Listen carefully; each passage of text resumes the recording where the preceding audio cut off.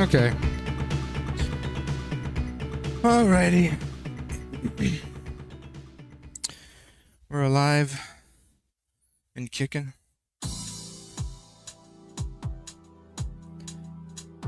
This song has a fake intro. Told you. This is the real intro.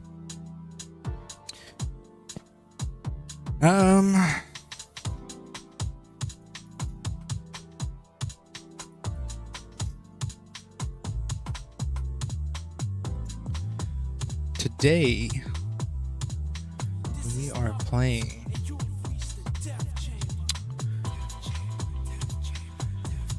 more Inquisitor.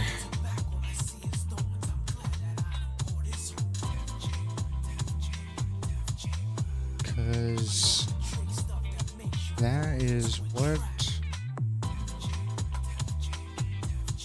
I care about.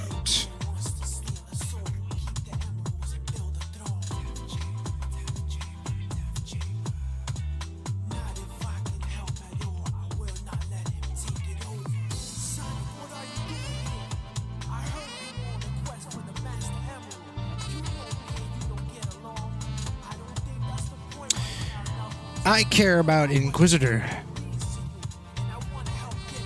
And that's all I care about.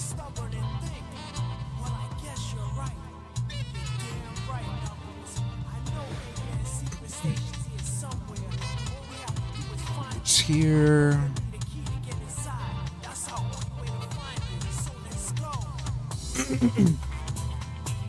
So yeah, we're playing Inquisitor today.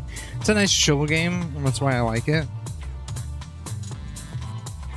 You know, sometimes a day is just one of those days. So I want to play a very relaxing game. Game where I don't have to think too much. I still need to beat Returnal and Blood. Maybe I'll play Returnal today sometime. Later. Blood just requires a lot of reading. Which I'm not in the mood to do right now. Oh yeah. Nice. It's already set up from last stream. Based. Didn't have to set anything up. Okay.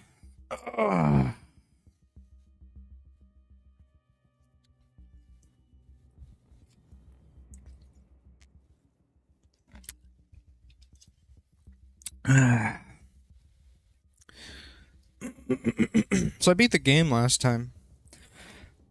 But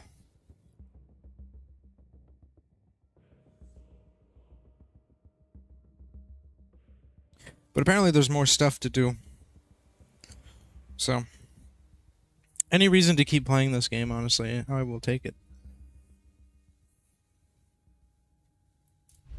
I think I got some new weapons. I got this fire weapon. Playing offline a bit. Damage bonus when suppression status is protected. Based. Use the inoculator, kill villain. Creatures on your level or higher. Kill rebel type elite creatures on your level or higher.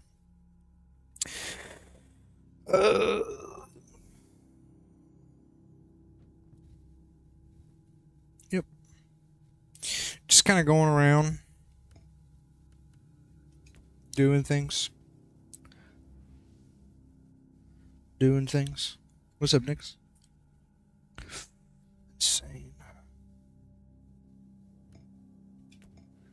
Am I ready for insane? I don't think so.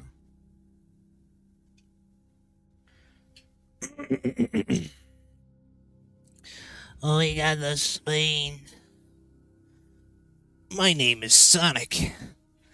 And I don't know what the fuck is going on anymore. What is this world?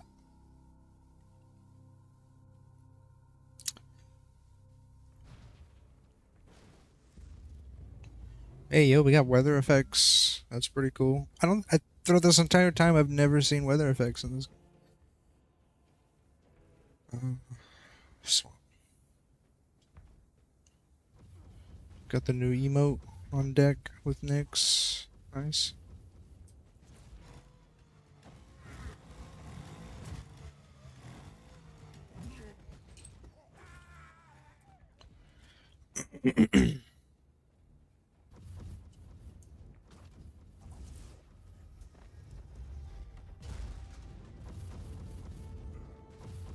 This is a sick weapon.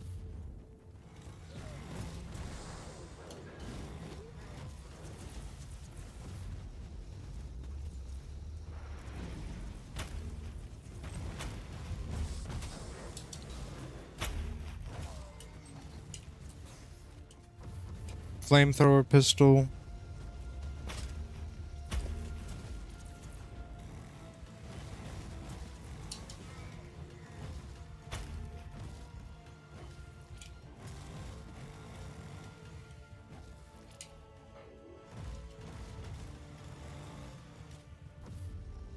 Burn them up.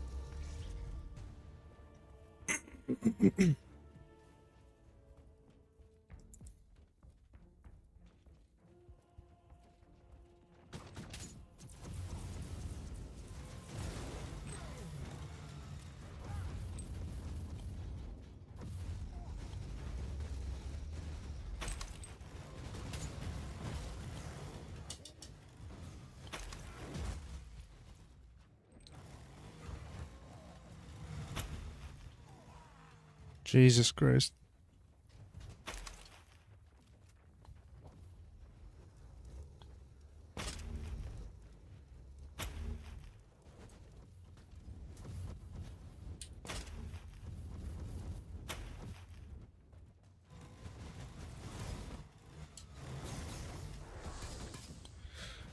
I'm doing all right. It's been one of those days for me. But I'm just happy to be playing this, honestly. This is like my comfort game right now.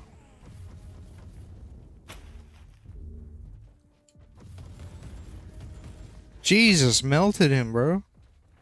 I ate his health. That was insane.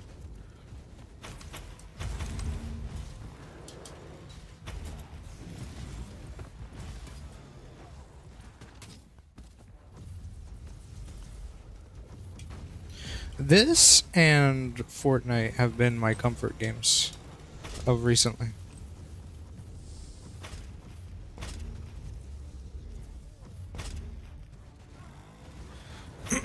Which I never thought I'd play like Fortnite extensively. But especially nowadays. I used to back in the day all the time, but nowadays I always thought, it's not my thing. But I don't know what they did, man. They've just made that game super fun. And that's literally all I care about right now. Is having a good time. Playing these games. Last night I was actually playing with Lake. I was playing solo queue on Fortnite. And then out of nowhere he just dropped into my lobby. Because I pulled out of my solo queue after, I think, dying or something. I just saw him in my lobby and I was like, based. All right, let's handle. And it was super fun. I think we got 2 dubs or something. It was really cool though. It was funny, but I always do this thing before the match starts where I just go up to one of the...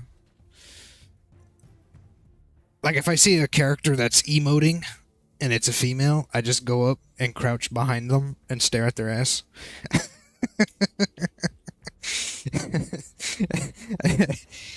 And it was funny with Lake there. I think he got confused. He was like, "What are you doing? What are you doing?" I mean, we weren't on comms or anything. We were just... He was just there, but it's just funny. Start gooning before the match starts. Get a quick goon session in.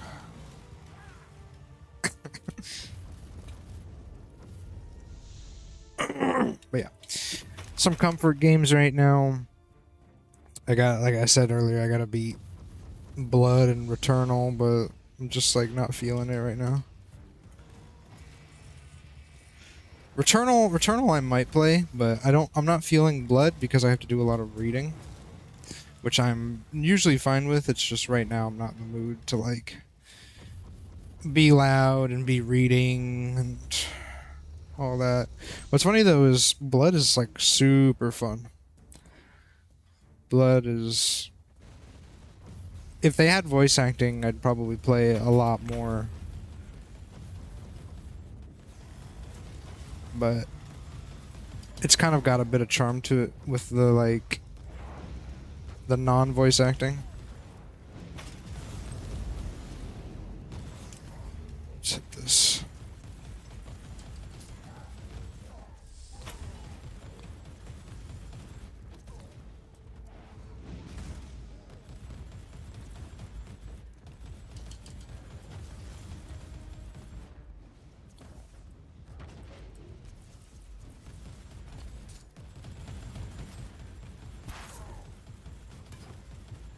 Okay.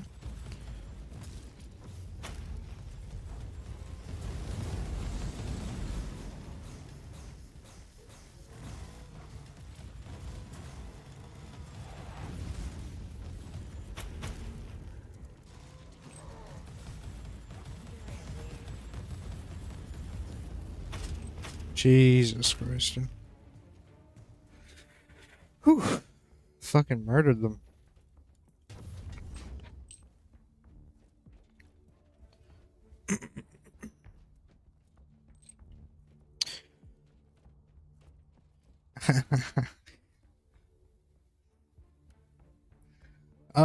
Morality choice. The uninitiated stand no chance against the power of the warp. I will spare the High Marshal's life, but I expect gratitude from him. We live in a grim galaxy. Weakness deserves no remorse. I have no choice but to execute the High Marshal.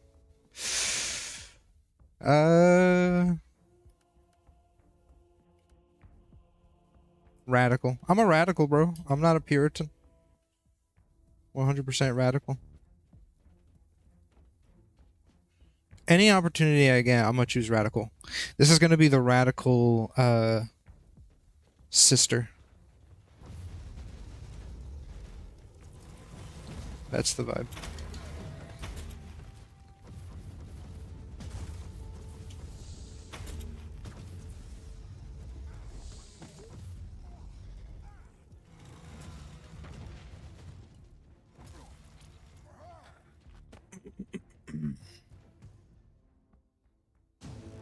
Cool. Okay, we're done.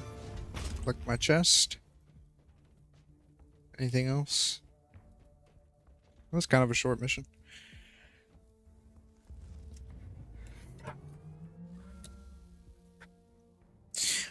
Radical Beat 360.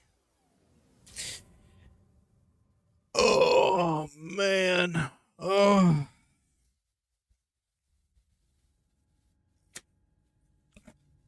I feel like it's already been a long week, man. It's barely fucking Monday. Let's go right back into it. Hit me. Get me in there. Barely Monday. I feel like it's been a full week. I'm exhausted already.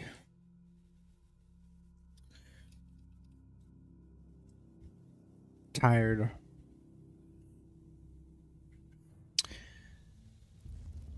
Oh gosh, this biome.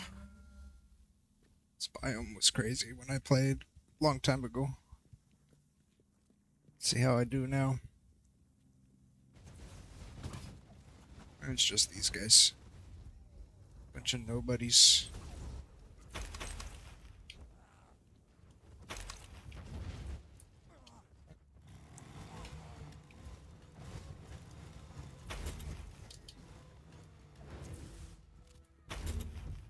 Based.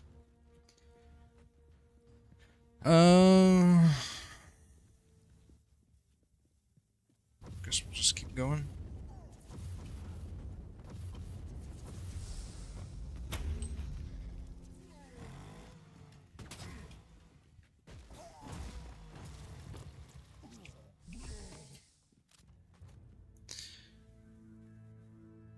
Yeah, I mean, it's mainly just because today was kind of fucked.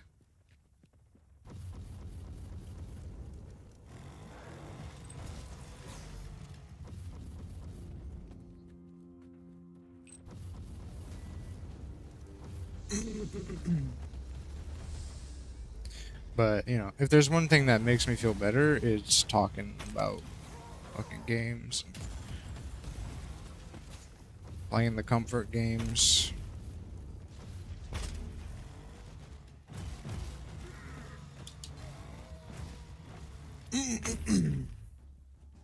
And then as the night creeps in, I'll feel even more better, because I love the nighttime.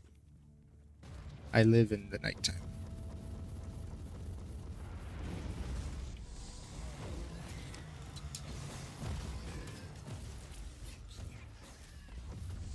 Look at all these guys, man. Just burn them. Burn them. Oh my god. Hell yeah. Am I leveling this at all?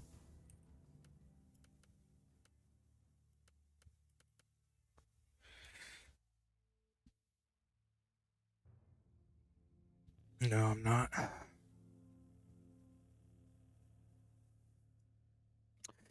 It's time to talk about PvP games and the solo dev mentality. Oh, God. Oh, Lord have mercy.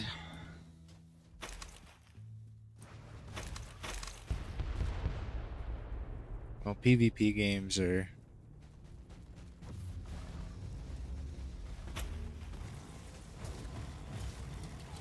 I feel like PvP games are, like...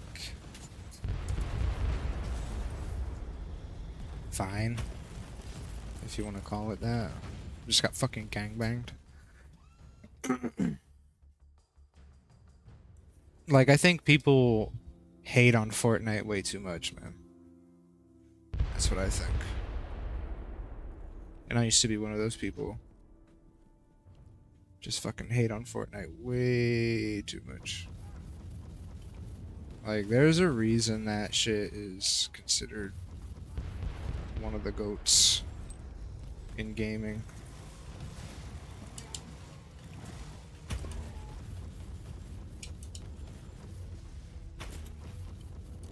I think if more games tried to take a little bit of inspiration from Fortnite,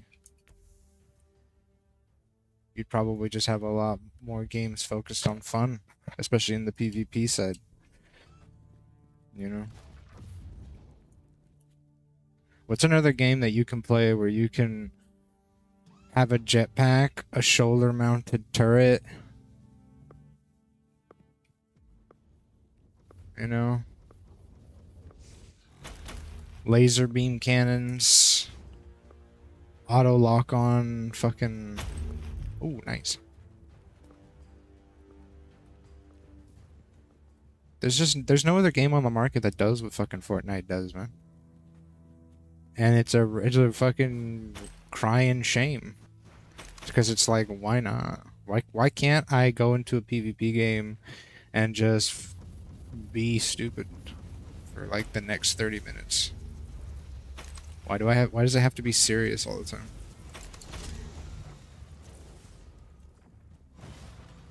That was the thing that I realized after playing a lot of Fortnite, is that none of this is taken that seriously at all. And there are people in that game who are like kind of sweats, but it's like they're few and far between. And it's like, even if you die, you just start another one. Who cares?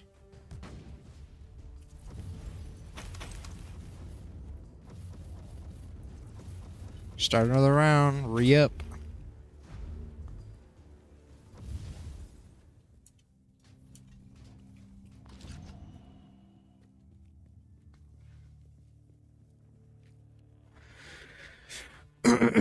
Yeah, Captain America's shield. All the fucking Marvel stuff you can do in that game. It's just cool. But, you know, it's because what's their primary focus? It's just fucking, let's have fun. You know, let's have a good time.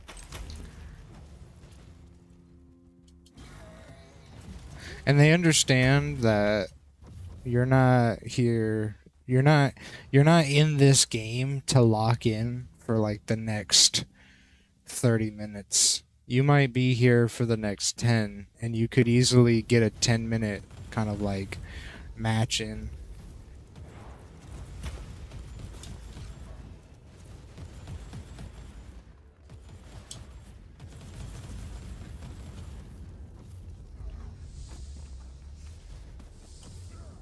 You just drop in like the most populated fucking area, grab a gun, and good luck.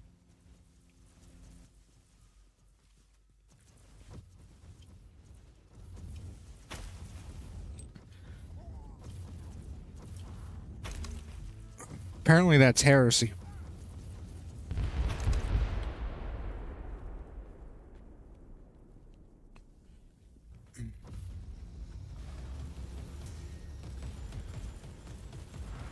Not allowed to have fun around here.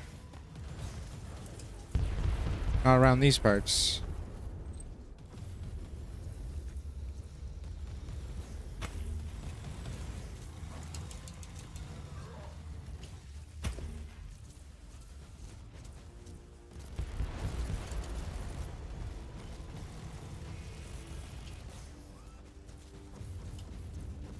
Light him up.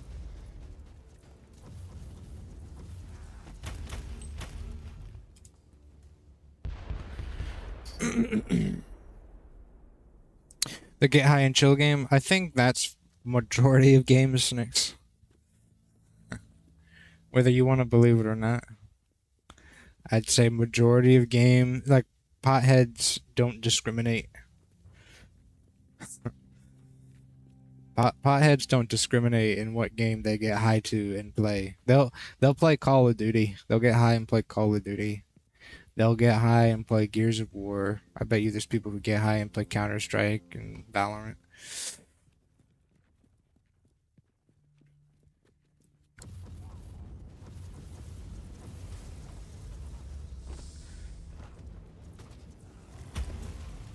But Fortnite's just accessible. It's accessible to a super broad audience.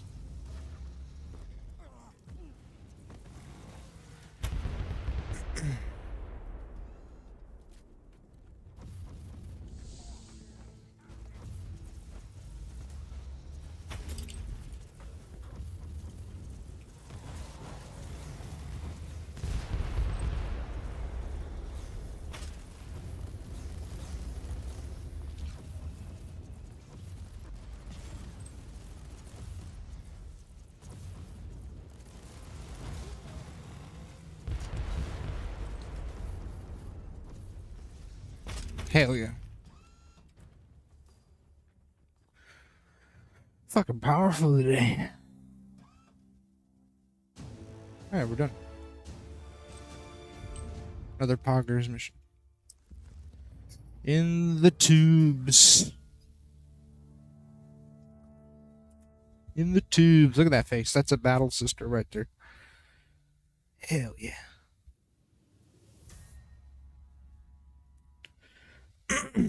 Go. Gotta go through this shit. I don't think there's anything here for me. Might be a couple things, but I could sell majority of it. Well, probably all of it, to be honest.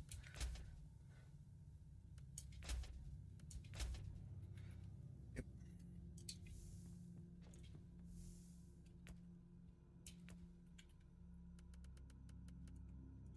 Go. And then back to the grindstone.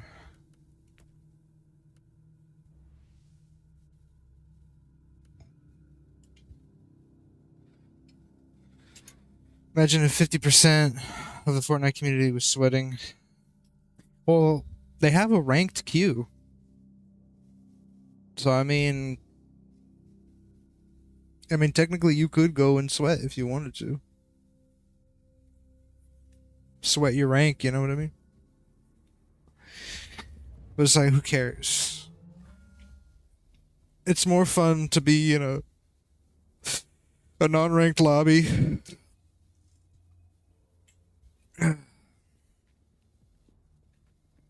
Just goof around. And even if you find some of the sweaty guys, I mean, and this is the beauty of Fortnite, right?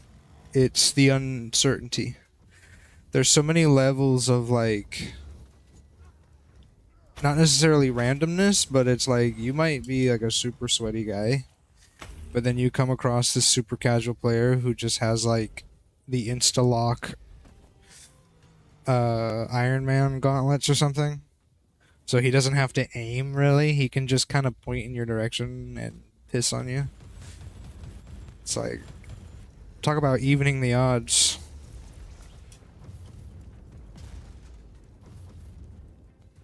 That's one way to do it.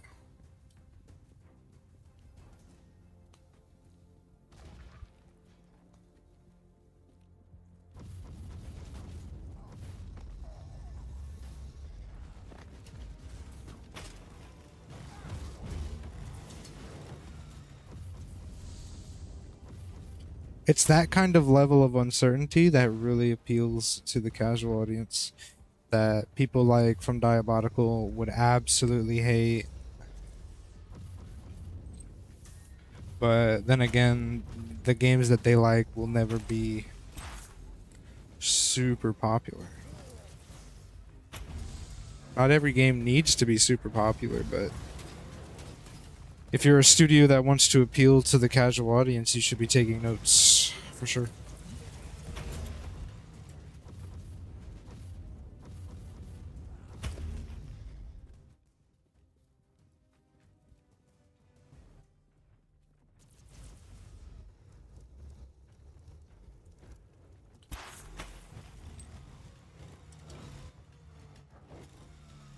Moided.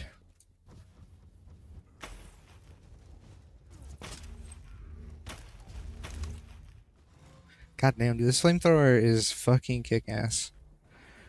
Basically, my strategy right now is open with the flamethrower and just burn them to death. And then, if I get low health, whip out the fucking chainsword and try to regen everything. It's a risky fucking strategy, but holy shit, is this strong as fuck. Let's see how we do. Let's fuck around and find out right here. Oh man, look at all that health just disappearing on me. Hold on. Let's see if I can get it back.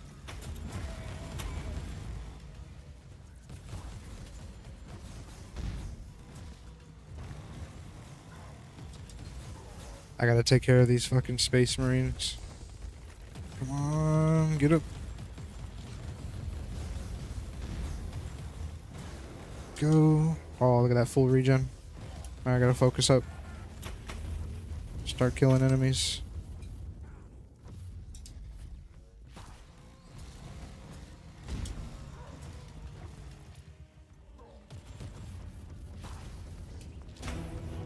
Hell yeah, we got to level up. Got him. Nice. Holy shit.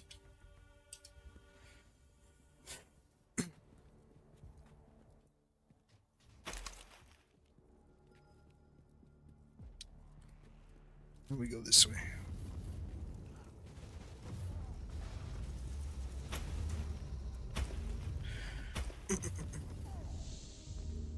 Honestly, when it comes to PvP, I don't think it matters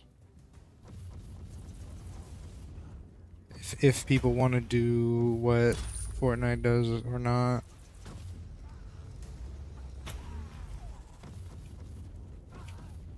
I don't think it matters. I think a lot of people who make PvP games are kind of full of themselves anyway, so they wouldn't even be able to understand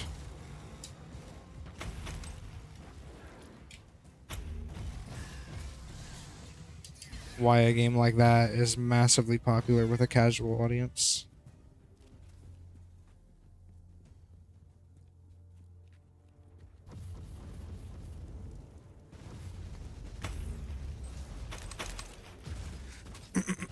Most people kind of just see dollar signs.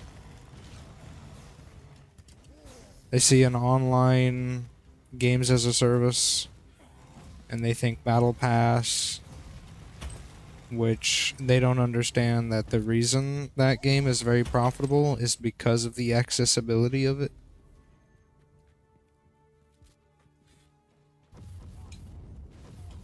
That's why people keep showing up. That's why they keep spending money. Oh shit, it's like all the way back there. Let's keep going this way. Like, there's no reason to play any of these hardcore competitive games unless you're trying to make money doing it. There really is just no reason.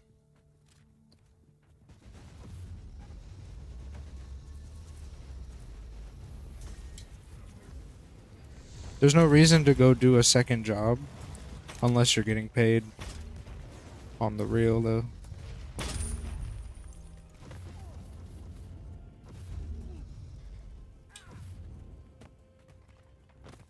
Real talk.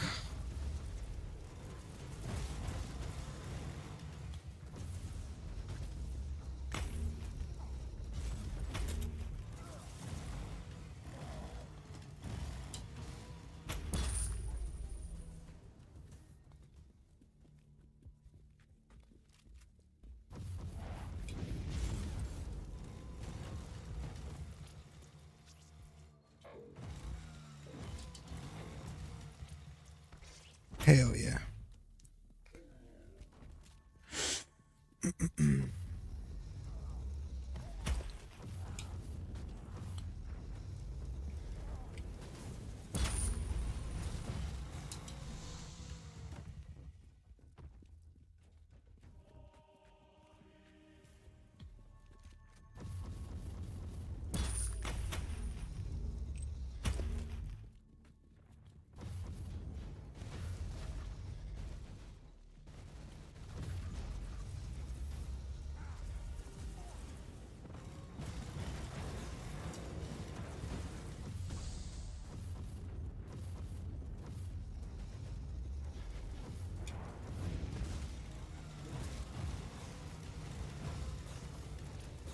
Jesus, dude, I love seeing those numbers just fucking pop. Okay, here we go. This is a challenge right here.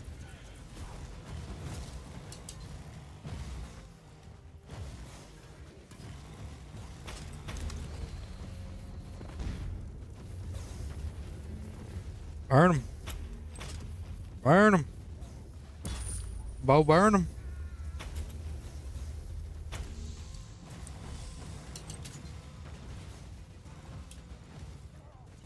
Oh my god, this fucking sword. This fucking sword is just like going ham. The flames and the swords and the hey you. Look at this fucking Space Marine, no chance. You got a bunch of different numbers popping on him too. Like holy shit, guy didn't stand a fucking chance. Here we go.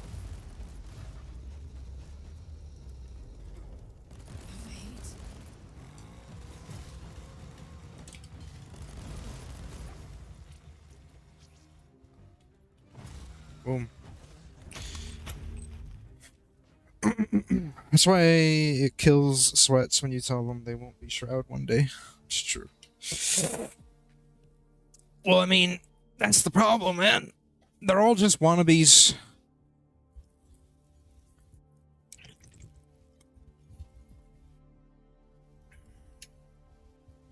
It's kind of like that thing where there's literally like out of all the like right there's that statistic where it's like for every competitive player there's like for every one competitive player there's like 5 casual players, right? Or maybe more than that. But even deeper than that, for every one successful competitive player there's like a bunch of failures, you know, or a bunch of people who literally just waste their life and don't fucking make any money, you know. They're just wasting their time. Or if they do make money, it's chump change, you know, $20 here, $100 there. Or, you know, we're not paying bills with this kind of fucking money. We're not making this a full-time thing. It's just it's almost just like a convenient hobby.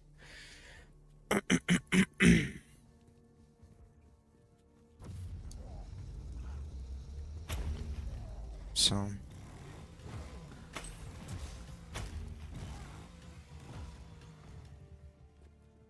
the thing is I still think esports is kind of cool. I like the idea of it. But I think there's too many companies trying to be the next big esport that it's hurting the fun casual gaming space and making it a fucking problem for like the rest of us, you know? Like not everybody wants to be Shroud. Not everybody wants to be the next Rafa. You know, some of us just want to fucking play a game and have fun. Not all of us want to be on Team Liquid. Not all of us are trying to make money doing this. Oh my lord. Alright, fuck it. Go Super Saiyan.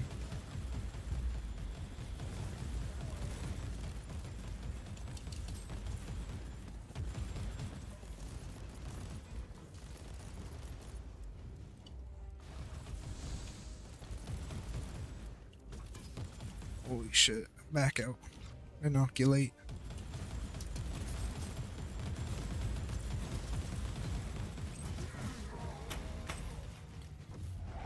Bo Burnham. There you go. Survived it somehow. Holy shit.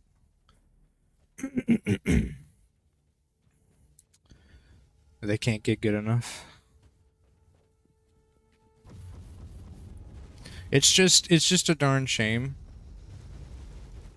that there are like a lot of cool mechanics in games that are kind of ruined because they're attached to some kind of cringe PvP system.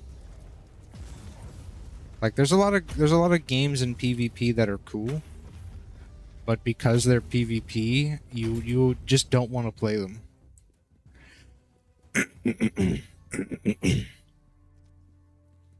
Or like in the case of like Lemny's Gate, they're overthinking something super simple that could just be a little fun thing.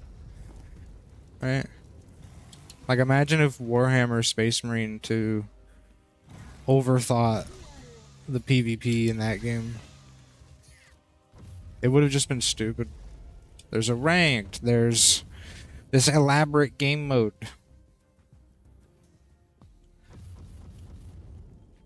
That no one understands.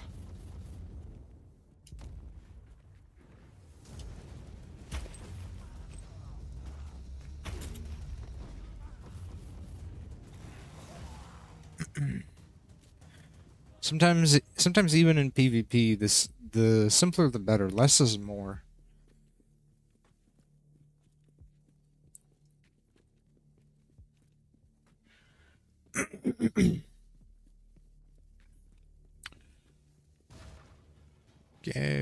Go this way. I fight the big baddie. Is there a big baddie? Yeah, it's a big baddie. Oh boy, here we go. Get in there, start hitting people. Gotta start taking care of these fucking little minions.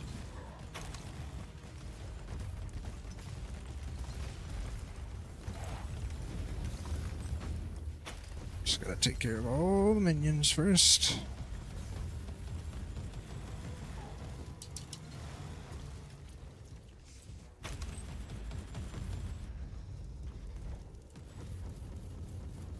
Alright, we're good. Start hitting them.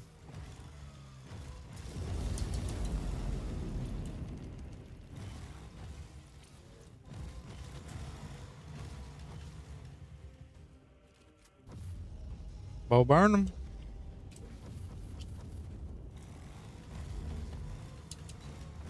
Based. Murdered. Dunzo. Nice. I'm getting a lot better with managing health and like, knowing how to... Ooh, I think I got a red there. Hell yeah. Ugh.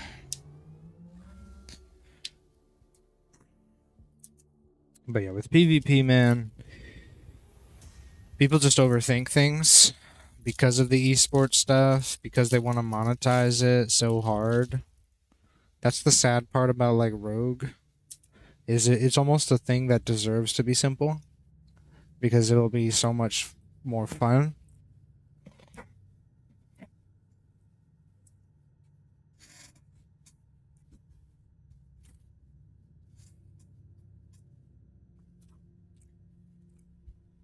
What did I write? I wrote like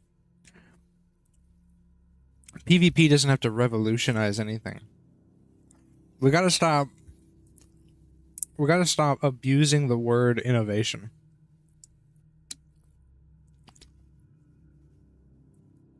Abusing the word innovation, revolutionize.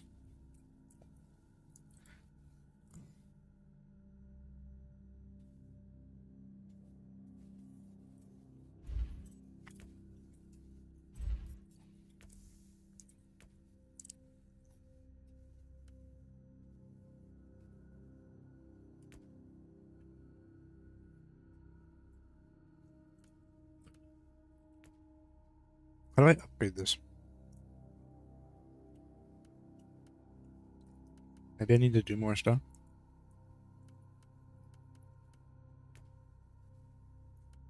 I probably need to take more radical paths, right? Where is it? Yeah, right here.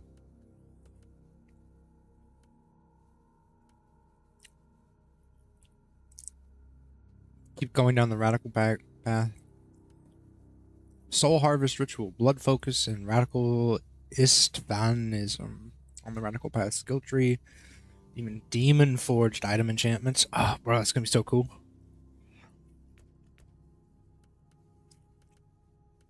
Okay, heat attacks, dude. Let's build into this. What the fuck? Heat damage bonus.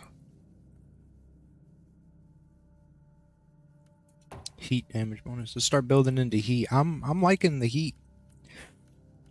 I want more heat. Dude, I wonder if what was this one? Gain plus 10 suppression, movement speed after ranged kills, acts of faith, sacred right effectiveness, cooldowns, health, defense, movement. Crit hits are really good right now. Physical attacks. Huh. We'll get there, I guess. We'll try to figure things out later. I thought I got a red, bro. Guess not.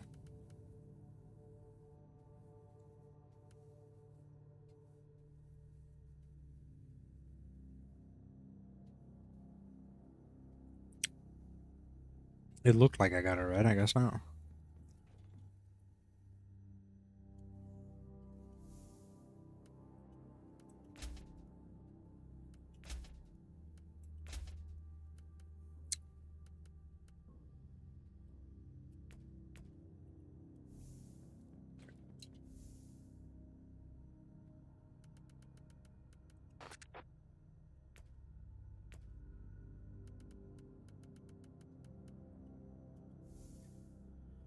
Okay. Well, let me just keep rolling. Here's my character sheet.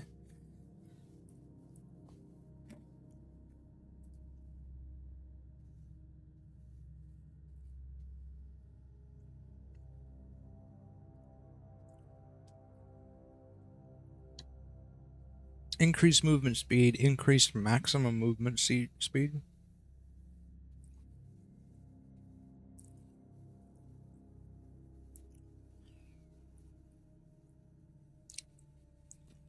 We'll go with that, I guess.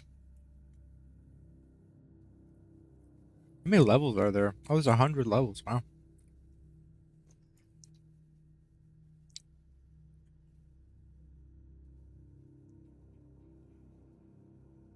Okay. Cool.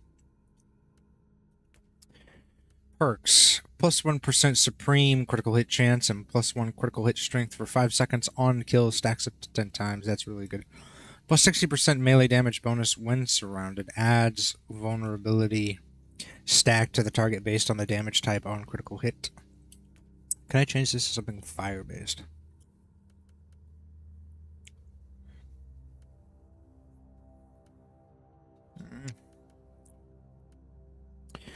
Ooh, for all ranged weapons, supreme crit hit chance, crit hit strength, damage bonus, and tighter shot spread. That actually might be the choice right there. Ooh, plus 45% heat damage bonus.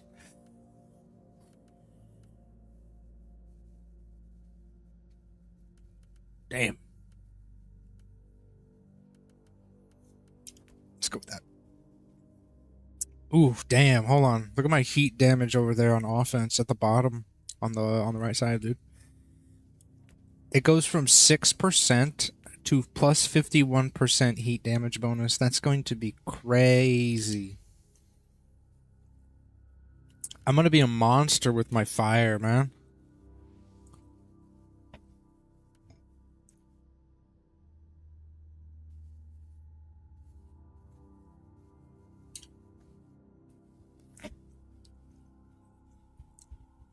I'm about to be a menace.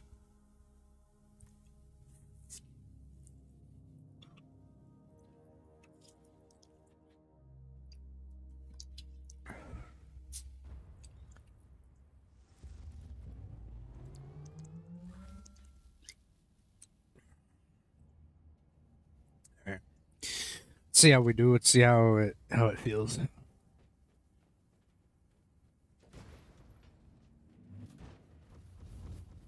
Oh yeah. Oh yeah. Just fucking melt them, bro. Fucking melt them.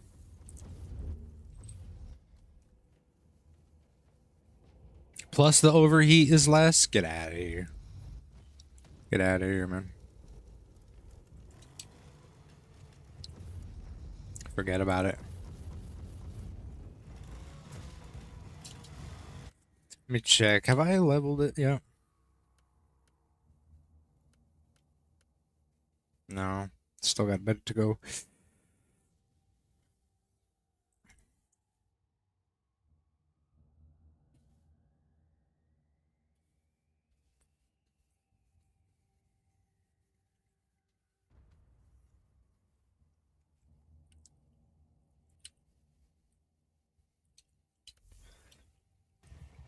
Haven't gotten anything to level up the weapon with yet.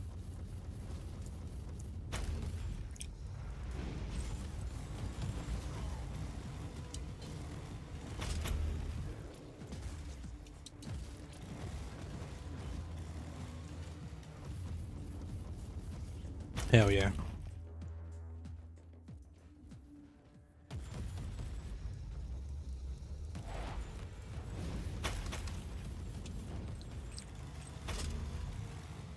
Your flora maxing. Nice. What the hell's blocking me?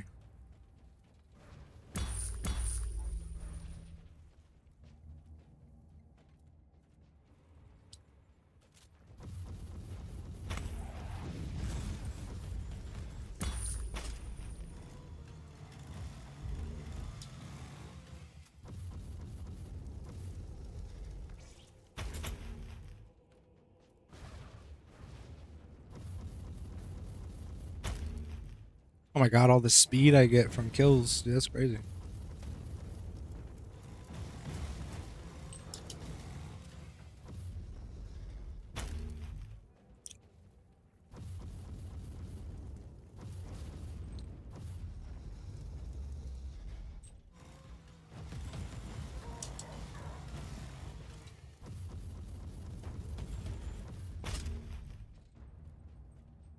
Let me go this way.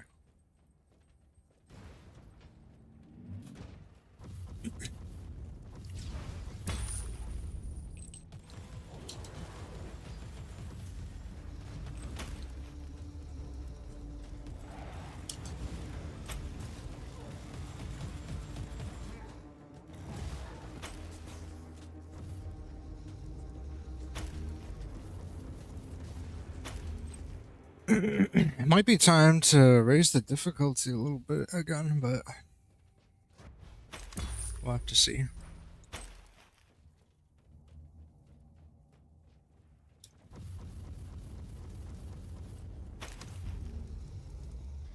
Bo Burnham.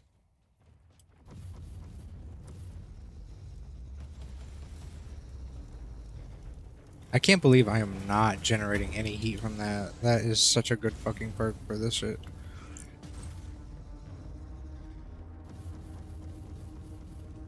Oh my god. These damage numbers go up. Oh shit, here we go. The true test. The true test of the damage numbers. Nice. Okay, come on.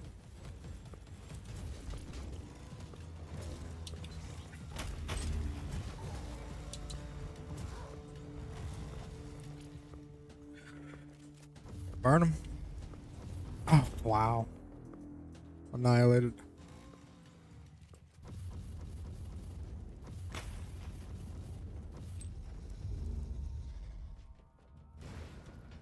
Speed maxing.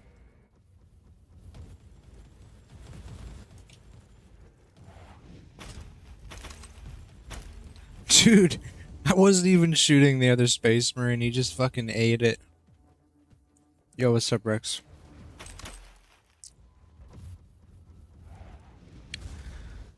What is up?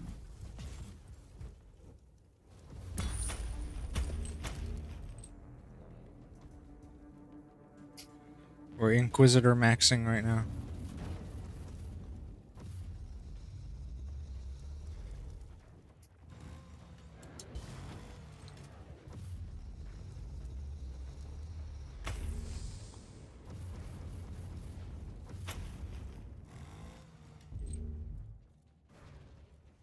Pro Inquisitor maxing.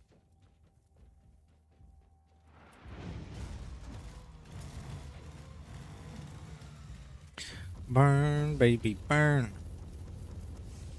Marine Inferno.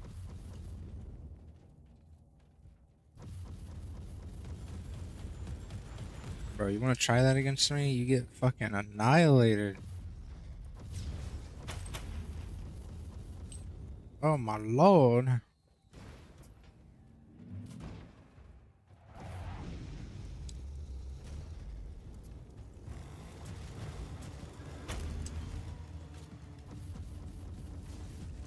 Fuck yeah, dude. Oh my god.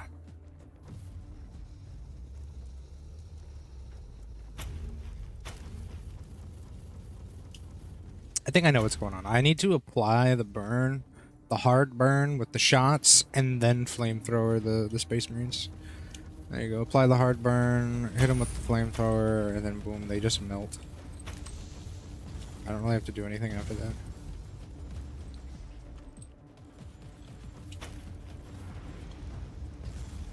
Just go ham with the sword to regen HP, and we're back. Had a bath and then a nap. Feeling pretty alright. Nice. Based.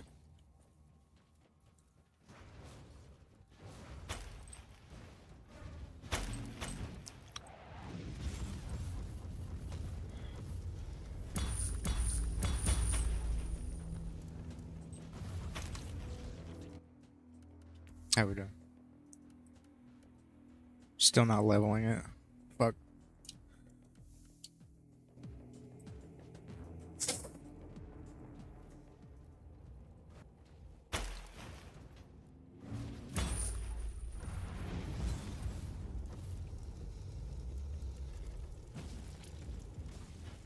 Murked. Now for all the trash mobs, I don't have to apply the burn the same way. They all just die. That Space Marine backed up and died. That's what I'm talking about.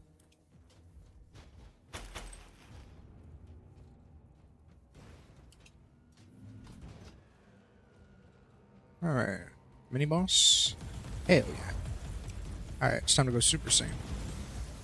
Oh, fuck me.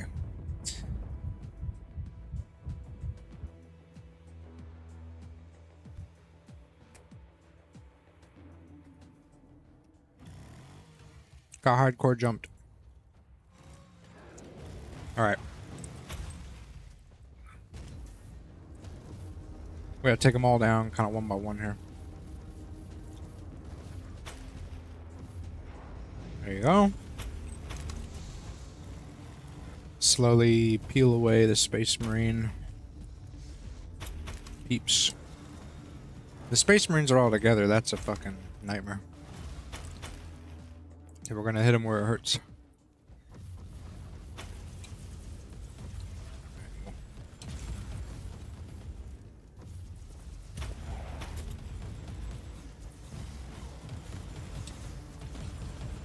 Come on. Get up, get up, get up.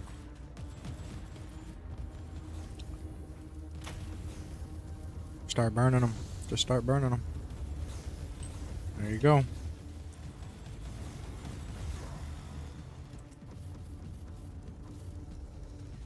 Based.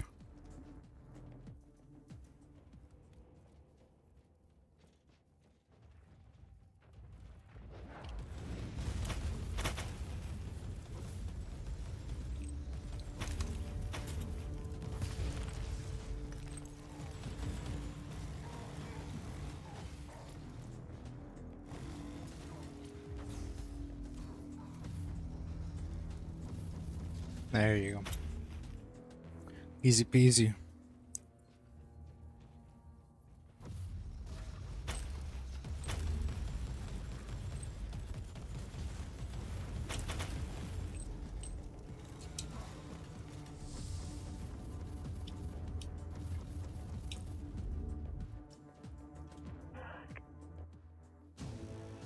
Alright.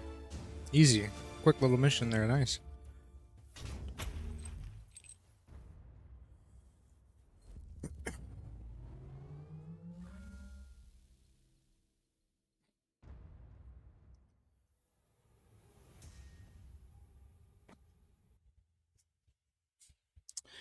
A quickie.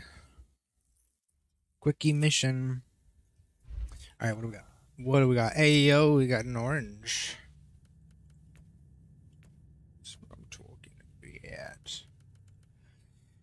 about. Relic bolt gun. Damage bonus for Thunderbolt of Authority jumps to +2 additional targets. Crit hit chance. Range damage bonus. I think we'll scrap that.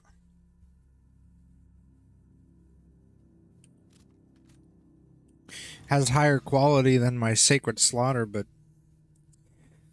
that chance to deal double damage and gain HP equal to that amount is, I don't know, it's kind of impossible to beat, I would say. Impossible to beat.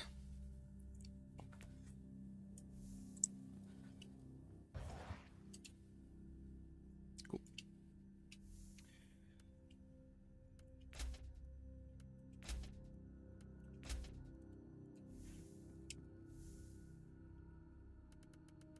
Boom. Get salvaged.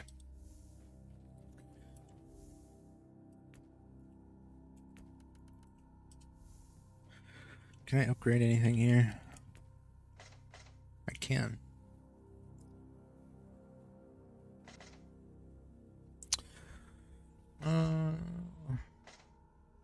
Allows leveling up items on the enhanced tab by 5 times instead of 2.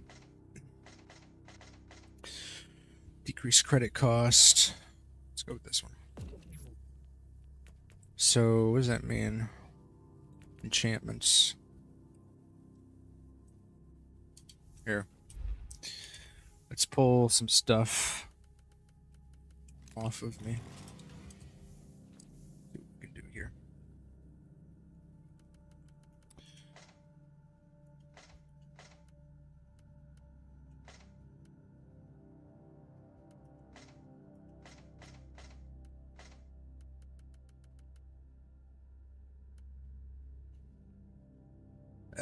What? How? How? How?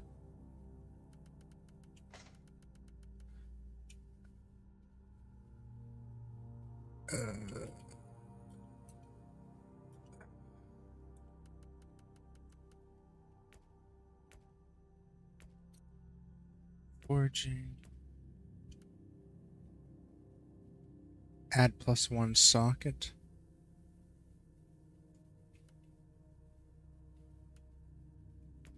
Modify.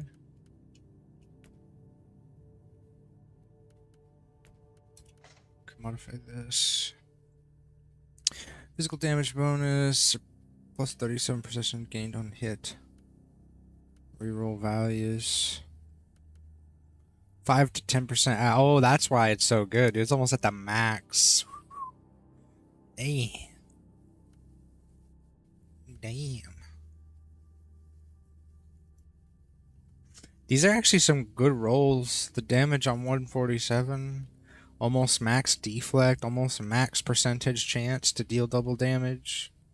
Wow, these are actually... Oh, that's max on the physical damage bonus. Max on the crit hit strength.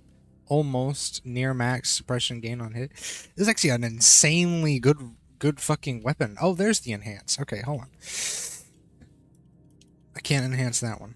Oh, fuck it. +1 item level. Yes. And then a +5 crafting capacity. Sure. Spend the money.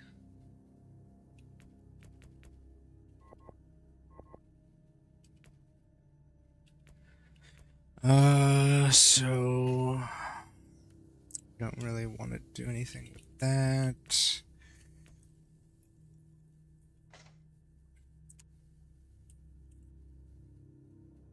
I don't know what enchantments do.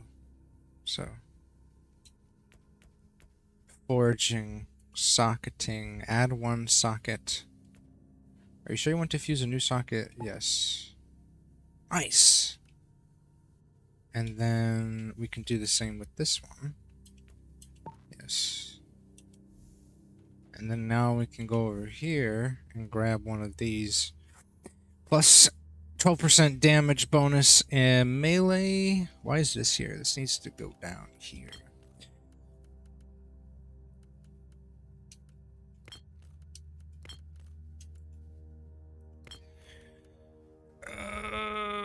Warp damage bonus, cooldown reduction for all skills, heat resistance, suppression gained on hit, heat damage bonus. Chance to release a thunderbolt of authority on hit. HP gained on hit. DOT damage, range damage bonus, melee damage bonus, create chance. I'm kind of thinking heat damage bonus on the flame weapon.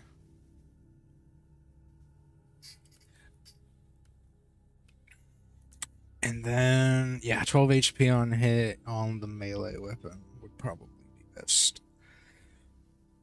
And I don't know what these do. I still don't know what these do. Let me find out really quick what these do. Oh! New blueprint available. Oh! Okay, so why am I stockpiling these?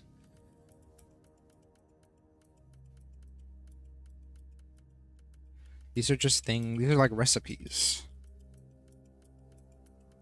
And these are legendary recipes. God damn. Yeah, read them, bro.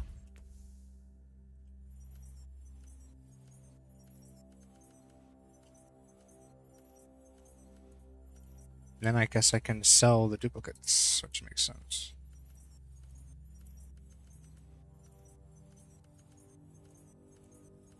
Nice. Perfect. Or can I scrap the duplicates? No. That wouldn't make sense. Okay. Sell. Okay. Now let's go put the sockets on. Forging.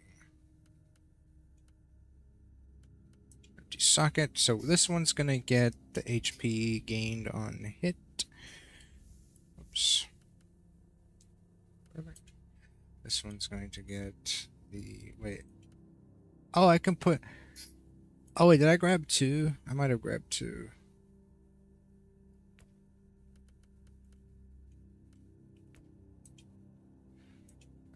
Okay. Yeah, I probably grabbed two. Perfect. And then we put these back. Based. Okay. Got some stronger weapons. So let's head out.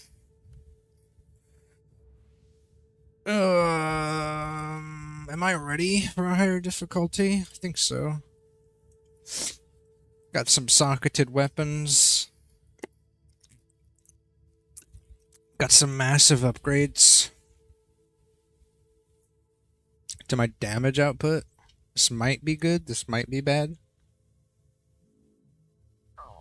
Guess we'll find out.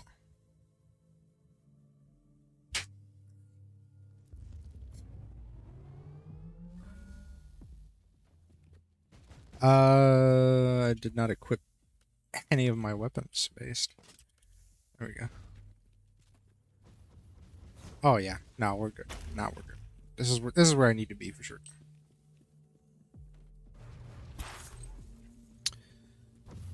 Got some chaos enemies. Looks like some demons as well. Oh my god, dude, the speed. Oh, brother. This is crazy.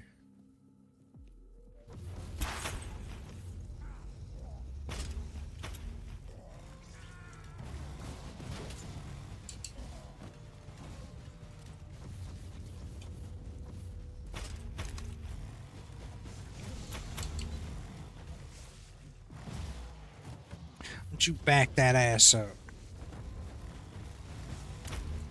Huh.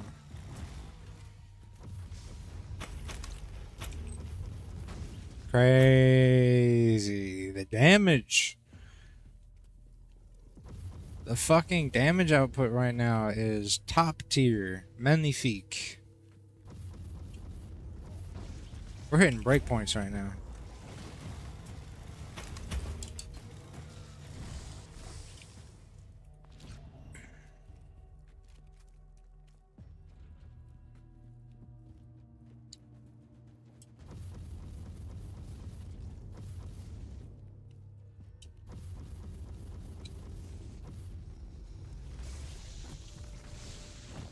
Damn, dude. Killed them.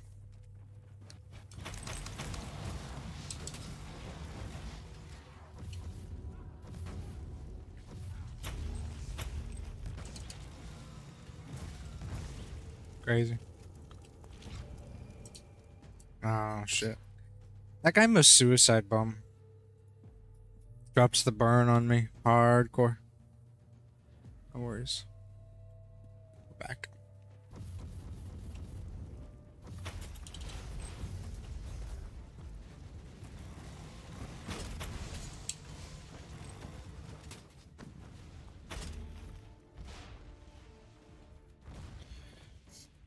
Okay. So massive groups are a problem for me.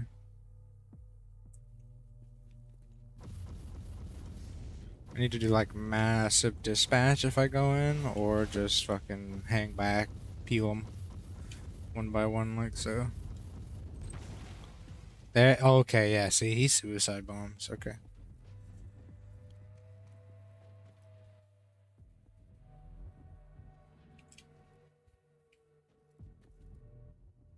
Teleport to beacon. Go. More demons.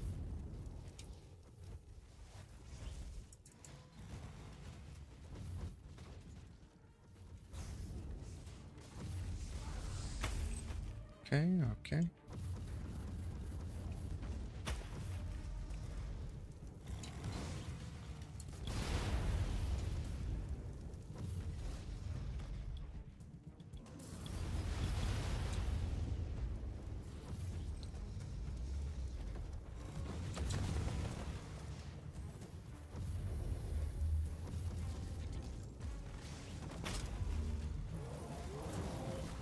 Ooh, Chaos Demon. Let's go.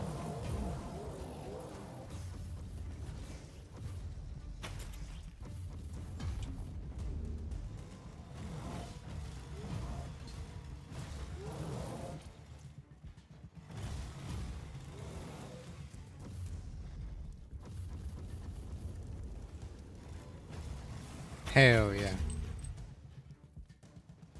Moited.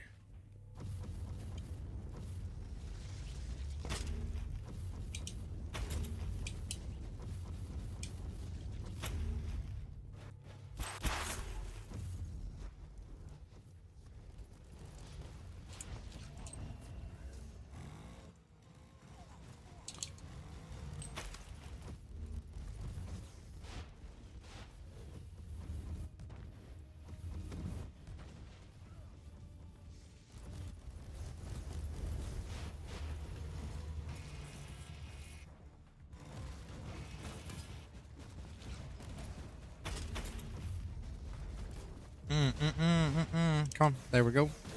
All right. Coming back. Coming back.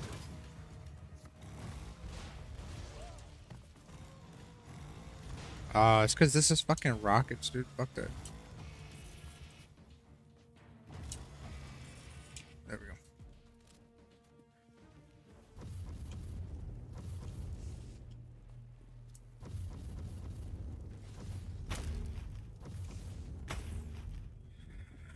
Okay.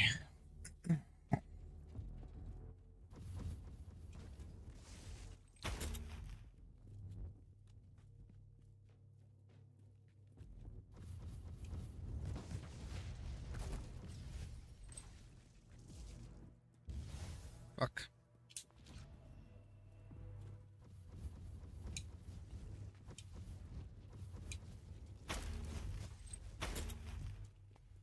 I think I'm going the wrong way. Fuck. Might be something over here though. Treasure chest, perhaps? Hopefully. Something worth my while, maybe?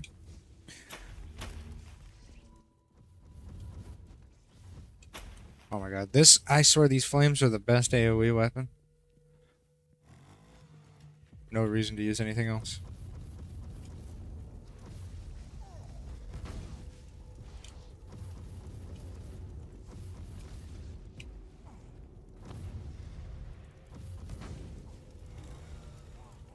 Unless I need heals. There we go. There you go. Unless I need heals, going with the sword.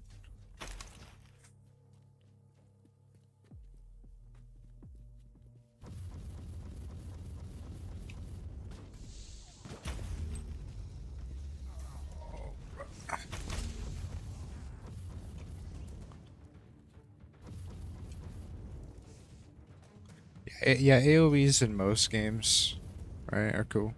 That's why rockets are so much fun to use. In most PvE games or PvP games, they're just the best.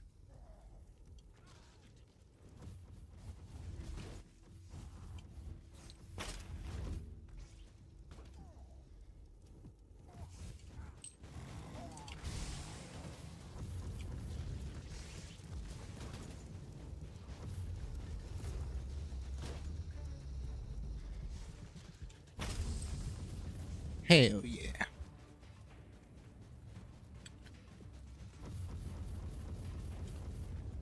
The sound on this fucking gun is really oh, dude, there's something big over there. I saw the fucking silhouette on him. Alright, we gotta clear house before we engage, for sure.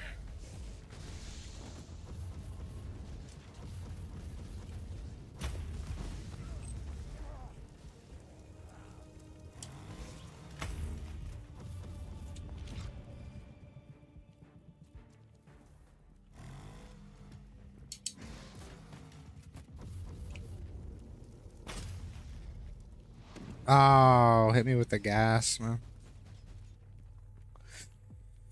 Hit me with the gas, brother.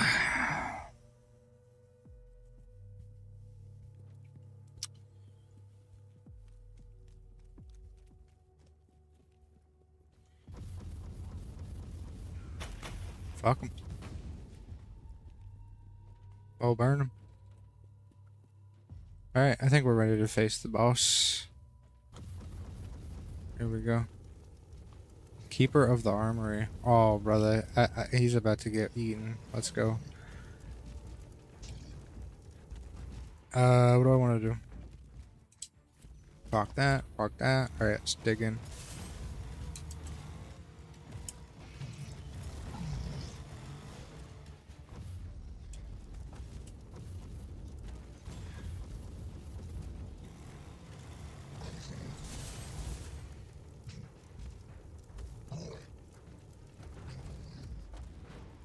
Sword was getting a little fucked up there.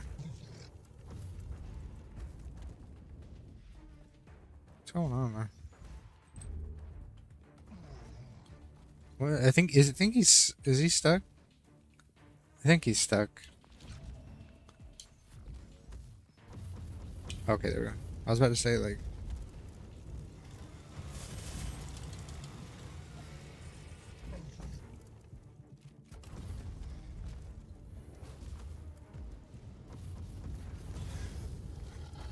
I just fucking took that hit, bro. I'm eating health off of him. Per burn, I think, or something. Yeah, my health is just regenning. Like, I don't give a fuck about this guy.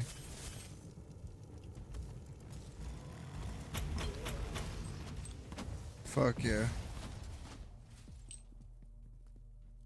Based.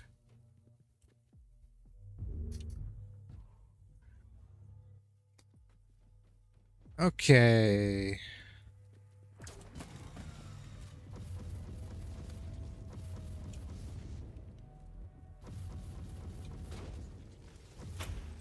Oh shit, dude, what the fuck is going on? Okay, we gotta go chainsword on this.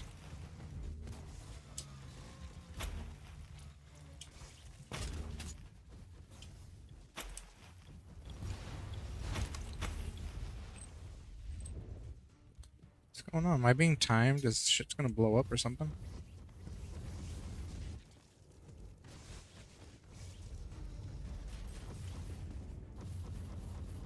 I don't think so. Overheat. Oh shit. Oh no, dude, we're facing demons, that's why. Shit's getting fucking crazy now.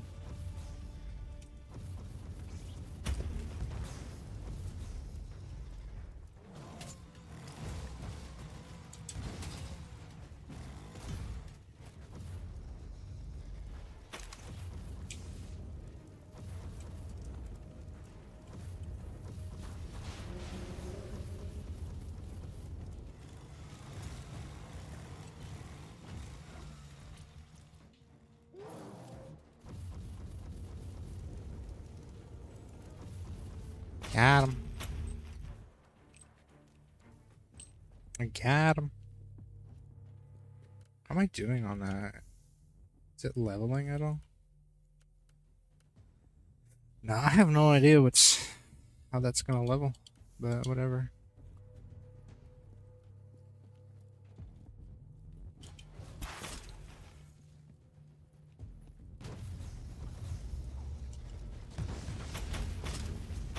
Oh shit. I gotta burn more than they hurt me.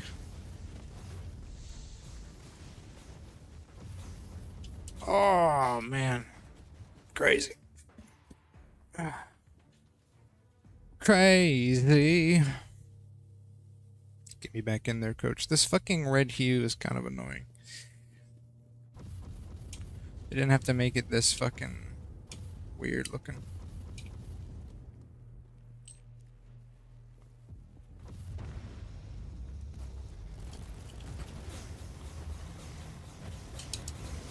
Holy fuck. What is going on? Something was procking off me crazy there.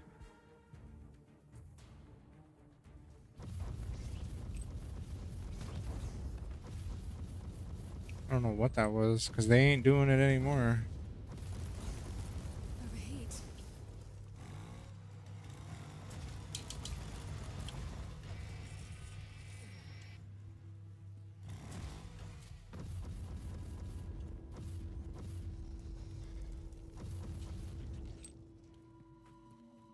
Okay.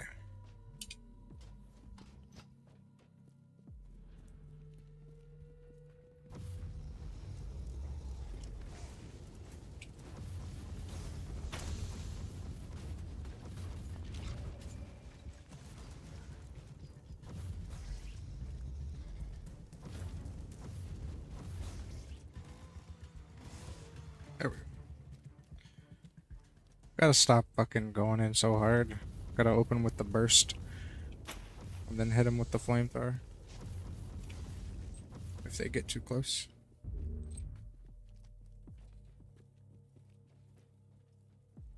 Ah. Okay, there he is. We go in.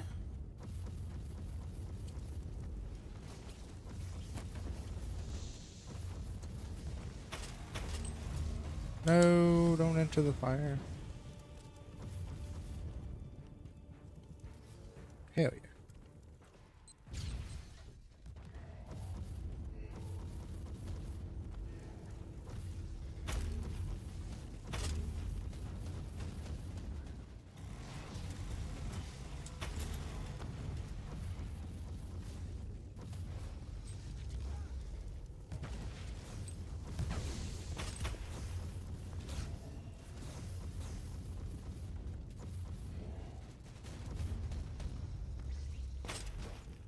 Overheat. Fuck, no. Don't overheat on me now. Okay.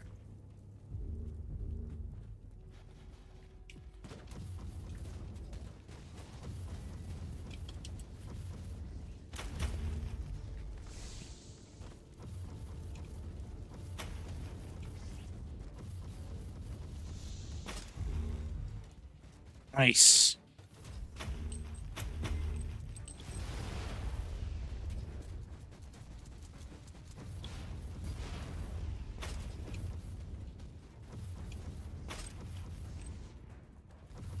Oh no, these guys are flamers. Okay. These guys blow up when they die. Right. Okay.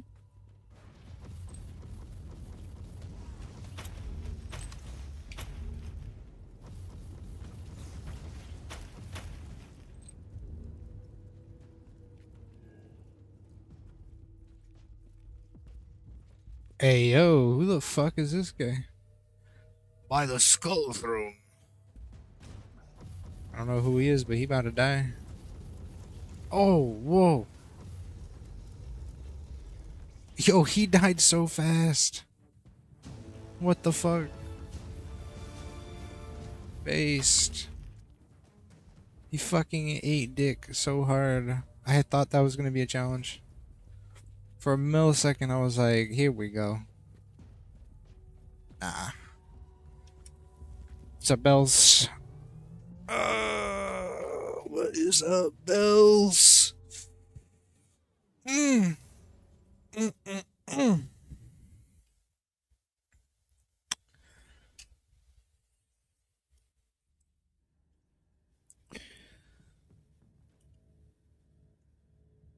Okay. What did we get? Hey, yo. We got the goods. Plus 100% experience for the next mission. Why does that say meme virus? Whoa. What? Why does that say meme virus?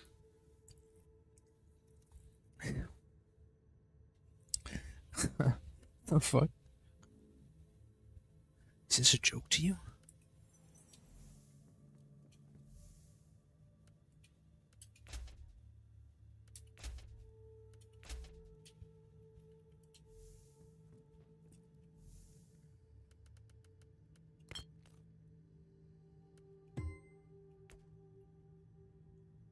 I have 10 meme viruses. I have 10 destruction amplifications. 11 intels. Personal void shield. I should probably scrap that personal void shield, honestly. Refractor shield, supreme damage, reduction in exposed state, reflection chance, plus HP, chance to shock on poison skills hit. Let's grab the red. Let's take a look at what we got.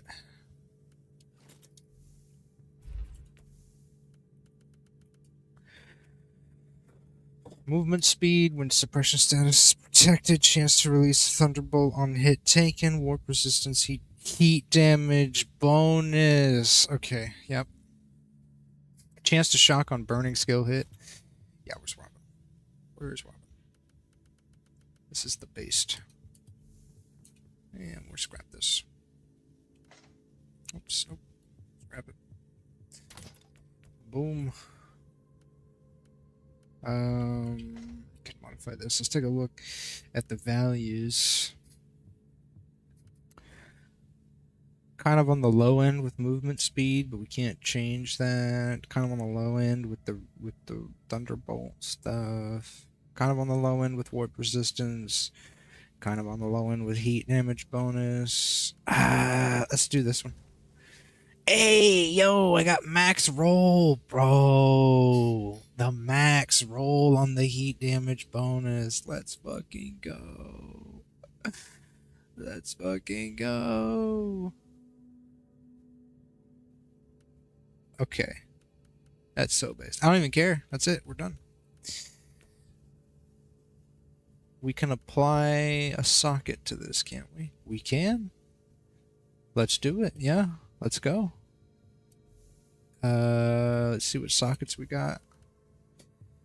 We can put this, oh wait, hold on. Okay, so in armor, in weapon, this is going to be an in other. Chance to release a Thunderbolt of Authority on inoculator use. Plus 1% to all resistances. Heat damage reflection. Warp resistance. Energy shield efficiency. Warp damage reflection. Plus 20 HP regen. That could be good. Suppressant regeneration. Damage bonus for single target skills. Damage bonus for AoE skills. Crit hit strength. Alright, let's go for this one. AoE skills.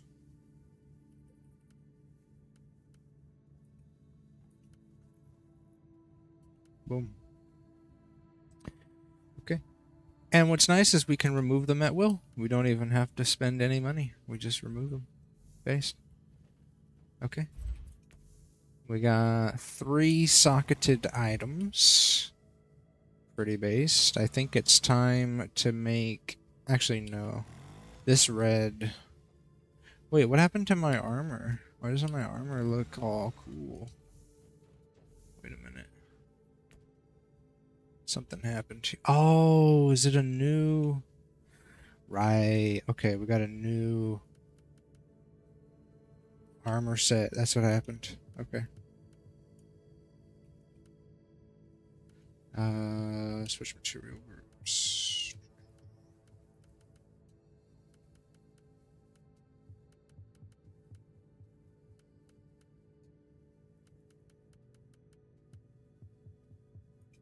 Let's go with that.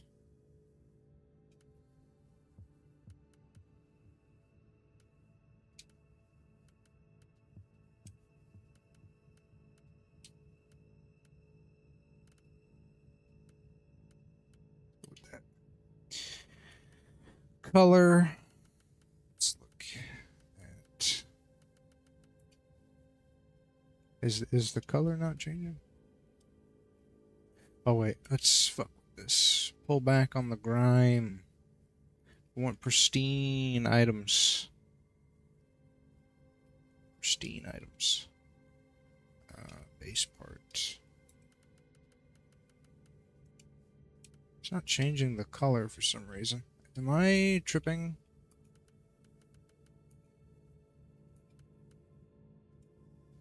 Maybe the material is a bad material?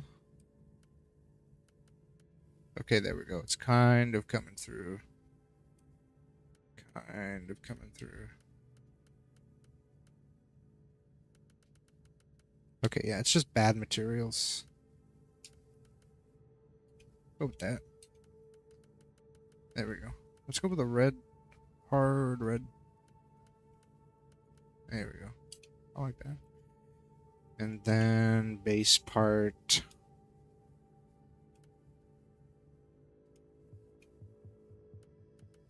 Okay, yeah. Just some tough materials and textures. Let's go with something a little different.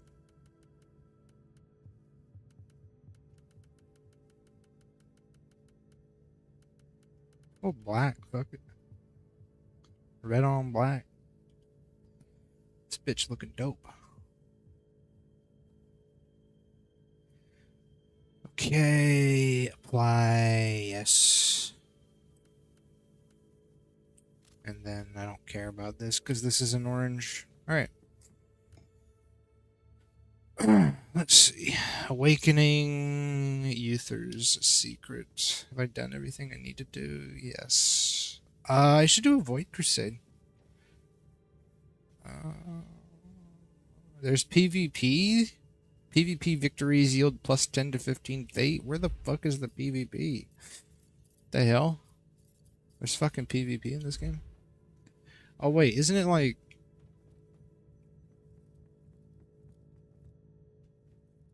It's like over here somewhere. I think it's this guy. Doesn't he give me access to PvP? That's weird. How the fuck would you even play PvP in this game? Alright. Let's do a couple more awakenings. Maybe we can beat Awakening or something. Honestly, I think I'm ready for Eye of Terror difficulty, bro. Plus 10 difficulty. Let's go. Let's give it a shot. I got a lot of socketed items. That means plus damage bonuses and shit. I mean, come on. Let's see it. Give it to me. Give me the goods. Oh.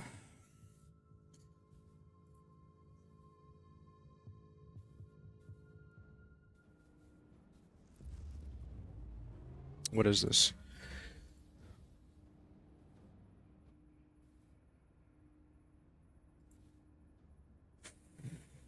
Hold on, I got sent something.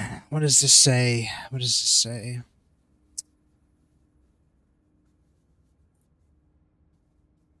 Take a look at this. Stop buying bits. Hold on. Stop buying bits and using bits on your favorite streamer. Many today got permabanned on Twitch by mistake for using or receiving bits despite buying through legitimate ways or never even bought bits. Let's take a look at this. What is this? Using stolen payment information to purchase Twitch bits. Using botted or stolen accounts to use Twitch bits.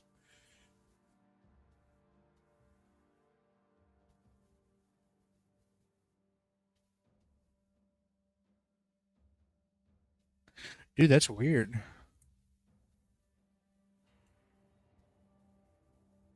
What is wrong with Twitch, man? You need to get this shit together. The fuck?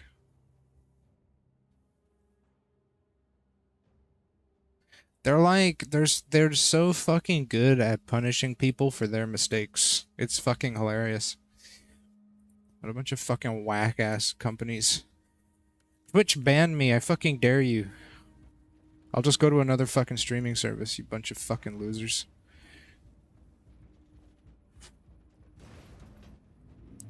Fucking Twitch is already not making money anyway, so no one fucking cares. But I appreciate the heads up on that.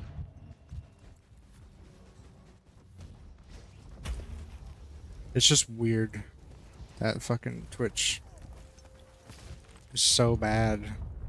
Jesus Christ, I just got fucking annihilated.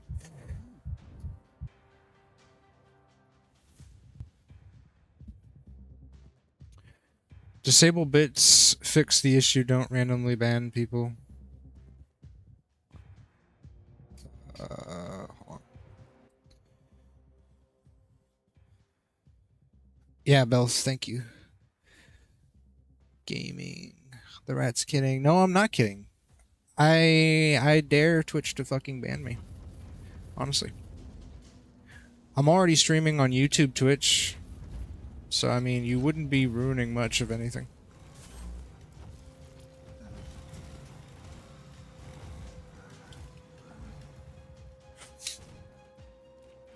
I'd probably be better off hammering in my YouTube content anyway. Why am I stuck here? That's the thing about me, man. I'm not afraid of these fucking big corpos trying to ban me off their platforms. I don't give a shit. There's options. If Twitch bans me, there's YouTube, there's fucking, what is it, Kick. There's options for me. If Twitter bans me, there's Blue Sky. You know, they think I'm so dependent upon them that I need them. No, they need me to generate content for their fucking services. They need me more than I need them. That's what they don't understand. Holy fuck.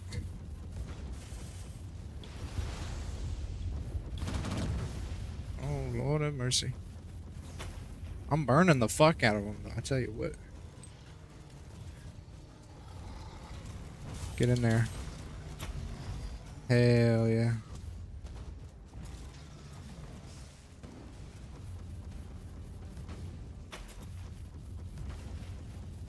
I feel like that's what a lot of streamers don't realize, is they actually have a shitload of fucking power. Especially the big ones who bring in the, you know, 1,000 to 2,000 viewers. They shouldn't be afraid of this shit.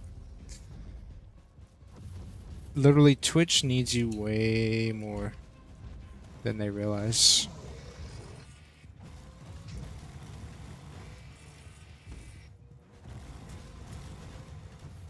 Oh, shit. Fucking.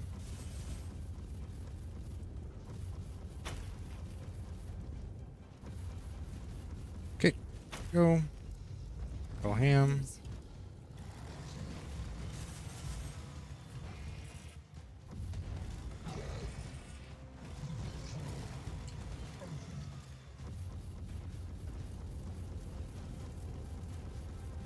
Based. God damn, man. That was crazy. Let's go with you guys. Twitch doesn't ever know what the fuck they're doing. That's true.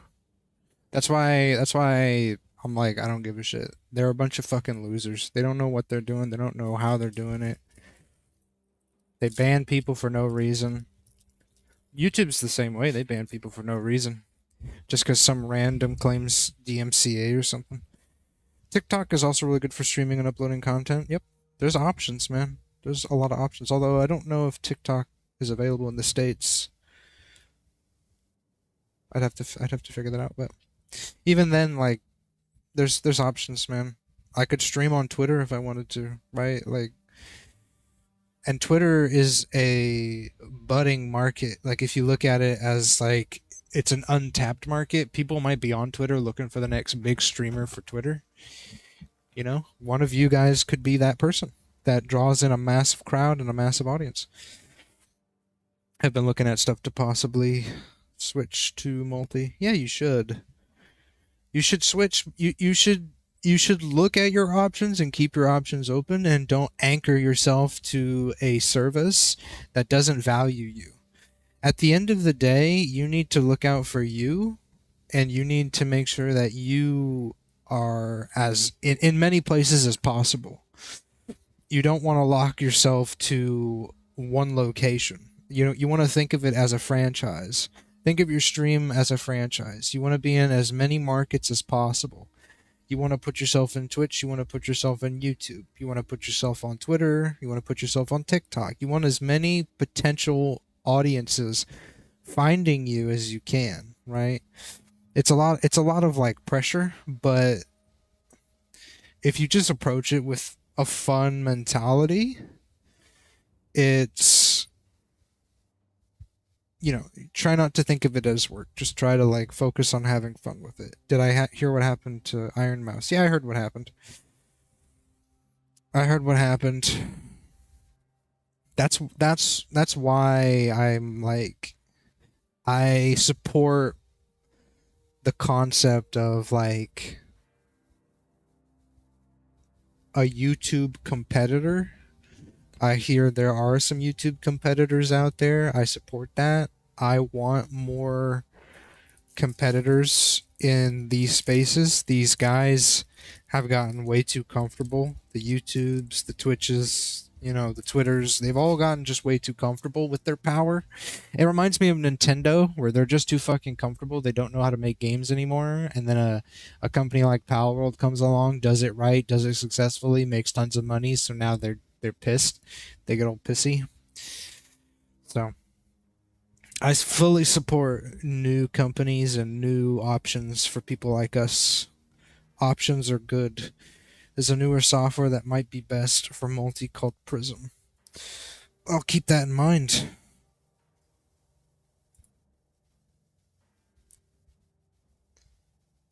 I will keep that in mind. Prism. Streaming software. Put that in my notes. Yeah, you as a streamer, as a content creator, if this is kind of your source of income, if you have a following, you need to make sure you cover yourself, like protect yourself, because YouTube has no interest in protecting you. Twitch has no interest in protecting you. You need to protect your assets. You need, like, if your videos are what make you money, that would be considered part of your, like, your source of income, then you need to protect those somehow. For me, I don't really care. I don't make money off of this, but that's mainly why most YouTube people and content creators, they archive their shit on hard drives, because it's true that any moment YouTube can just decide to delete your content, delete your YouTube, and basically leave you high and dry. And at least if that happens, you'll have everything archived. You can start a new channel. You can start an archival channel where you upload all the old stuff that was deleted. You know, you need to be able to protect yourself at the end of the day. These companies don't care about you. They don't give a shit about who you are, or that you make money off of them. They just care about making their own money.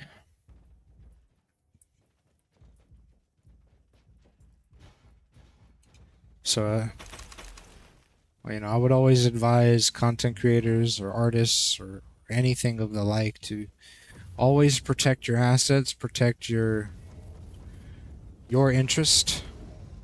You come first before any company. Even if you're working with a company, they say they're going to work with you. You want to make sure contracts are in your favor. You want to make sure that your interest is protected above all else. I would never sign a contract to work with a company if I wasn't 100% sure that I was getting my due payment. You know what I mean?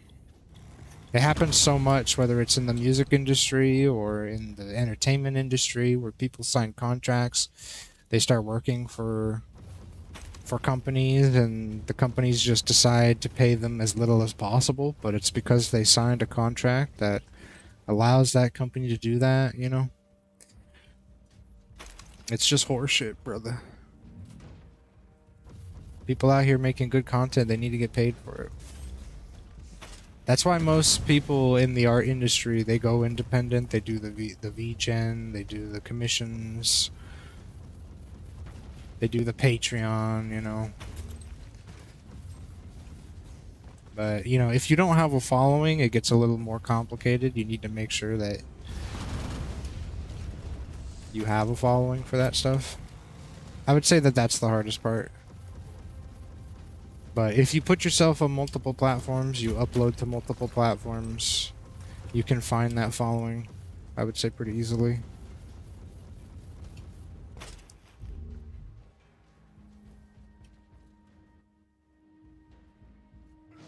Oh, shit.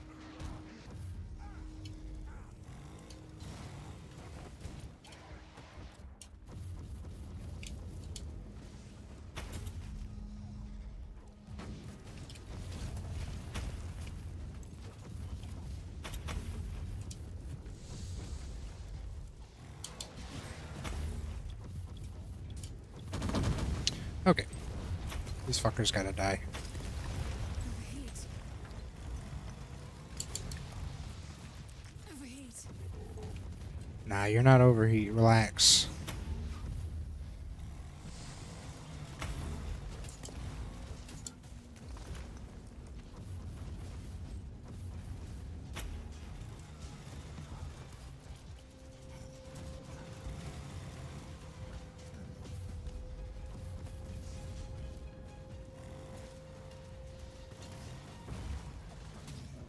Go.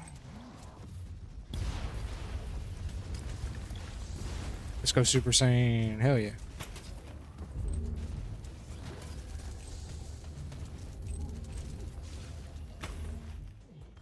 Based.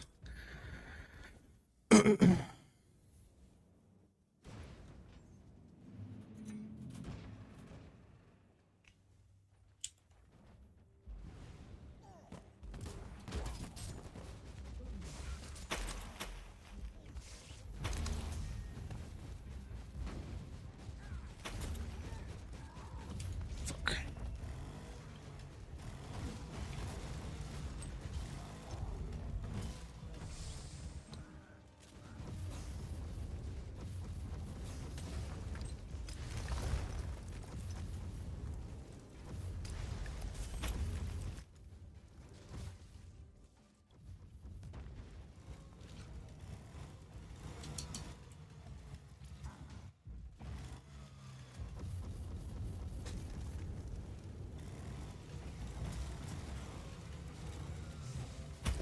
Hell yeah.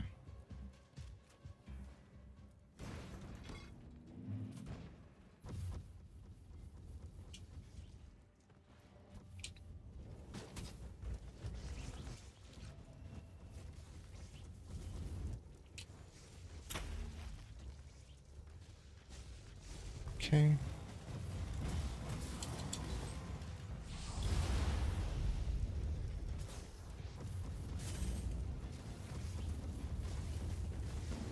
Oh man, dude. Trying to throw the whole kitchen sink at me here.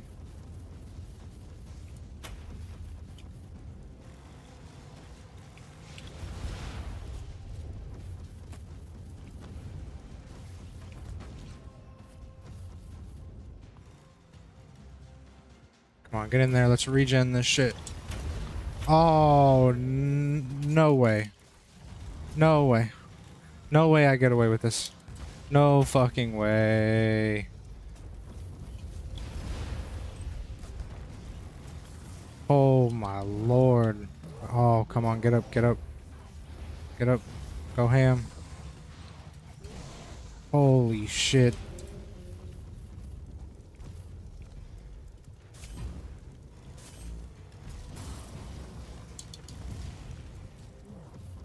Can't believe I'm still alive right now.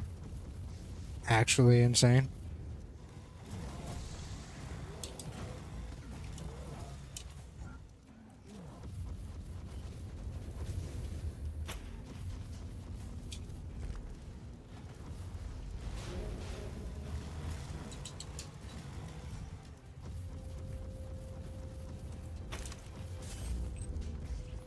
Dude, I survived that. That was crazy, man. I fucking survived that. Oh, man. There was at least 2 instances of near death. That was crazy. That was insane, dude.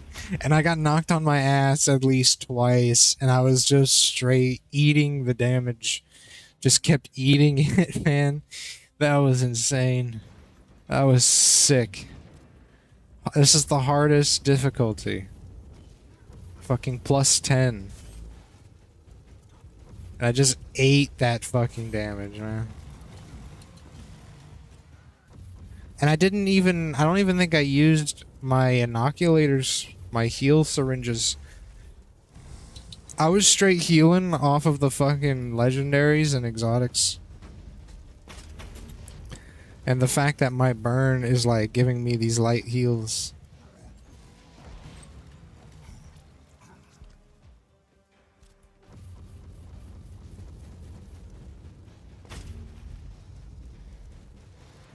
Actually crazy.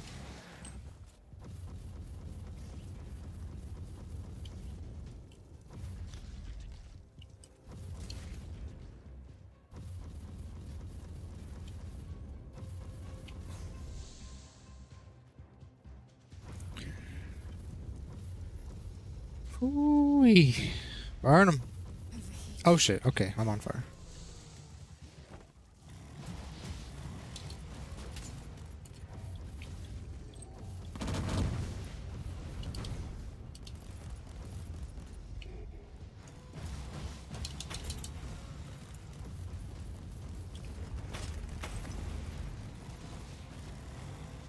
Just gotta go in with this fucking chainsword and pray to the fucking emperor that I live. That's all I can do right now in these moments of like fucking massive damage output coming on me.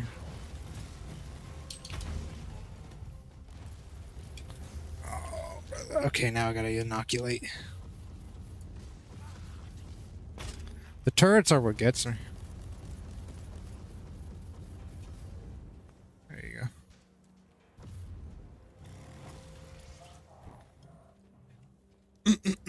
Eating damage like I eat ass, true. You feed me the damage like you feed me the ass. I will feast. Look at this, look at all these guys. Come on, gather up. Boom.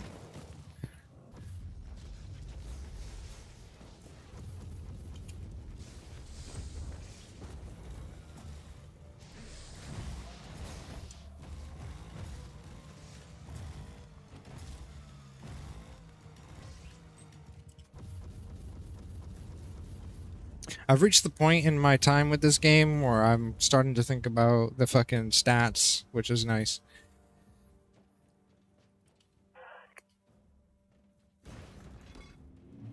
I've been kind of holding out on doing that because I just wanted to get items and get weapons first. And now that I've got some great shit, now it like, oh fuck, here we go. Oh lord. There we go, dude. Regened everything.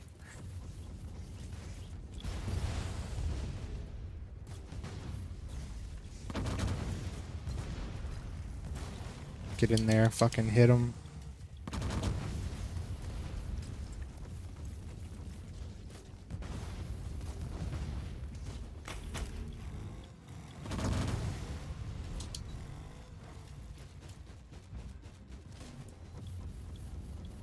You know what it is? I'm not even doing damage with the fucking chainsword. The flames are doing all the work right now. The chainsword exists strictly to regen my health. It's actually fucking funny. Look at this. I'm not doing much damage with this chainsword.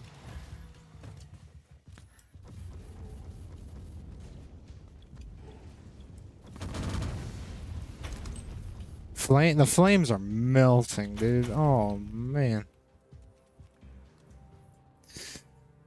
This bad boy can eat so much damage.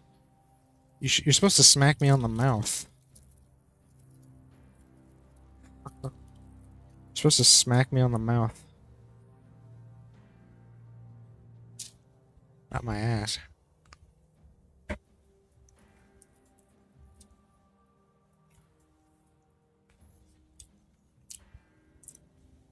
You're supposed to slap me. You're supposed to slap me and call me a bad rat.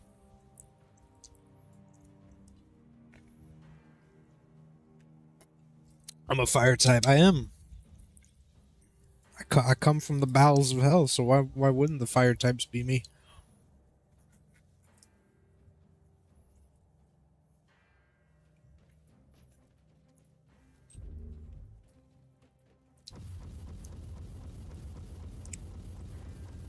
Hit him with those fat fucking flames, bro.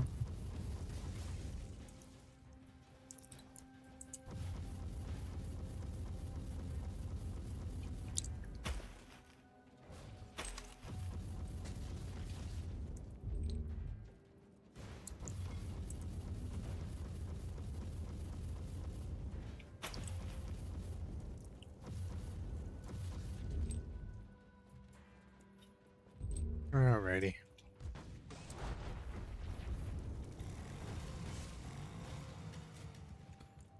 Nice fat treasure chest. Excellent.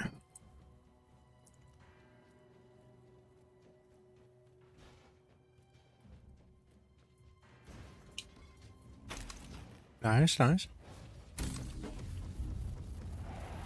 Alright, here we go. Got some baddies.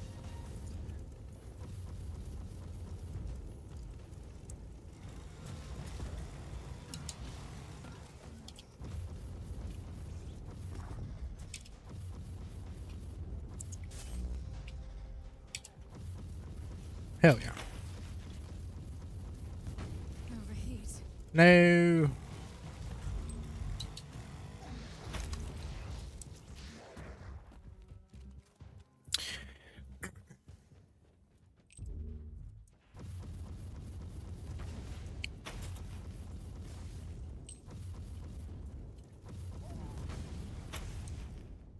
All right. Chilling. Let's go. Let's go. Boom.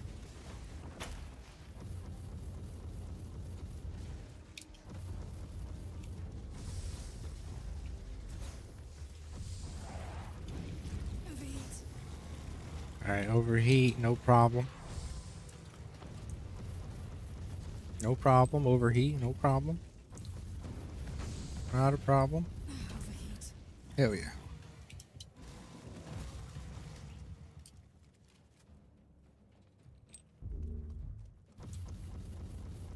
Look at this fucking turret.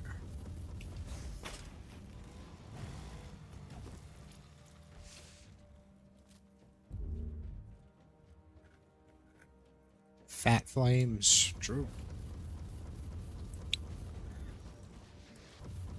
I just found this flame weapon, I think, the other day off stream while playing. I was like, Overheat.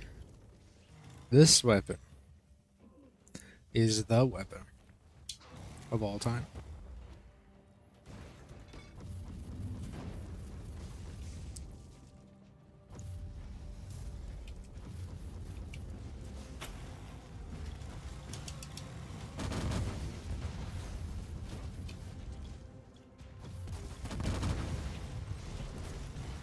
Alright, here we go. Ah, I fucked up. I didn't fucking proc my shit fast enough.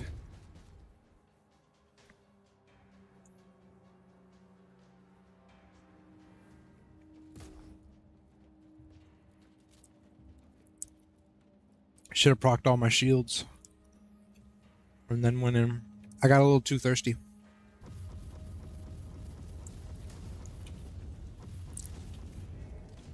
Alright, one shield up. Let's go. Oh, everyone's dead already. Never mind.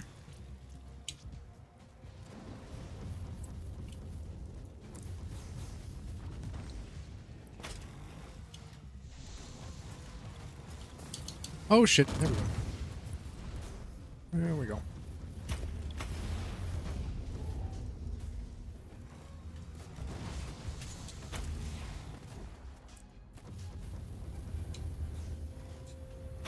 Come on, come on, come on, pop it. Okay. I gotta go in, I gotta go in. Oh, Lord have mercy. Survived it.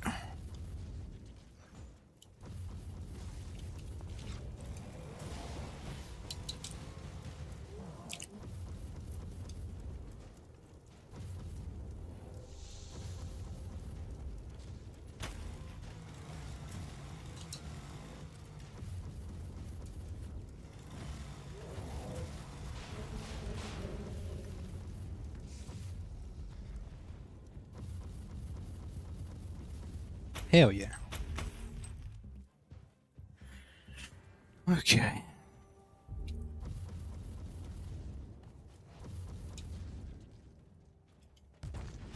Push the button.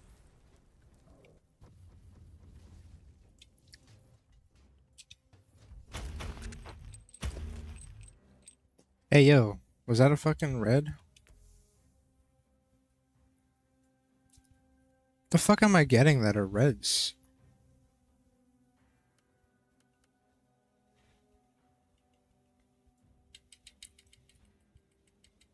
Maybe it's that, the Empyrean seals or something. I keep seeing red text pop up.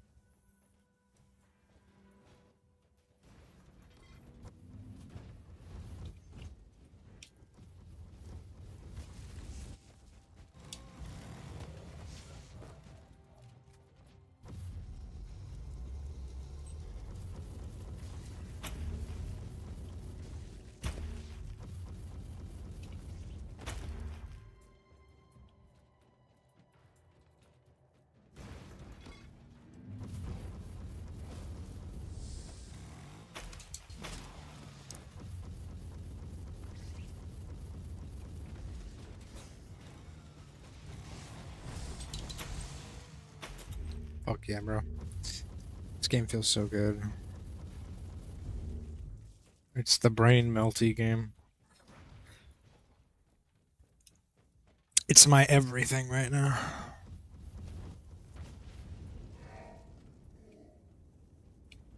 What am I doing? Okay, I'm defending.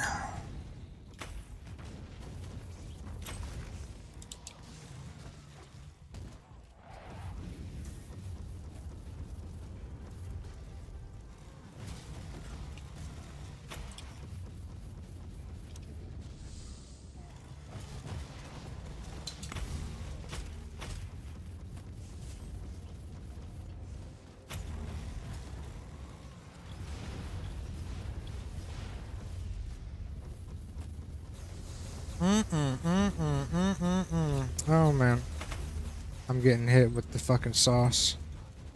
Gotta come over here and fuck these guys up.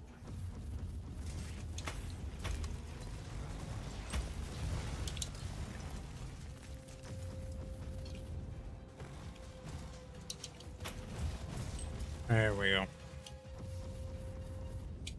Ooh, hello. Don't care. Oh, okay. I guess just ended there. Whatever.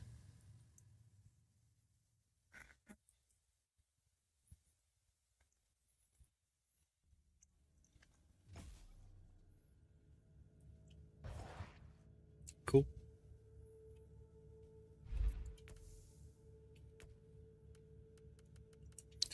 Put it right into flames, baby. Damage bonus when overheat bars over 50. Damage bonus when overheat bars over 75. Hell yeah.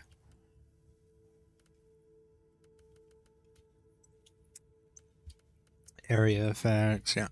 Yeah. Yeah. Yeah.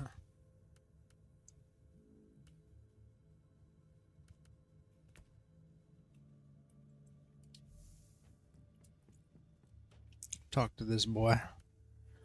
The punishment should be death. However, in these dark times, the Imperium cannot afford losing its most valuable assets. While I condemn the recklessness of your actions, I also realize that it was an exceptional situation. Either way, he's not dying.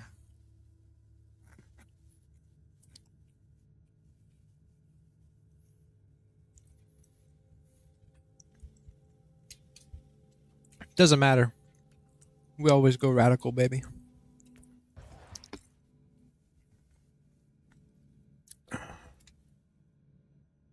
Let's go.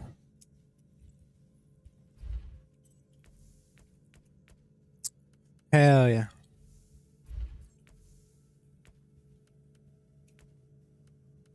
What did we unlock?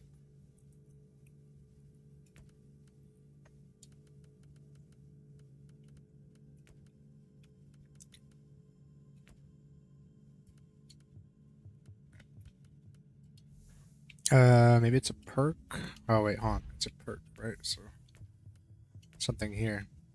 Ah, there it is. Negative 10% faith decay in embodied saint form. Get a berserk token every time you lose 5% HP to one hit.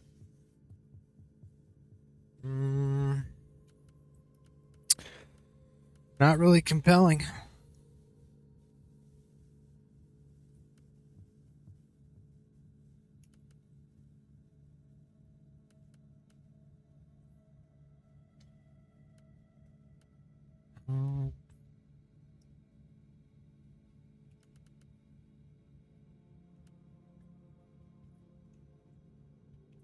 Okay, gain 2% of your max HP per Puritan morality point. Okay, well, I'm never grabbing that.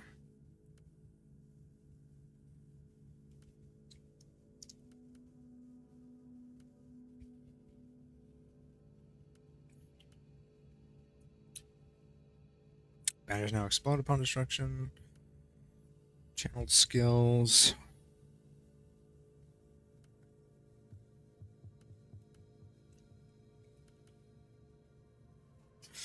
What am I looking at here? Soul Harvest Ritual, Blood Focus, and Radical Isphantism. Radical Path Skill Tree. Oh, okay. So Radical 250 unlocks the extra perks and the extra skills for Radical, and then the Demon Forged item enchantments. Okay. Based.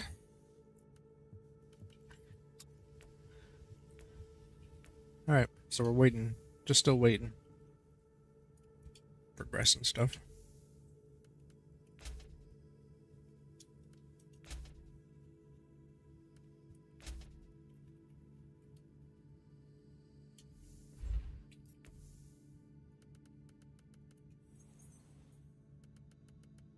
Oh yeah, the Psalm codes. Forgot about the Psalm codes. Okay.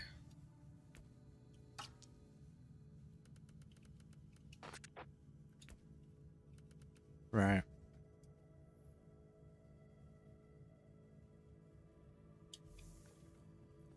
Let's take a look at that.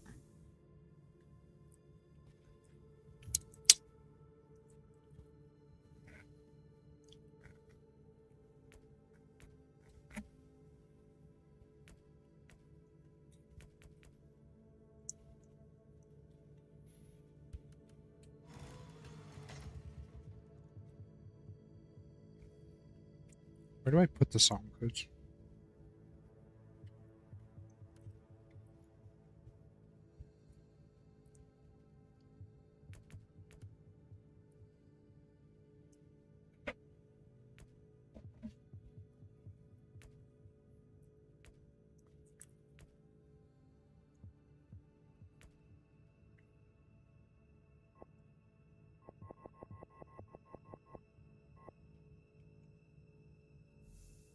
Fuck.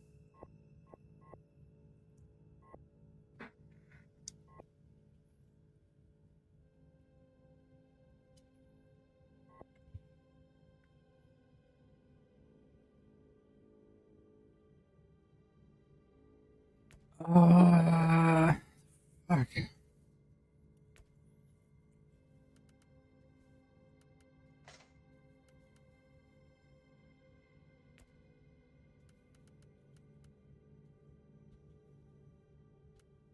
Maybe it's part of the socket.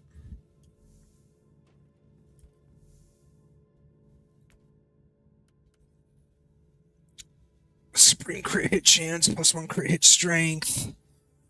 Energy shield gained on kill, that's not bad.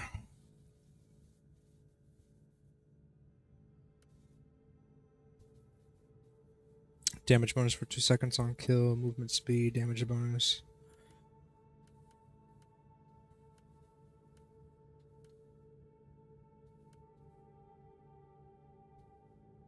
Damn, dude. Well, I already put in another slot, so let me grab something here. Melee damage bonus. Range damage bonus, crit hit chance. I just realized the greens are better than the blues, so... Which doesn't make sense in my head, but that's just the way this game works, I guess.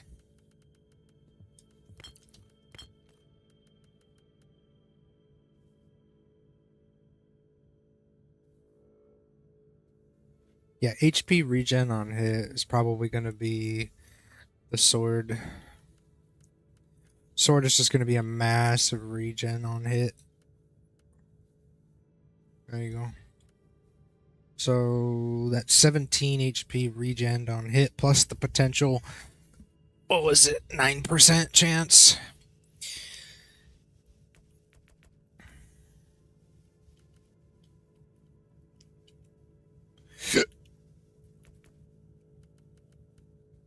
Yeah, 9.1% chance to regen HP. And then put another socket on this. Yeah, I did see a psalm that I wanted to put on this. What was it?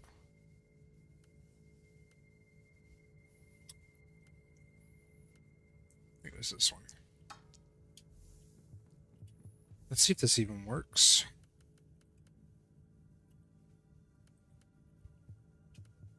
Okay.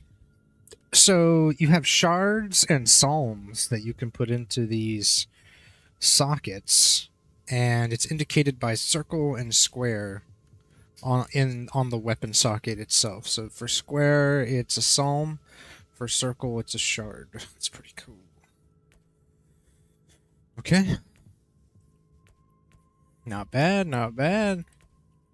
So enchantments doesn't tell us. I still don't understand the enchantments, but I guess we'll get there eventually. Retribution. So we've done awakenings, done a few things. Let me look at a Void Crusade. This is the mission tree for the Crusade. Select the individual missions to read the briefing information about them. Note that there are hidden missions that aren't visible from the start. To reveal them, keep an eye out for secret info, fragments, and events during Void Crusade missions. So this is end game, essentially.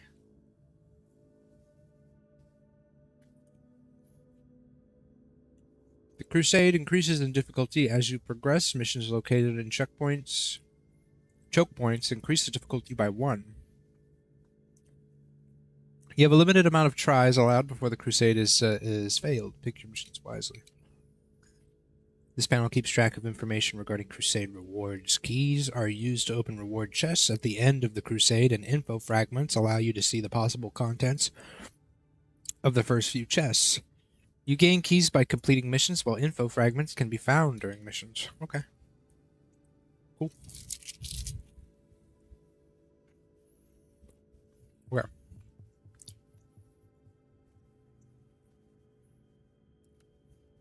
So, this mission +1 would suggest that it adds difficulty. Yep, difficulty +1. And so this would be a Black Legion Vanguard. but it has the king, so it's a hunt. The Black Legion Vanguard enemy types. Okay. Let's do it. Only 62 difficulty, bro? What are the tarot's about? Pick cards from Uther's Tarot deck to enhance the missions with extra difficulty and unique reward bonuses. Most of the cards are available, but you have to unlock the most unique ones by growing your influence in specific systems. Every card has hazard, unique effects, usually making the fights much more challenging, but they also give several reward bonuses. After you select a card for the mission, it will roll a specific reward and a hazard for you. After this step, you can't change the hazard by removing the cards until you fail or succeed that mission. You have the chance to gain cards as a reward after the missions to progress them, and if you collected enough from one type, you can level it up to boost the reward bonus of that card. There are 2 card types, Major and Minor Arcana. You will be able to choose only 1 card from the Major Arcana and 2 from Minor Arcana. Alternatively, you will find consumable Empyrean Seals, which are very similar to the Tarot cards, but these will be destroyed upon starting the mission. Interesting. So here's the Major Arcana, I assume. Here's the Minor Arcana. And then the Seals. Let's take a look at what we got. We've got all reward bonus plus 70%, increased chance to find Archaeotech shards, randomized disadvantage or hindrance to your character, influence reward bonus, all reward bonus, randomized damage bonus to enemies, glory reward bonus, all reward bonus, randomized damage bonus to enemies, increased chance to find Psalm Code, randomized damage reflect, or additional enemy spawns. Chance to gain a duplicate item for each one in the reward pool. Increased chance to gain high quality items, relic or hider. Oh, yeah. Randomized restrictions and penalties to dying. And then influence reward, increased chance to gain crafting materials, high quality items. Oh man, I could do 2 of those. Let's do that. Let's do this one. And then credits reward, XP reward, chance to gain intels, consumables, chance to gain tarot cards, Empyrean Seals. Duplicate item for each one. Increase gain high rarity, yes. And then we'll do the other one that increase high rarity. Boom. Oh yeah. Oh, yeah. What were the disadvantages to this one? Randomized defensive bonus to enemies, randomized bonuses to champion enemies. Easy. No problem. Simple. Okay, there's the hazards. Enemies get 80% resistance against the type of damage from the first hit for 3 seconds, plus 58% damage bonus for champion enemies. You start with only 2 lives. Based. Let's go. Let's go.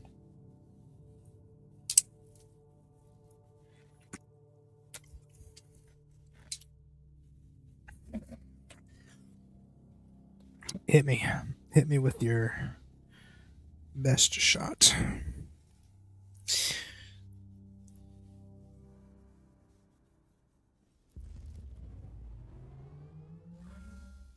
All right. We're going to open with the sword. Oh, dude, it doesn't even matter. The damage resistance doesn't even matter. What the fuck? Hell yeah. I'm so fucking strong that the 80% damage resistance to the weapon type that first hits them doesn't even matter. My lord.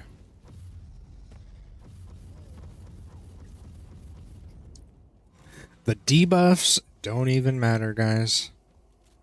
Jesus Christ.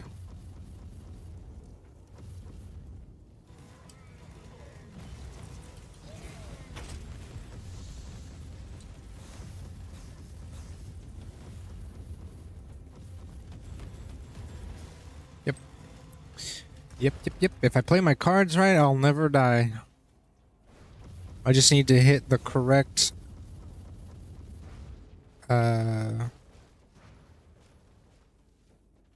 like I need to hit my shields when it needs to be hit. Like right now.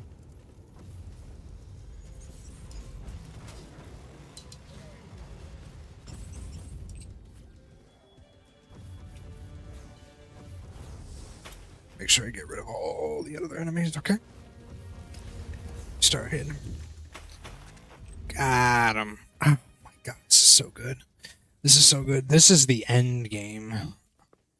This is the end game. Fuck 'em. Show me the reds. No reds. That's fine. We're still handling business. Here we go. Here we go.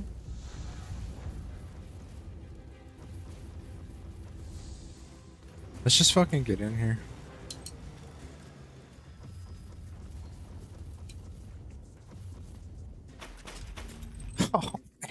Oh man, this is so good. Oh man, I played my cards so right with this game. Literally just didn't even bother with upgrades or anything. Just played it, just had fun, found equipment, not min-maxing, nothing, and then I found the good weapon that like blew my mind, and now it's like, okay, let's start using all the shit I collected now. And then boom. Now we're cooking with fucking gas, bro.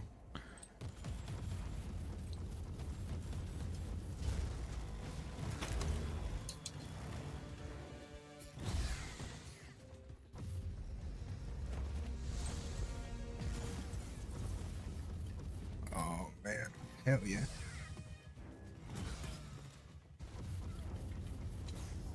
Okay, what's this way? Some equipment.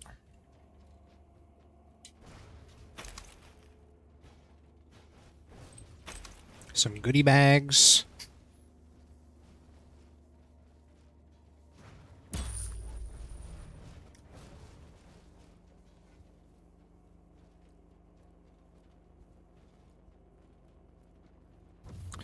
What's up, guys? I heard y'all like flames.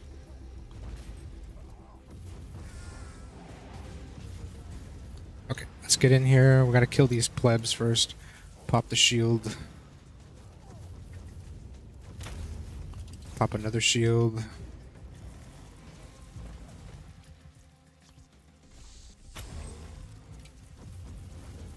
Boom. Boom. Straight murder.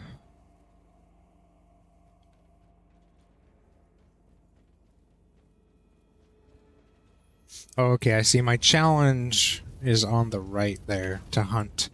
I think I've obviously already killed one of them. And then I guess my 2 lives are my skulls. Makes sense. Alright, gang. Hit him with the burn. Drop fat stacks on him. Watch him die. That's how you play the game. Easy peasy.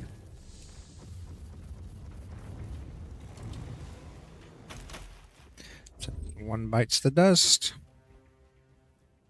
And we need 1 more. Let's go straight for him.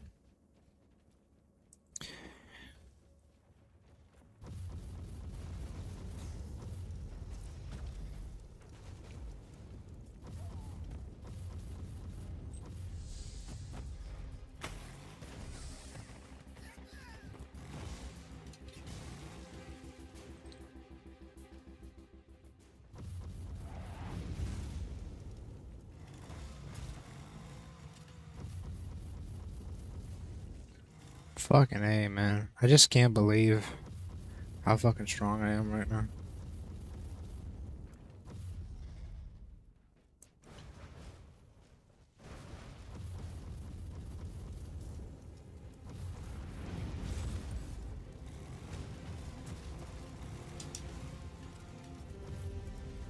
Jesus.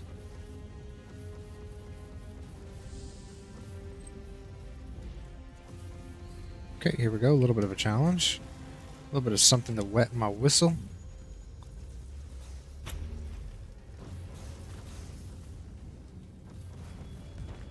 Overheat.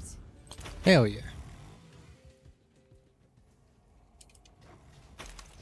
I actually want to go into overheat now because I get the damage bonus. The fuck? Hell yeah.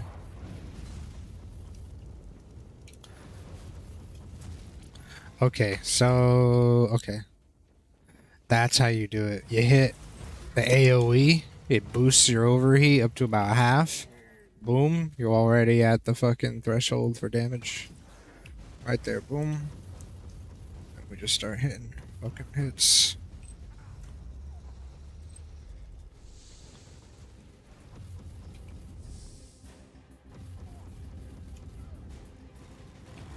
Goddamn, bro.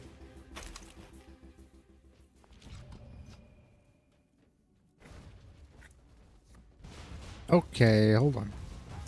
We don't fuck with rockets like that.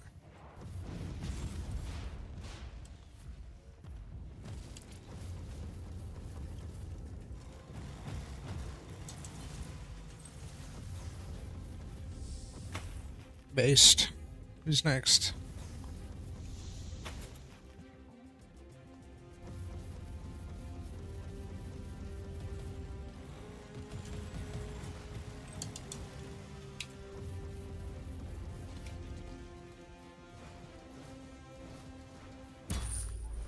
Where am I going? Oh, okay, that way. Getting lost in the sauce here.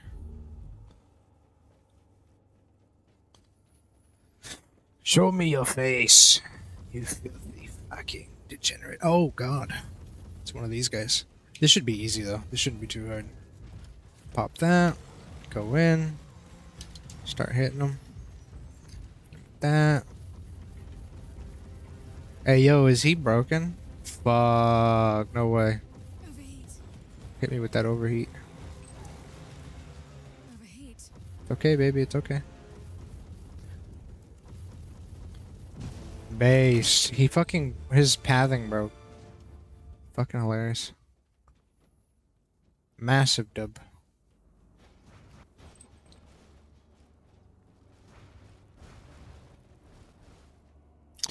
Alright.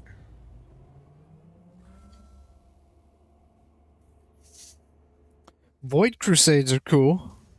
Let's see what I get. Oh, wait. Do I not get anything until the end? Or... Huh. I didn't find any chests. Oh, shit. Oh, shit. Okay, there it goes. There it goes. There it is. Oh, Lord have mercy. Exposed state occurs at plus 10% higher HP, below 35%. Plus 5% to all resistances, negative 4% cooldown reduction for all skills, deflect chance, suppressing damage bonus for poison effects. What does the other one say? Supreme, physical resistance. Plus 3% to all resistances, chance to fear on hit, chance to shock on crit hit. 28% to fear effectiveness against suppression.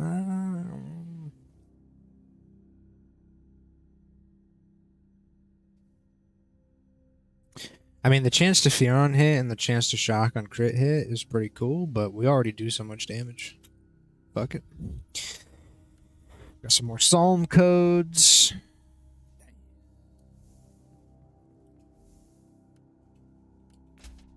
And look at that, we got another orange there.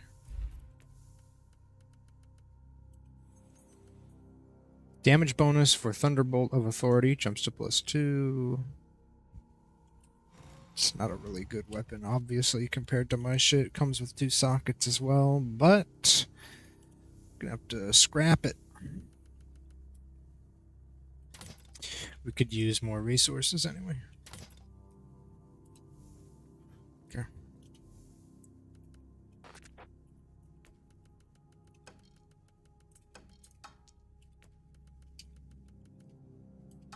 Alrighty. Alright, let's get back in there. Fuck yeah, bro. I'm about this Void Crusade. Okay, so I can't progress unless I choose one of the difficulty spikes. The Supreme mission, I assume, is the final mission where I collect. Let's see. What's this one? There's an I. Rescue. Alpha Legion Vanguard. And these are the corn. With some kind of pill-looking thing. Sabotage. I mean, honestly, I'm down to do both. Raise the difficulty to 4. Fuck it. Let's add more tarot cards. Yep. And then we go down here. Yep. And yep. Everything is just going to be increased chance to gain high quality items, basically. That's the strategy. And 3 cards dedicated to increased chance to gain high quality items. Like, forget about it. You start with only 1 life, but killing 50 enemies add 1 more, up to a maximum of 4. All enemies are armored, plus 1 champion enemy and champion groups. Based. What kind of debuffs are those? Those aren't even debuffs. This is basically you're just going to have more fun.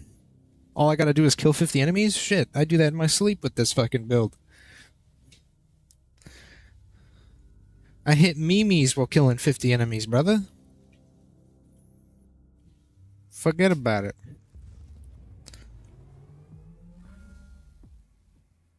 Hold on, give me 1 second.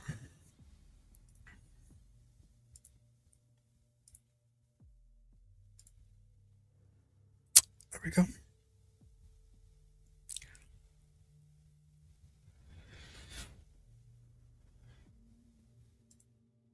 Alright. We're partying now, brother. I'm like walking into stuff that damages me on purpose. Because I don't give a fuck. Hell yeah, brother. 50 kills coming in.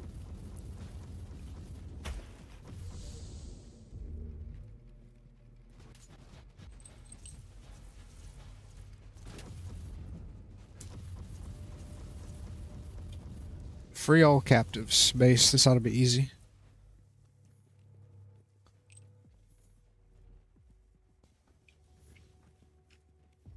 Take it like a man, Guardsman.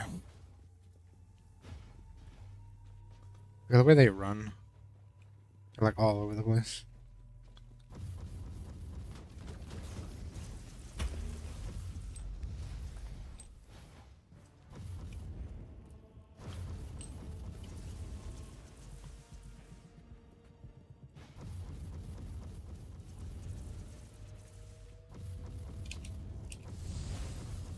Okay, here we go. A little bit of something to play with. Oh man, he was... I think my fucking guardsman killed him. I put a little bit of fire in him, but like, what the fuck? Favorite rat. What's up, Vixen Cupcake? I'm your favorite rat. That's based.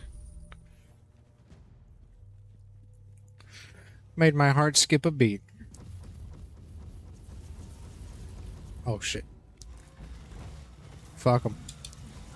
Eat him alive with this one.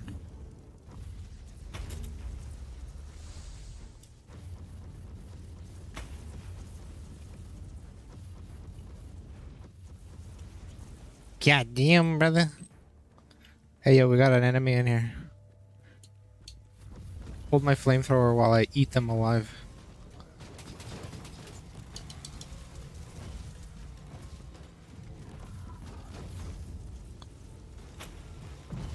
Fuck yeah, dude. Look at him.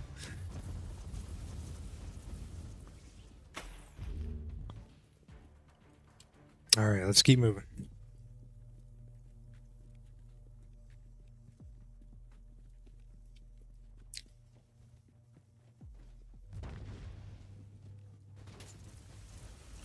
Hey, yo, what up, guys? The cavalry's here. Oh, wait, hold on. Let me get my medical supplies. Like, I really need that. Let's go, Guardsman. Take it like a man, Guardsman. Oh. Get fucked.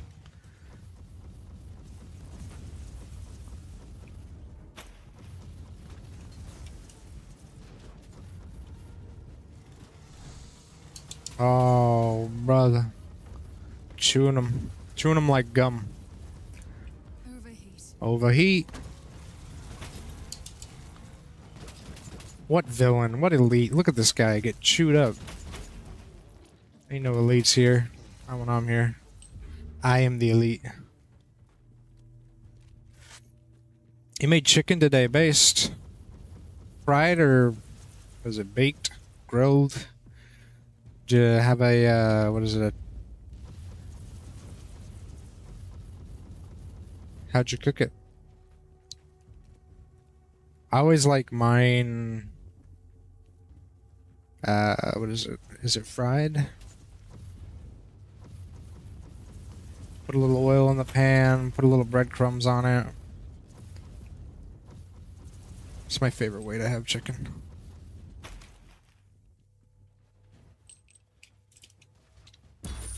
My mom likes it baked. But, you know, rat moms.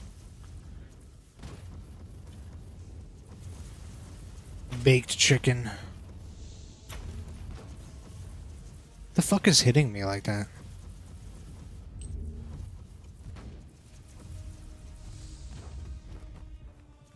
Get fucked.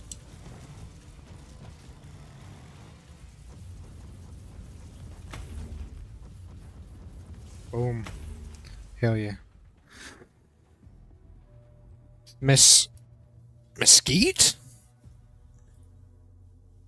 Sorry. Pan fried. There you go. There you go. Yeah, you know what? That's the way I do it. Pan fried, not deep fried. That's not what I meant.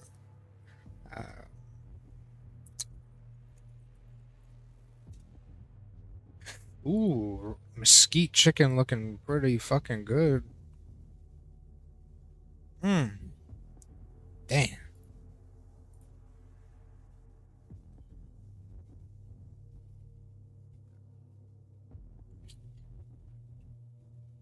Mesquite is a seasoning.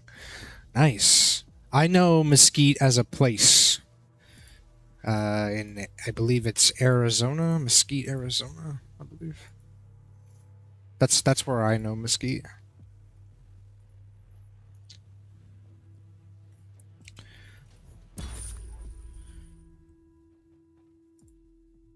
But that's cool. It sounds good.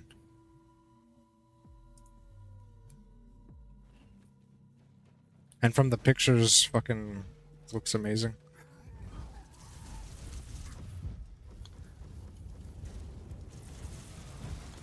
Take it like a man, guardsman. Any sides? Any, like green beans, mashed potatoes? Any sides to go with that, or are you just eating straight chicken? Are we eating straight chicken? Yeah, we'll go this way.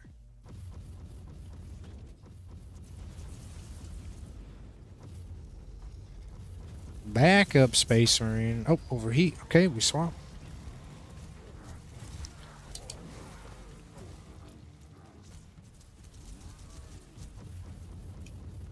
There we go. Hey, yo, chest. Fuck yeah. Okay. It's used for grilling and such. You would recognize the smell. It's delicious. Hell yeah. Garlic, Parmesan, green beans. Oh, man. That sounds like a fucking meal.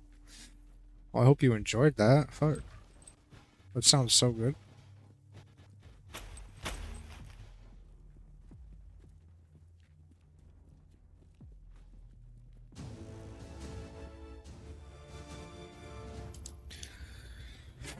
Gotta get them greens, you do. You gotta get some roughage in your food. I'm not a big roughage guy, but when I go out to eat at, like, and get a steak or something, or, like, a filet mignon, I gotta get, like, some asparagus with that shit.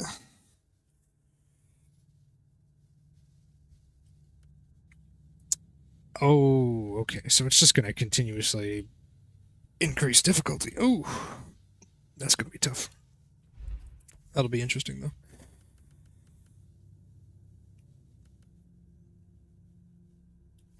Sell it.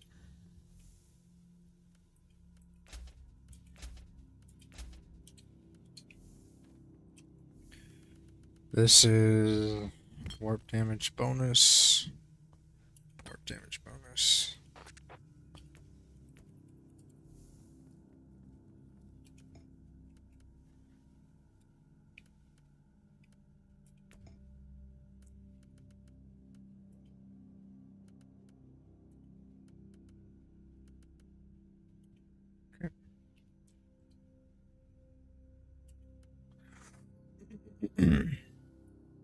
Yeah, I like I usually like asparagus or like Brussels sprouts with something like that, like a chicken or a beef. Trying to think what else do I like. I used to like broccoli, but had some bad experiences with broccoli. You might be wondering, how do you have bad experiences with broccoli? Well, you get super drunk and make bad decisions with broccoli.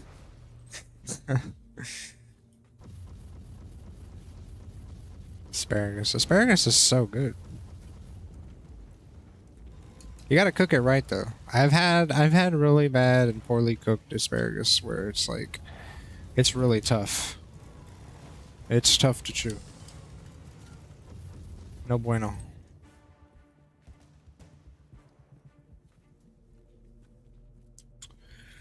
Broccoli too. You know what? Not broccoli. What is it? What did I say? Brussels sprouts. Brussels sprouts and asparagus are two things that need to be cooked just right. Otherwise, you're gonna have a bad time.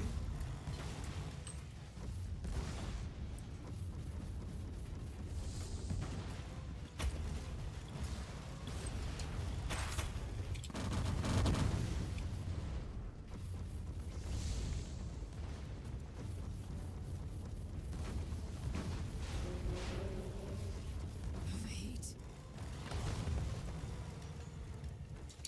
Ooh, hell yeah.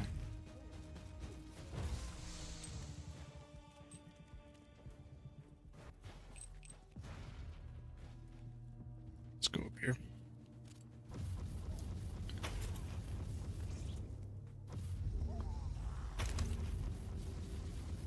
Overheat. Overheat. Homemade mashed potatoes. Fuck yes.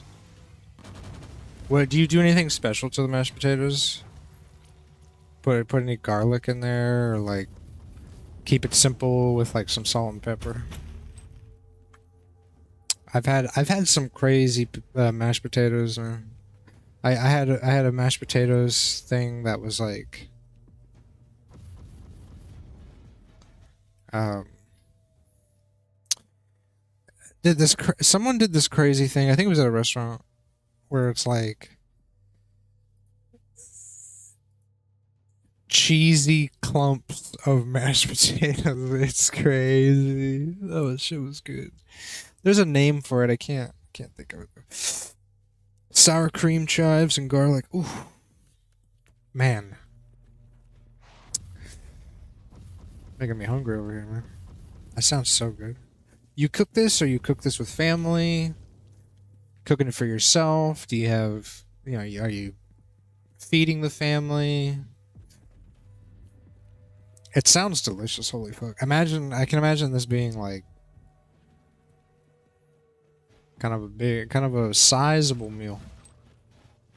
But honestly, this sounds pretty dope to eat, like just like, you're chilling, you yourself,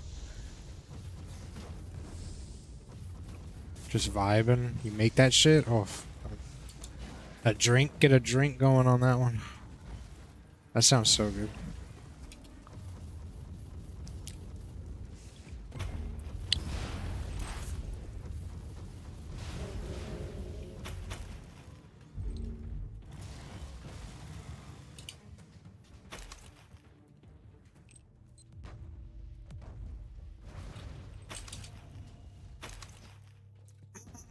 Oh, hello.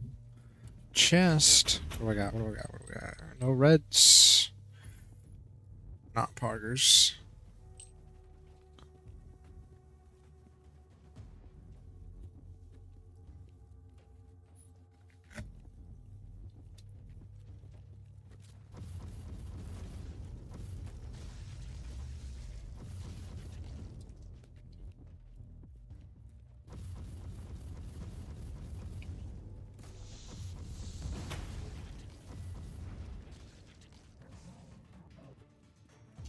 Boom.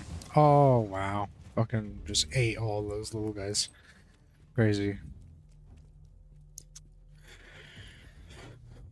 Oh, you do it the chunky way, dude. Fuck yes, dude.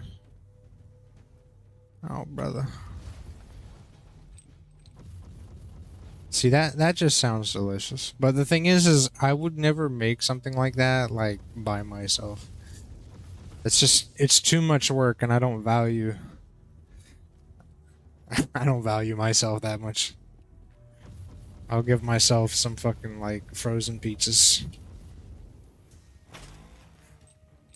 If I take myself out on a date, I'm giving myself a frozen pizza date. But if I had company over, had people to feed, oh, I'd do something like that for sure. I like treating other people to some good shit. I'm not a fan of treating myself necessarily. Although I will say I did treat myself recently. I went and got myself sushi, which was crazy. Usually I don't do that. But that was actually pretty fun.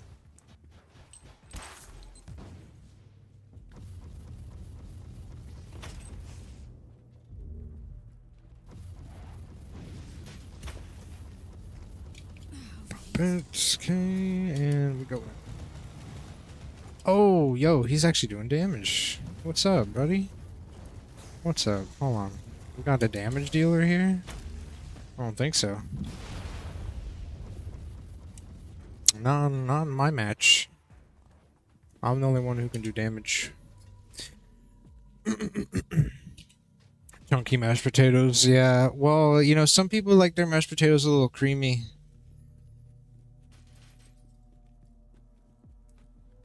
I'm kind of an either or kind of person. I'll take it either way.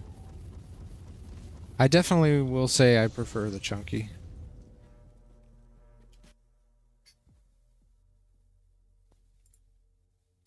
Something to chew on.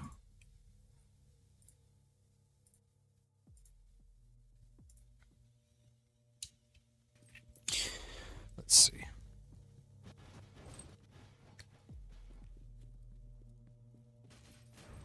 And typically I'm the kind of person who enjoys just, you know, salt and pepper on my mash.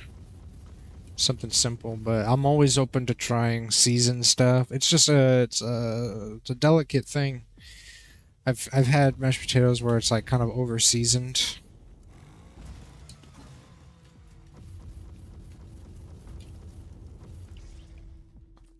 So I gotta make sure I get that right balance. I'm a little bit of a finicky eater in that respect. Am I going the right way? Nope.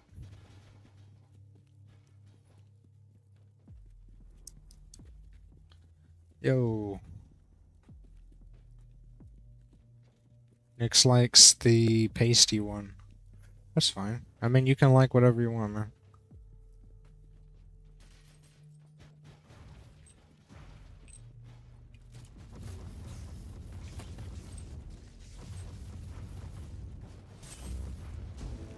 Based.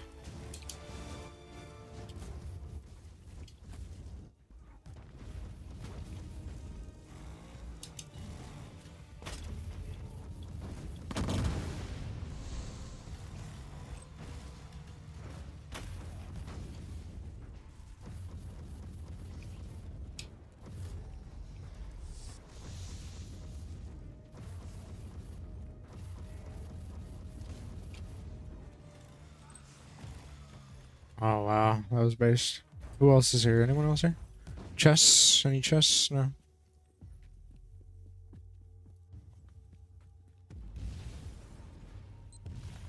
No, no chess. Okay. Come on, Reds. Paste maxing. I mean, it depends, right? I guess on the meal, maybe the paste is good. I don't know. Thing is I like fresh mash with like the taters freshly, whatever. You know what I mean? Freshly made. Is it homemade? It's homemade mash kind of thing. But then again, like I'm not a big like it's not that I'm not a big home cooked meal kind of person, but it's just like I gotta be in the mood for it.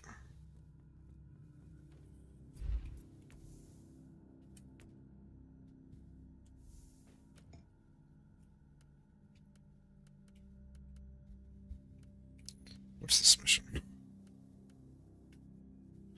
It is an assassination against the Black Legion. Let's do it. Oh, it's one of these. Perfect.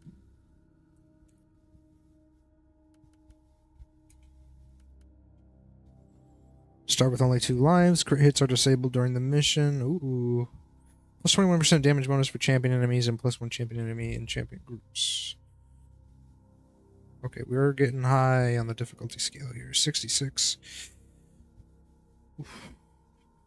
Okay, well, I mean, we'll give it a shot.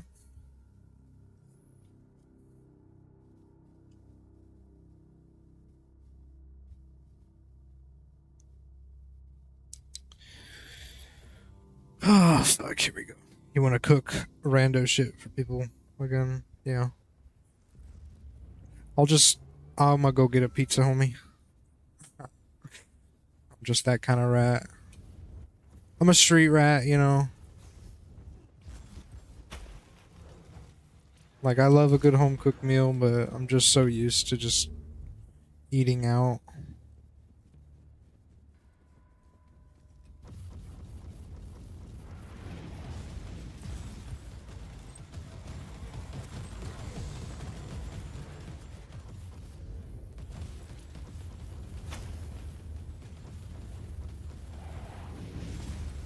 Shit, I'm actually doing damage. Holy shit.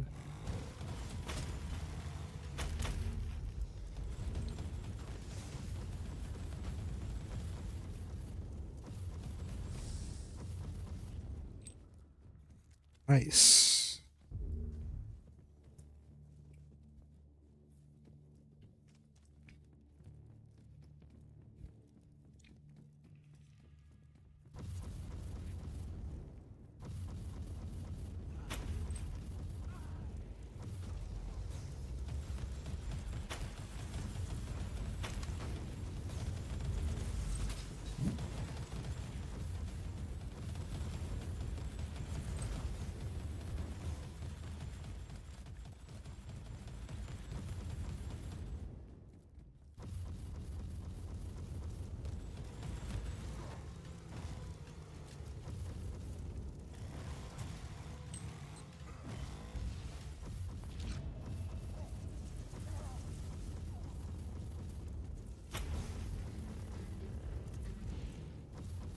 Overheat.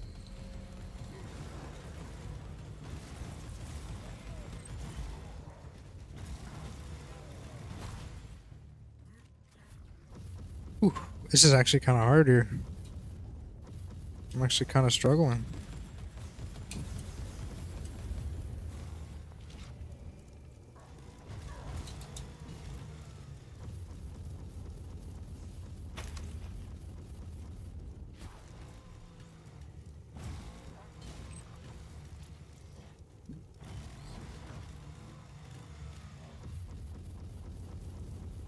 I gotta approach this with some more thoughtfulness here. I cook every day and always for myself. No one else can have my cooking, it's mine. I taught myself so I can eat. Nice. Yeah, I don't do that. Like, I can cook. I just choose not to. It's just a lot of work.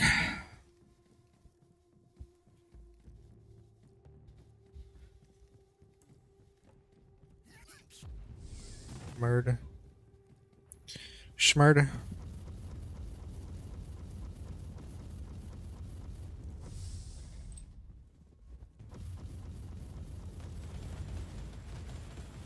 Oh, brother, come on.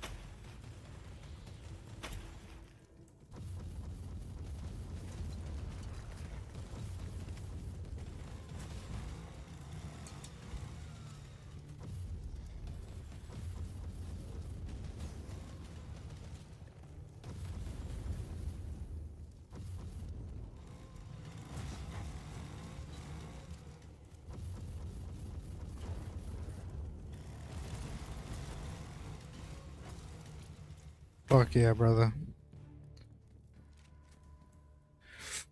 Cooking life ain't for everyone. Well, like I said, I would only cook for a significant other or friends. For myself, I do not do that.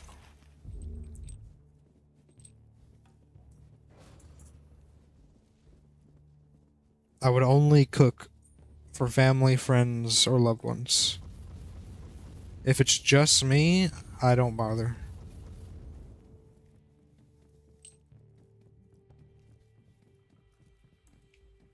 Some lobster steak, mashed potatoes, and red wine on a candlelit table. Brutal, man. That would be crazy. That'd be so cool.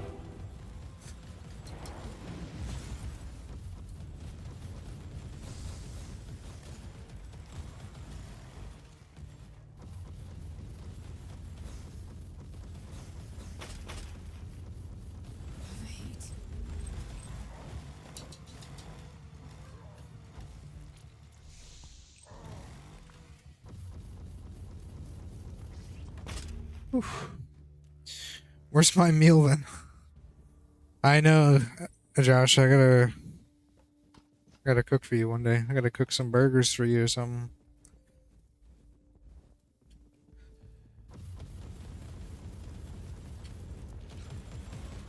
What's up, Josh? Some burgers or some burritos. I've done breakfast burritos before.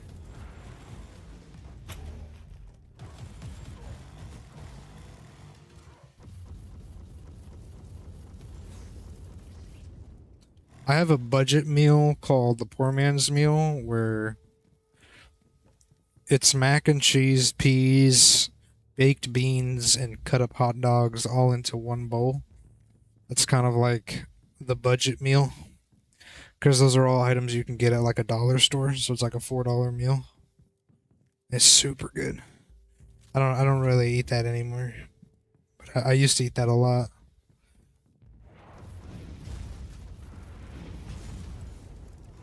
That shit used to be the jam for sure.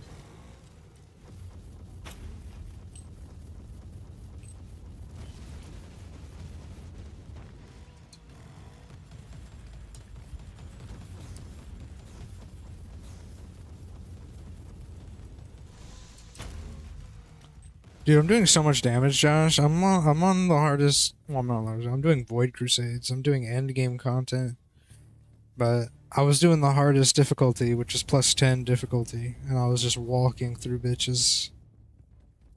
It's crazy. I have this insane build right now. It's a fire build with a chainsword that just regens all my health. It's insane. Well, a 9% chance to refill like all my health.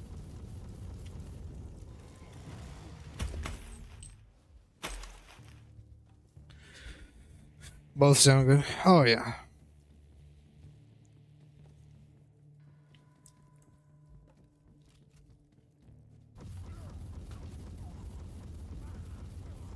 Breakfast burritos, burgers. I do the poor man's meal.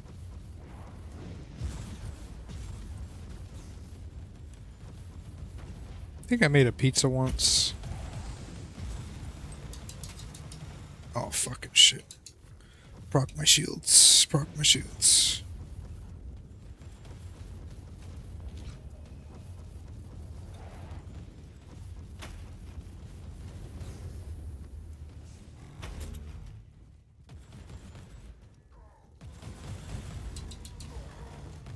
Oh no, I died. Fuck.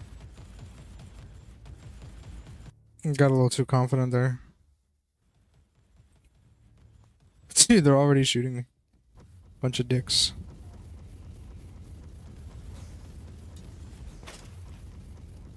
Overheat.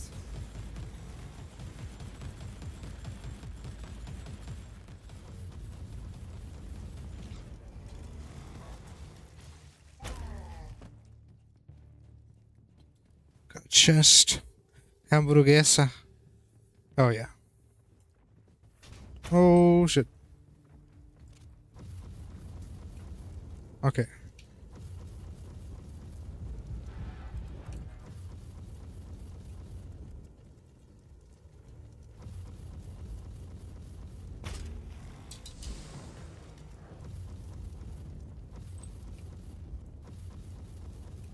Based.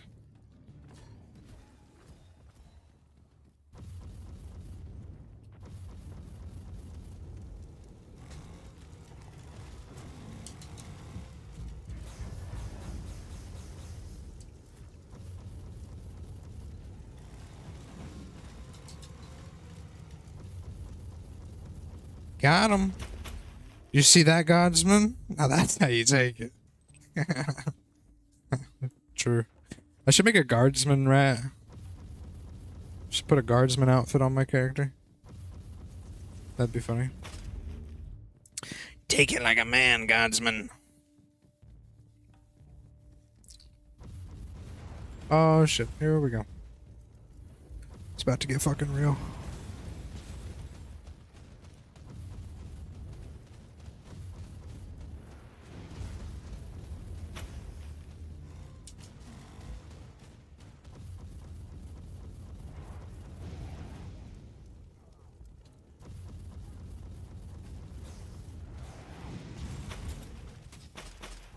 Okay, this is a base strategy. Kind of kite them a bit. It's working. For the most part.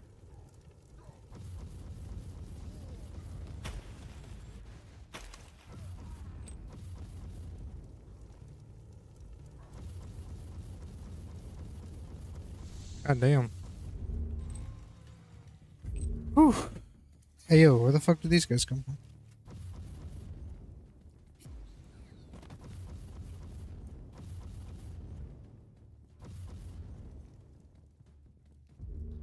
I turned off the voices. I should turn them back on so you can hear the guardsmen guys.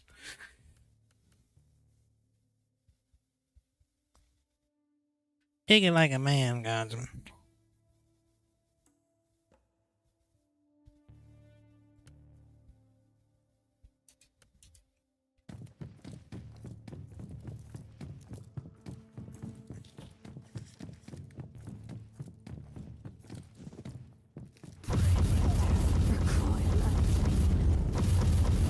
It's a little too loud for me.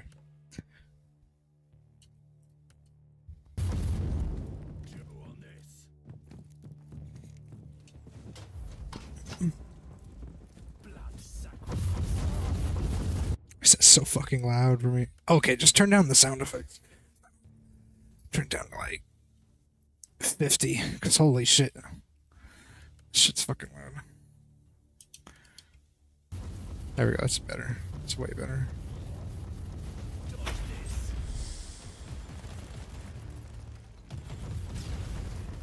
Oh my god.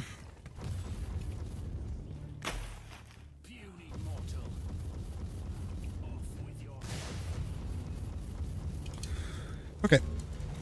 Proc shield, let's go.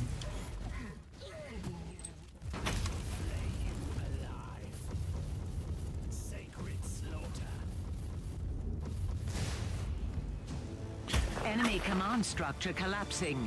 Praise the Deus Mechanicus. Based. Cool. Died once. Hell yeah. Oh, man.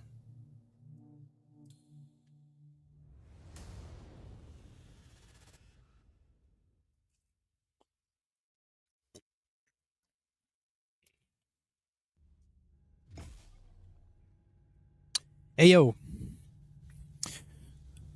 Leveled up. Let's go. Damn.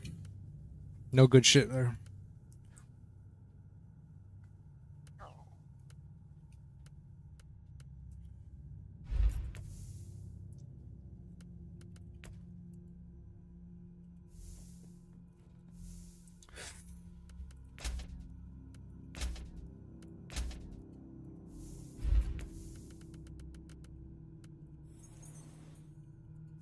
Okay. Okay.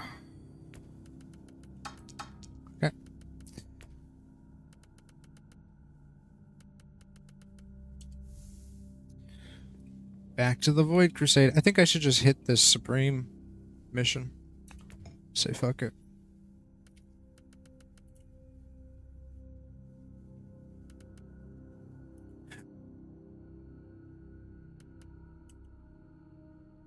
Each death decreases the max HP of your character by 25% for the duration of the mission, plus 50% heat resistance. Oh no. Let's see if it matters.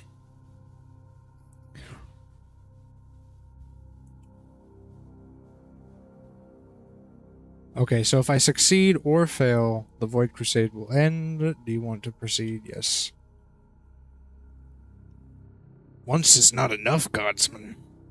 True.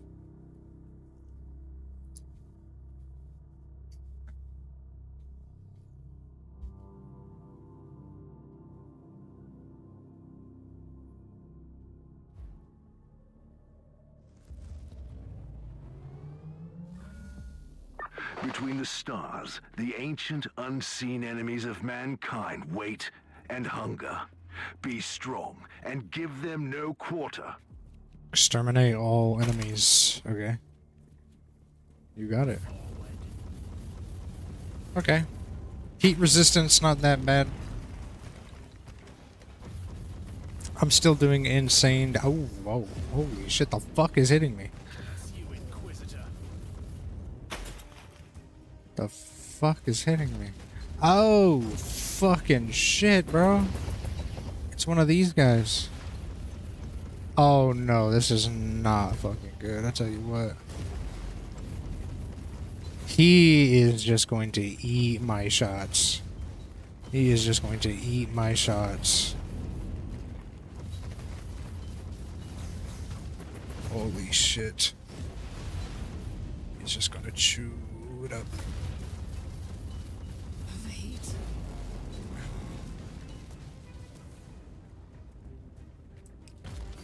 This is crazy. I can't believe I gotta fight this guy. Get me out of here.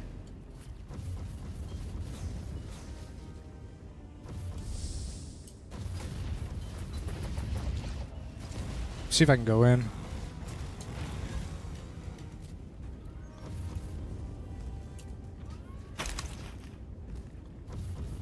Make him constantly turn around. Might be a strategy, maybe.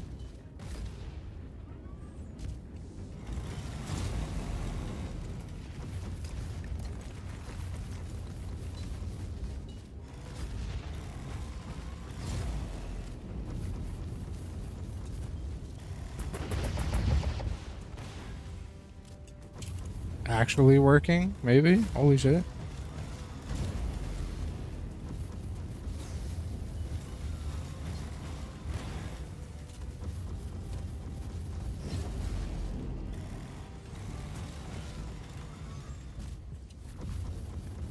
We're actually doing damage. We broke through the shield.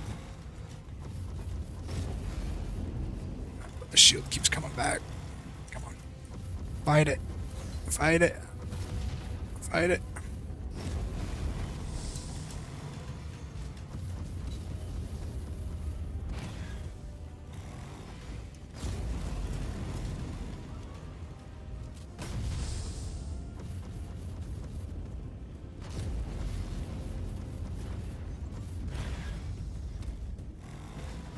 Okay, he's not actually doing that much damage now that I'm like fighting him. Of course. It's just gonna be just my luck that I say that and I speak too soon.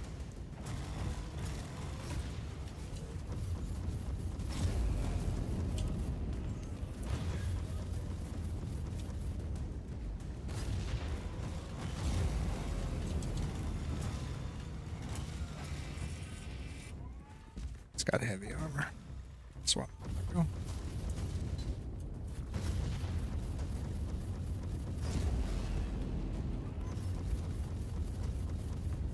Gotta keep the burn on him.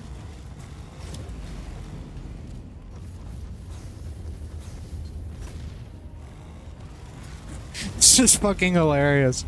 I'm this little fucking crusader. Just fucking eating this guy. It's crazy.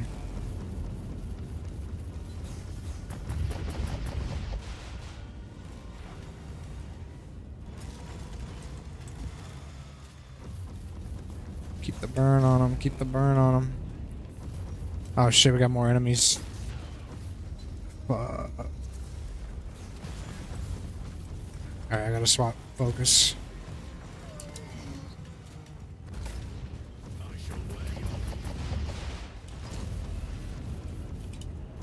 Repent.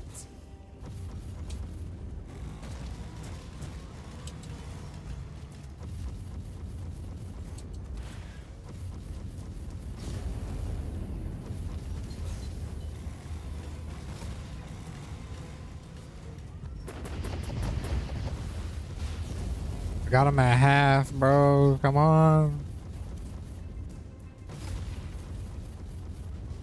Overheat.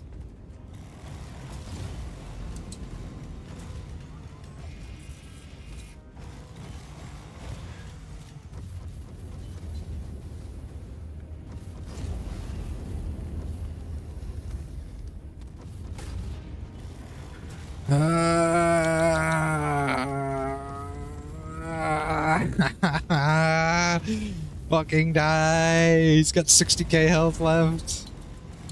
Fuck you. Fucking bitch.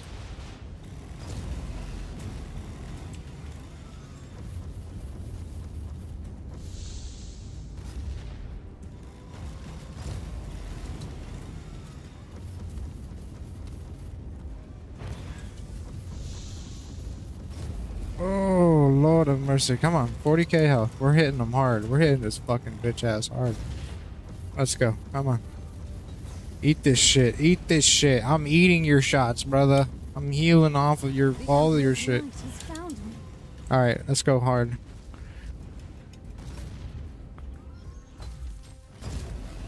Hit him. Get him. Oh my god. This is not the form.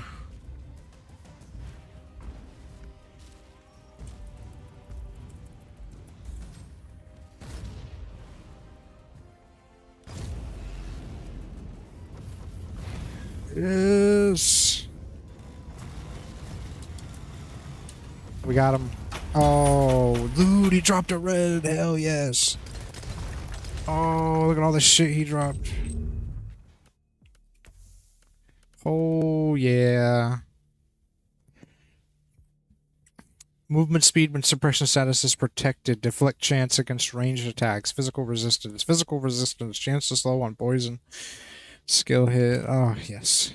Fuck yes. That was worth it. Get in there, Godsman. About to say something weird. Cheeseburger, but it's Gouda cheese with mushrooms. Yummy. That's fine. There's all kinds of great, like, food that isn't just your typical, like a typical burger, right? Oh, shit. Oh, Lord have mercy.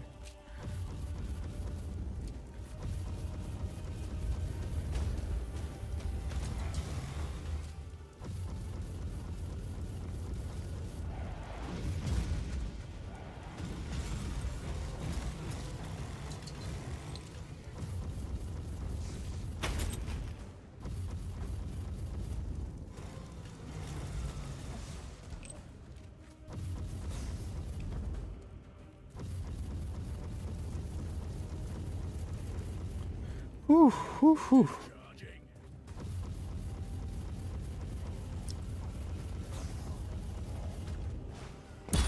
The battle is swinging our way. One last push and the victory is ours. Hell yeah. Oh, whoa.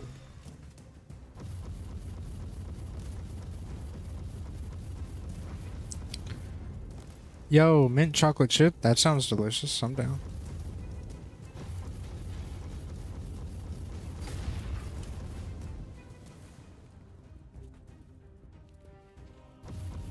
I love mitten chip. I love chocolate chip. Oh my god, I was about to die there. I have this chocolate, like drizzle chocolate that's kind of like alcohol infused. I usually put it in my Baileys, but they say you can put that on ice cream, put it on like a chocolate cake if you wanted to. It's crazy. That shit is so good. I put it in my Baileys, it tastes like chocolate milk. Secretly getting fucking toasted. Off of chocolate milk, imagine. Oh, fuck.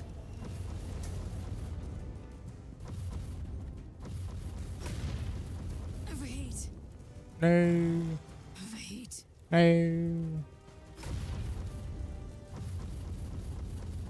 Okay.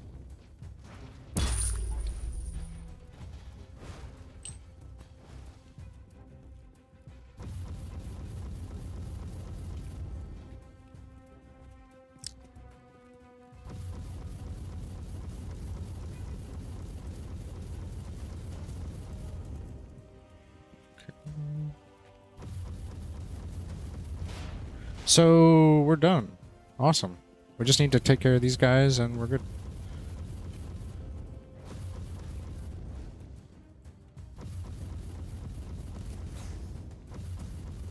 Overheat. No. Alcoholic chalky milk. Oh yeah. So good. Want to swim in it.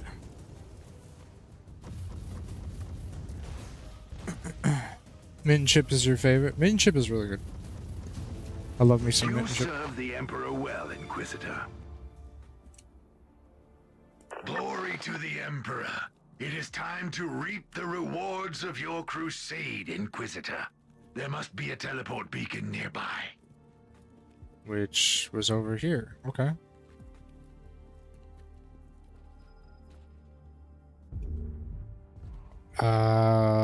Yo, what the fuck? Okay, wait, hold on. I have keys, so I'm guessing the keys only open like 3. So here's the Supreme Void Chest. Okay. Oh shit. Oh shit. 30% damage while in embodied saint form. Chance to knock back, shield drain. Oh no.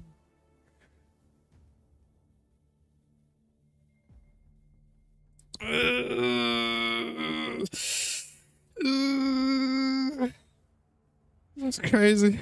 Okay, Void Crusades. That's what we're doing. Okay, and then open Void chests. I can open 3 Void chests. Okay, there's 1. Woo, woo, woo, woo, woo. Open this one. Oh shit, a bunch of golds. Straight golds. Oh. This is sick, dude. Fucking Void Crusades. This is so cool. So cool.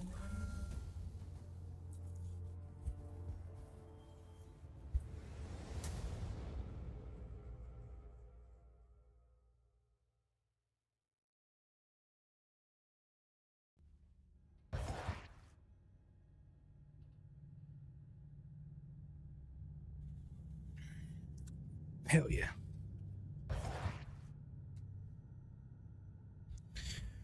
Watching Sandman and me.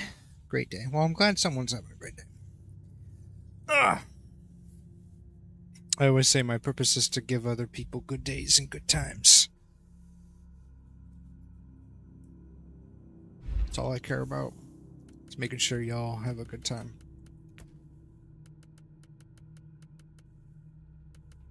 Okay, so we can sell that. Oh man, this is so good.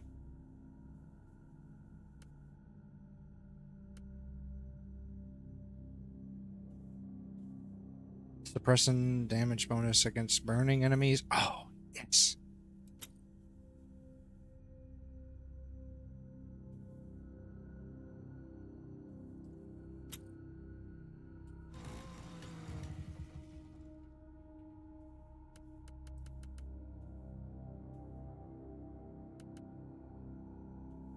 Okay, okay. Oh, wow. 25% range damage bonus. Ah. Ooh. Ah. Ooh. Oh, God. Mm. Mm. Mm. Mm. Mm. Mm. Mm. Mm. Mm. Mm.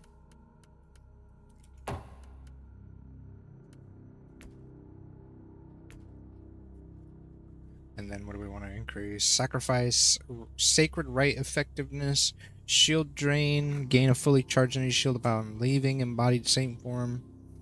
Damage bonus for each remaining point of faith in embodied saint form. The embodied saint form kind of sucks, if I'm being real.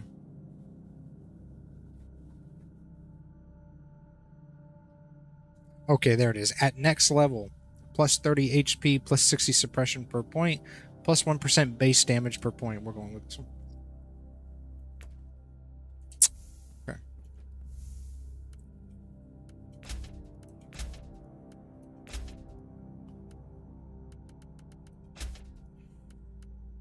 Damn, this is crazy. This is incredible.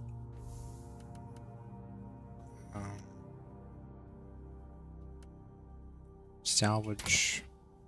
Salvage. Salvage.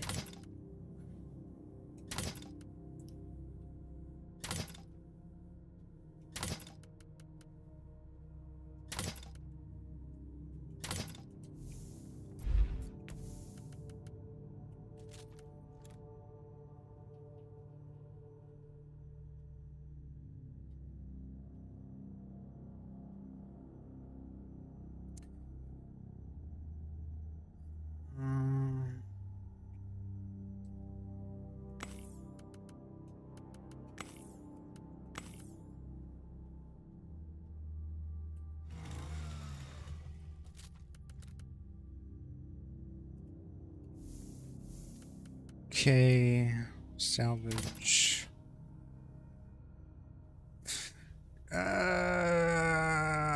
I'm gonna be rolling heat with this character. I think that's gonna be my go-to. It's gonna be what I do.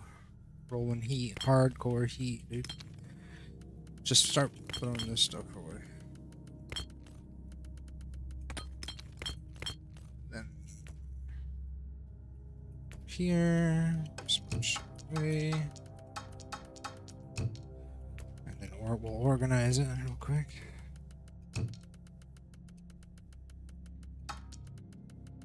This is crazy. This is a red. This is worth 500k. Right, the greens need to be down here.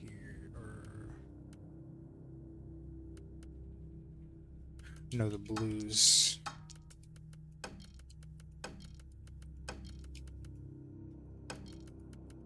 And then this is a relic, so this goes up here. Gotta organize it, gang.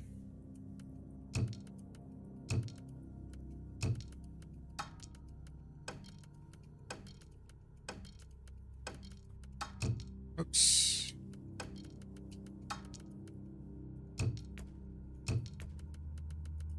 Okay, there we go. So that's the rarity. It's blue, green, purple, and then golds and exotics.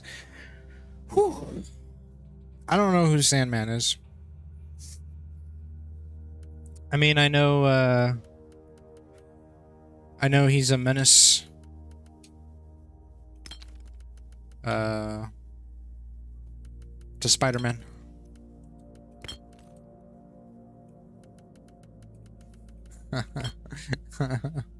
I know he's a menace to Spider-Man and to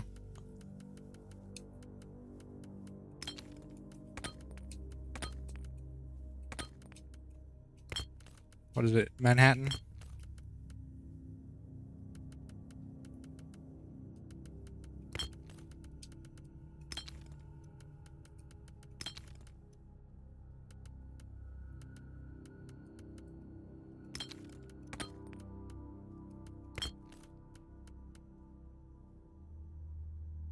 Okay, you know what? I need to like completely reorganize this. Hold on. Just for my sanity here.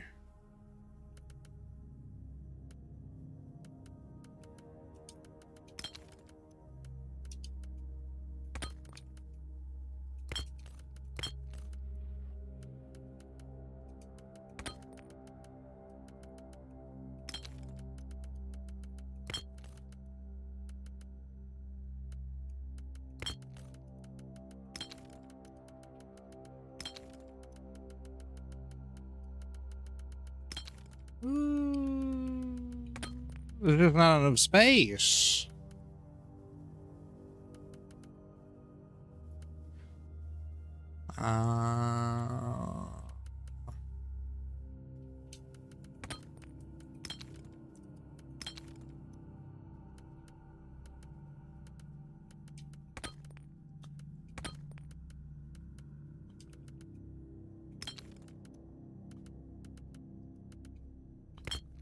Okay, that should actually do fine because it's blue, green, purple, gold, red, and then we have these over here.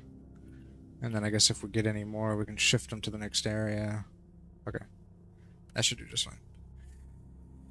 Okay, and then we still got that.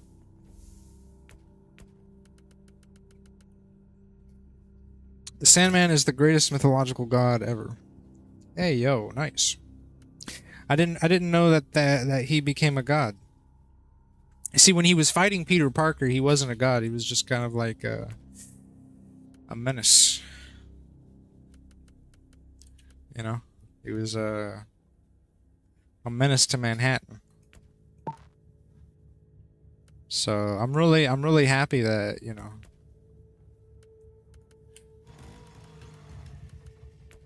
he's entered that world of godliness, you know.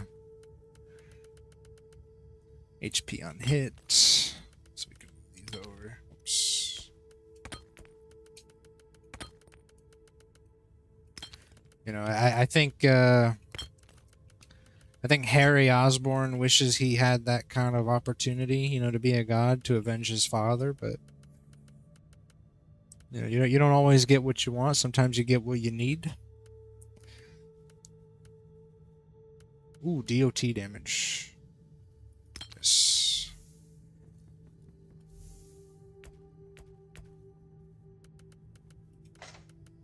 Oops.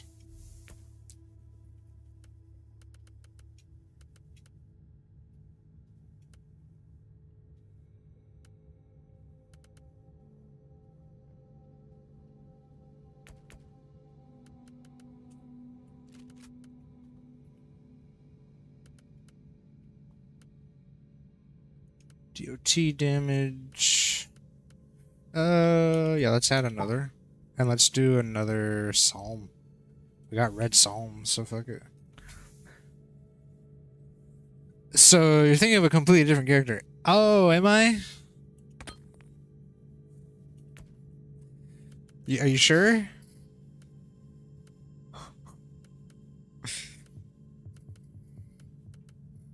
I think I'm thinking of the right guy. Pretty sure I'm thinking of the right guy. He's made of sand, right? He was working with Harry Osborn and Venom, right? In the third movie.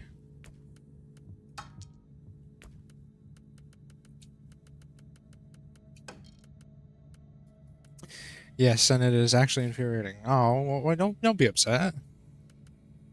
I'm not good with comic books. You know, I'm more of a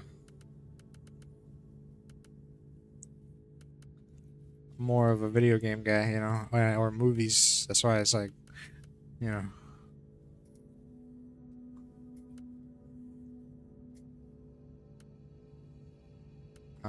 Let's do the Zircon. It's okay. I liked the movie though. And I liked his character. It was sad, you know, he had a daughter in that movie. So the Sandman isn't actually a comic book character. Oh, what? I thought he was from... Isn't he from Spider-Man? Sandman, yeah. He's a man made of sand.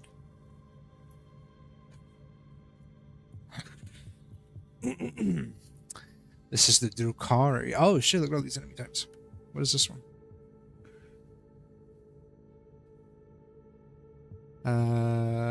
Doesn't... Oh, Callus Hunt. Okay. Okay, let's go deep.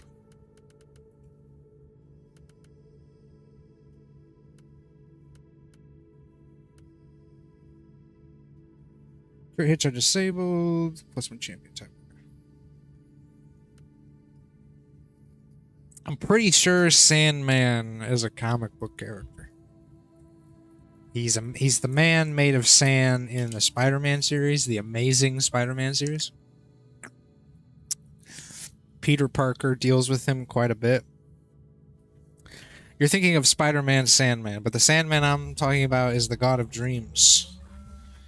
The enemies of the Imperium Right, no, I understand. I understand. I'm saying I didn't realize Kill the masters, that Sandman became a god. Because I don't keep up with the comic books. Like I said, I just watch the movies. I only know the Sam Raimi movies. I didn't read the comic books that much. I didn't even watch like The Amazing Spider-Man or Enter the Spider-Verse. I was mainly just Sam Raimi trilogy kind of kid, you know. But it's like I know there's a lot of people who like the comic books too. You going to bed? Okay, Vixen. You have a good night. You have a good night. You take care. Keep me posted on Sandman though. I would love to know what's going on in the comics. You know.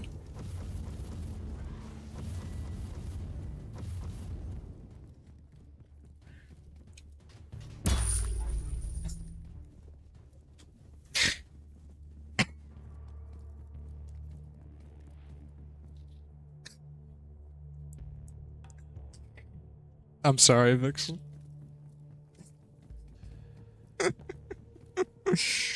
I'm sorry. Come on. You think I could have passed that up? I know what you're talking about. If you're still here, Vixen, I know what you're talking about. I'm just kidding. Good night. Have a good night rest.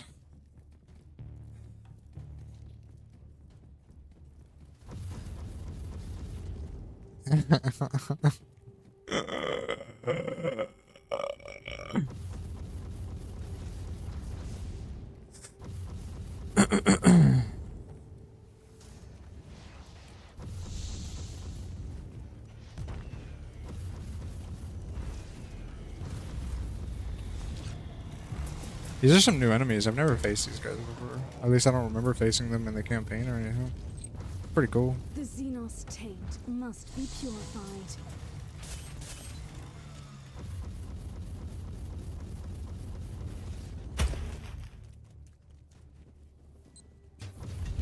Listen. This is why I don't have a lot of friends. Okay?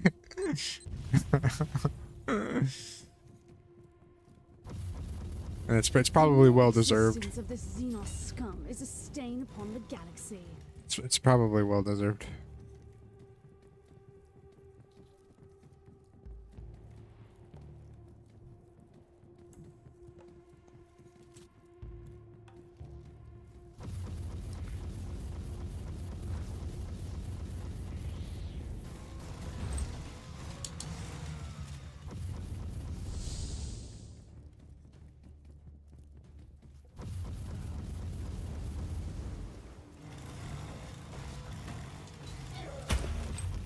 Nice. Josh. Josh, you have to be a very You have to be a certain breed of person to be my friend. You'd have to put up with all my shenanigans.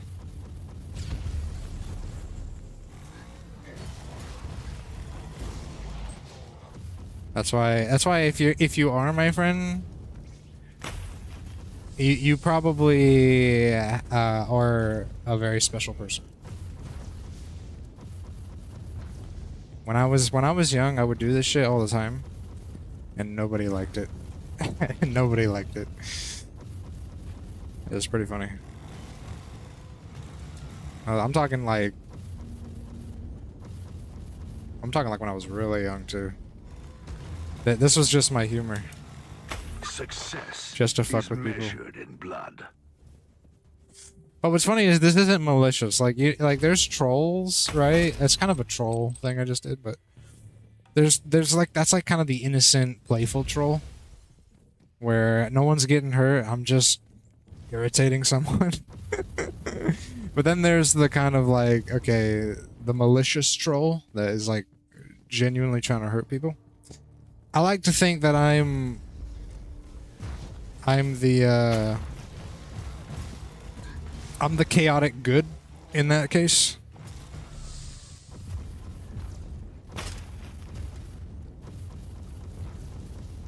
Maybe I'm the chaotic neutral. I remember your tism. Yeah, true. Listen, life would be boring if I just sat here and was like, oh yeah, the Sandman, the one where you go to sleep and, you know, the song, you know. I know what you're saying. Well, yeah, you have a wonderful sleep. Thanks for visiting my stream. No, that's not me. I want you to question your life choices when you leave my stream. On borrowed time, Drakari, but not for long. Question your life choices. One of those life choices being sitting in my stream. Slaanesh is awaiting for Duty you. prevails.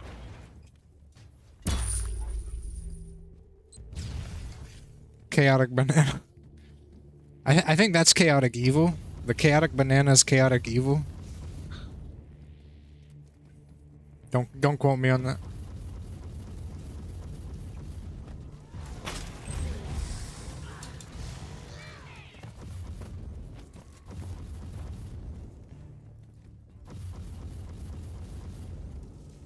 A once proud race degenerated into sadistic mongrels.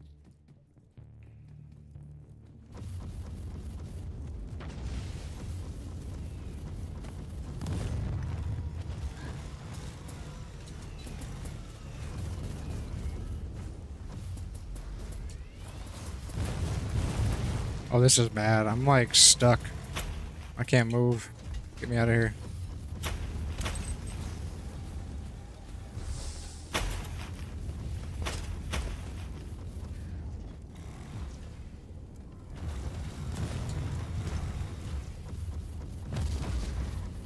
You guys think Vixen figured it out by the end? Do This you was think? your last raid, Drakari.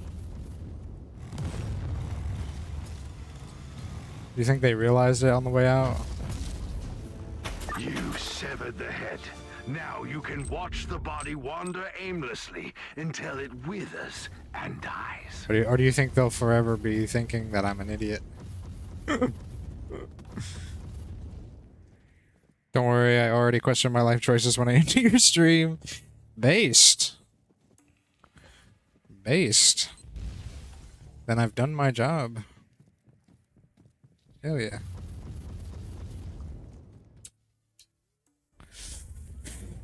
Nah, they human. They were having such a great convo here. We were vibing about food and chicken. And then all of a sudden they're like, "Hey, you know, what did they say?" Oh, I want to go back. Eating ice cream, watching Sandman. And that's when it all started. It all went downhill from there.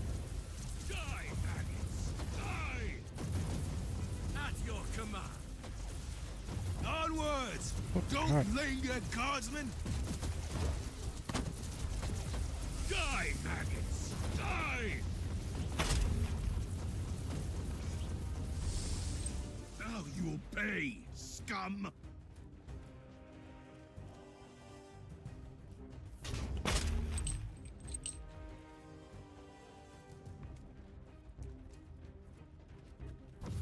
For the Emperor!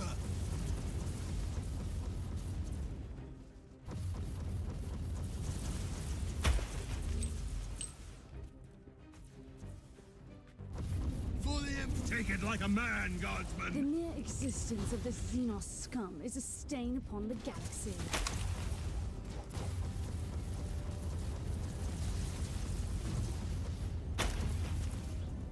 Overran and butchered without mercy.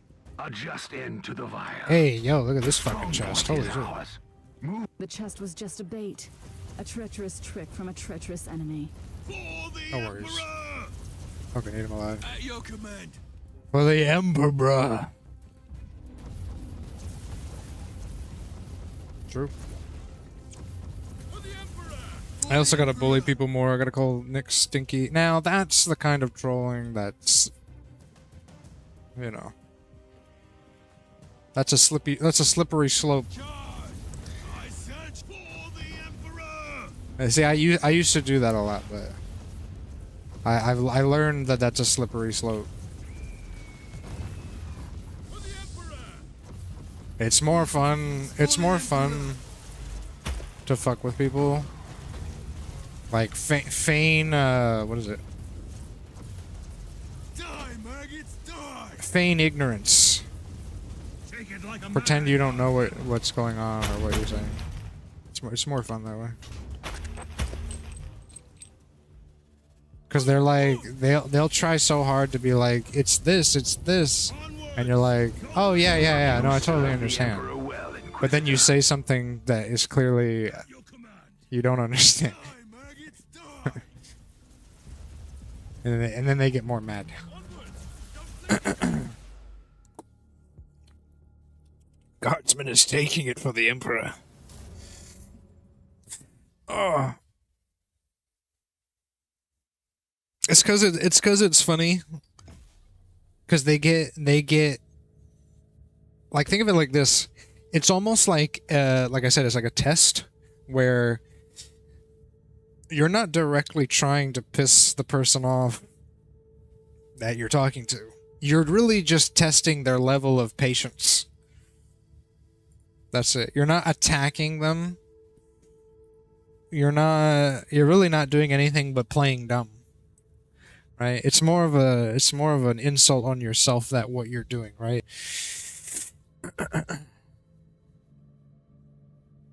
And it gets funnier if they start to attack you. Cuz they're like, "Oh, you're so stupid. You're not listening." And it's like, "No, I'm listening. I get it." Sandman from the Spider-Man comics. No, I understand. And then you kind of just trail off like, yeah, I just don't read the comics that much, it's just one of those things, and he's like, or they're like, no, it's not what it is. And now they're thinking they're crazy because they're not explaining it right or something.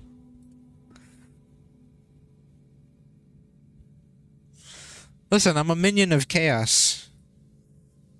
Okay, I'm a Skaven. That's what I do.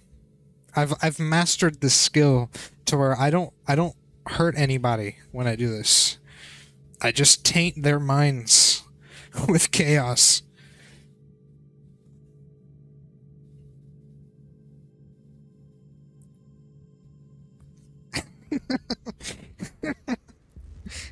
Josh. You are right on target, Inquisitor. The Argus scans show multiple heavy weapon platforms in close vicinity, keeping the Imperium forces under fire. Act quickly, or soon there will be no one left to thank your valiant effort. Before they get mind-scrubbed anyway. It's kind of like when that guy showed up in my stream. He genuinely wanted to know how to stream and start a stream. And then I just started saying push the button. And just like not paying attention. Like whatever he says, I don't care. Because I'm just gonna keep saying you need to push the button. He stayed longer. He stayed way longer than I expected. Like he put up with that shit for quite a while.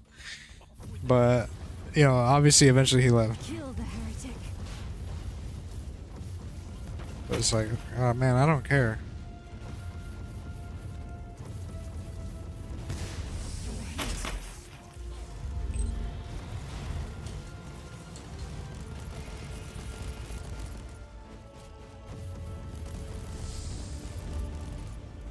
Perish.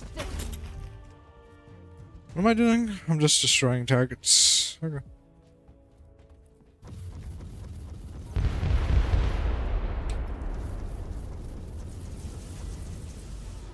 Repent.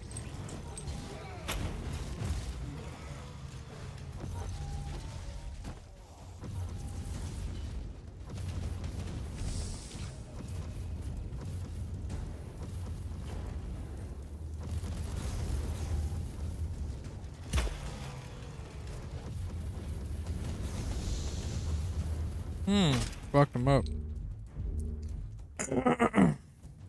Listen, you don't show up to my stream for vanilla content. You show up to my stream for all the delicious, you know, off-color content.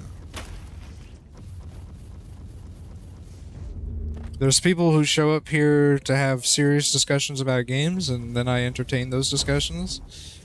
And then there's people who show up here who want vanilla discussions where I get bored and start fucking with them.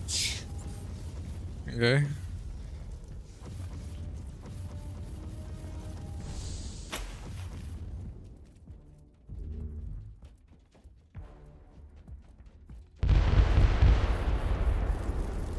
Burn. Burn.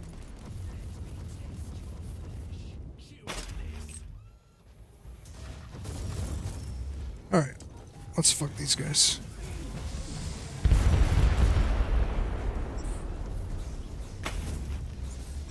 Off with the head.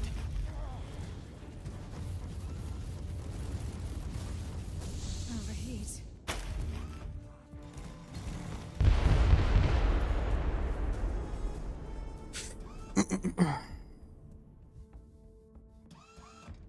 Target neutralized. At this rate, you'll be back on board in no time. Hell yeah.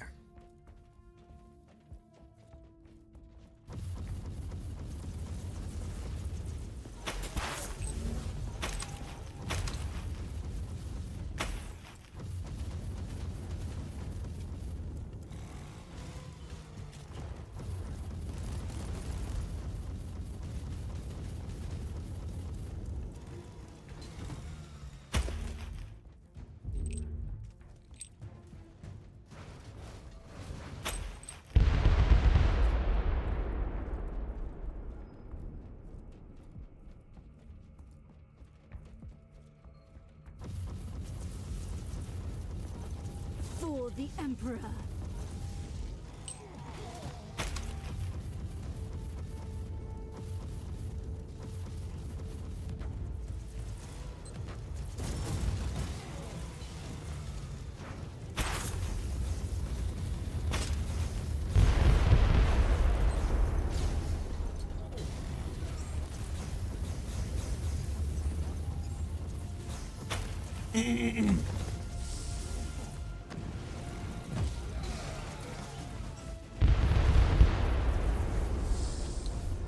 Jesus Christ.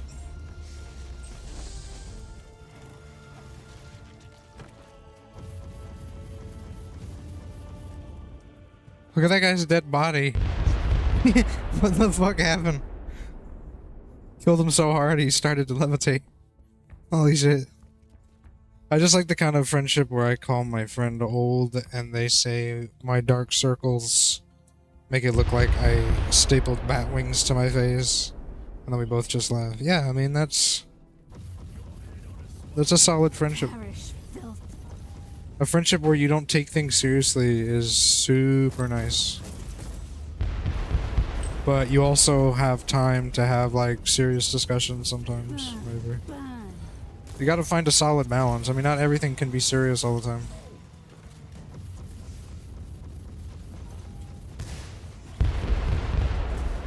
Okay, that shit's like fucking loud and obnoxious.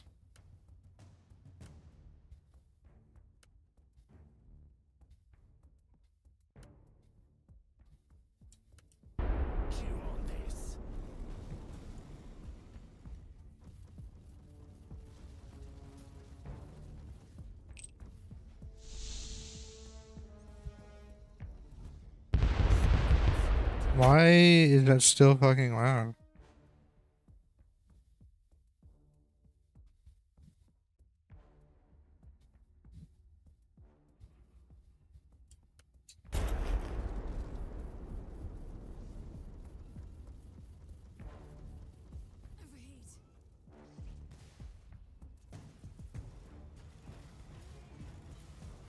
The Emperor's Okay, did they really code this in as speech? Are you fucking kidding me?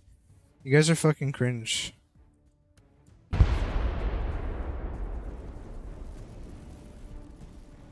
The fuck? I don't want to hear these fucking bangs.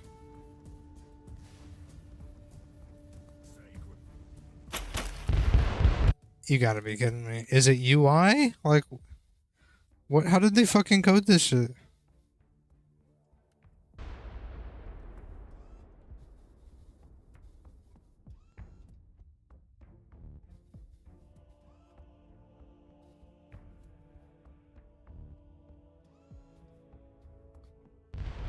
They coded it as user interface sounds, dude. The fuck is wrong with these people? That's crazy. That's fucking crazy.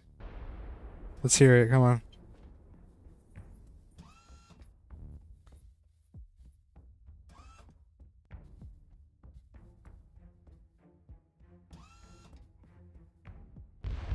Wow.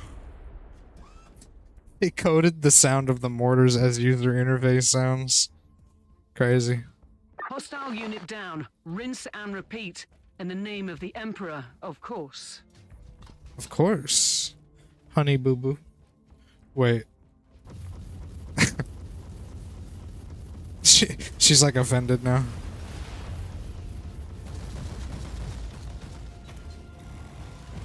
I didn't mean it like that. I didn't mean it like that. I was trying to be cute with it. I fucked up.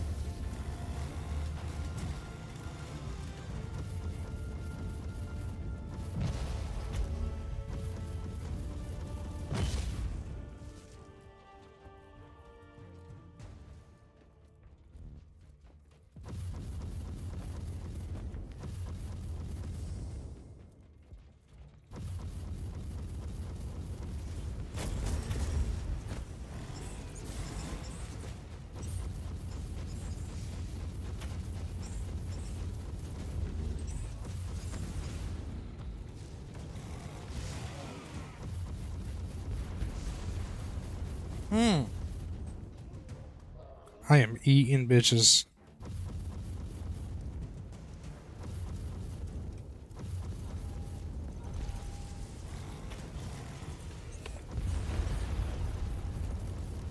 Oh man, I'm chewing his ass up. That was good. That was great. repent.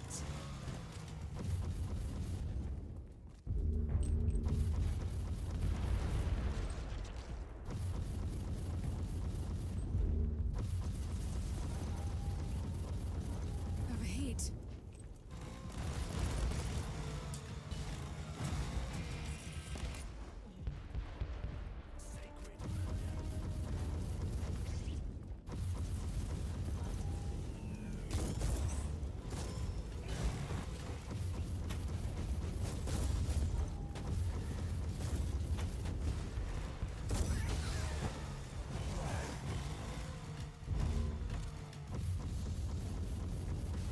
Ooh-wee.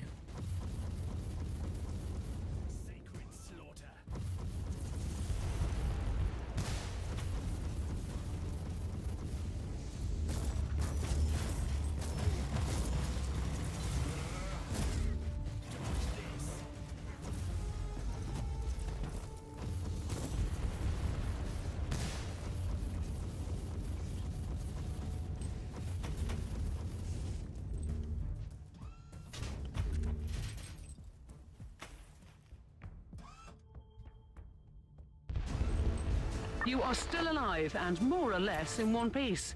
That's a success, I guess. Initiating man. exfiltration rituals. Yes, exfiltration rituals. Yes. Fuck yeah.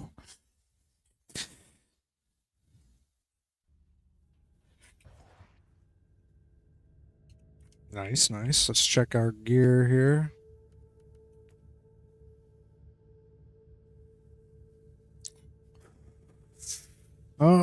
More heat.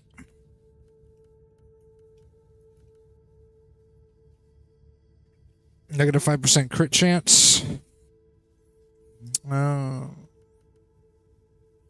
Crit hits dealing heat damage at a heat vulnerability. Yeah, we'll go for that and then leave this.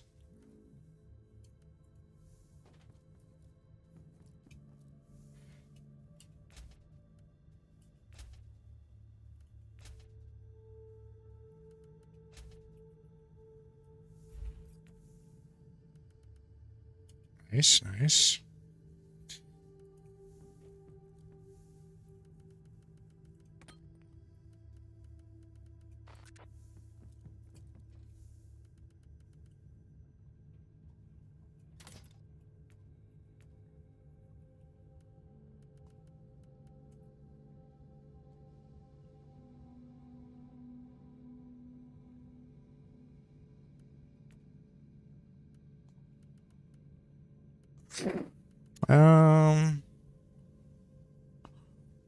Yeah, let's add another. Fuck it.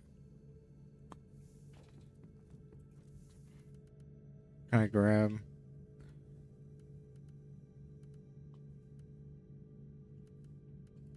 Suppressing warp damage. Crit hit chance. Oh yeah, range damage bonus. Hell yeah.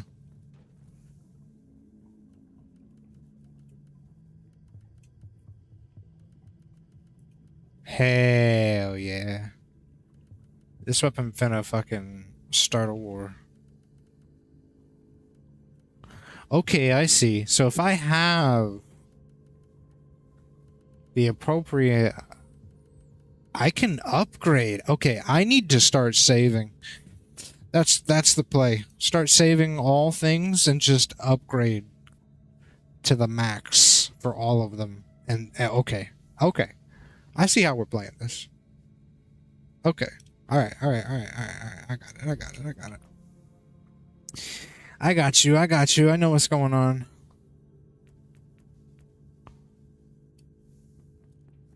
Let's hit it.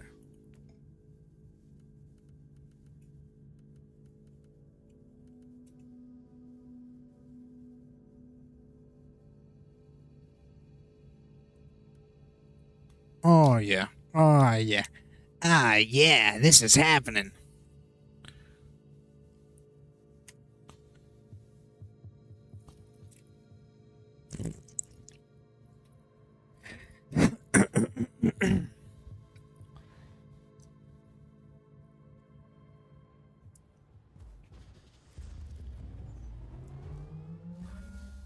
The enemies of the Imperium are infinite, and such a vast threat can only be fought with ingenuity.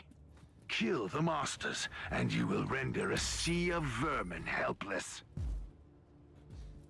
You got a hurricane headed towards you, but it's not really going to hit my area head on, so it's just going to be raining like crazy the next few days. I swear, I wish it would rain in the West Coast, bro. I would welcome literally anything that causes rain. I don't care. It's a vibe, man, and I need that vibe in my life. Unclean.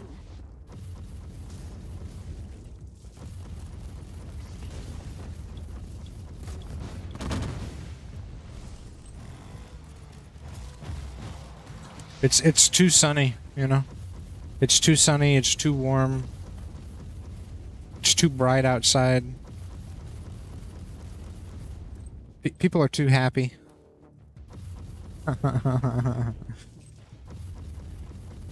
need some gloomy weather. I need some gray clouds.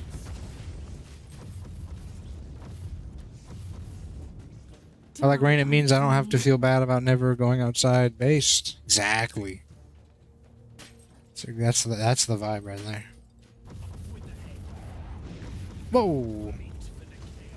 What's up?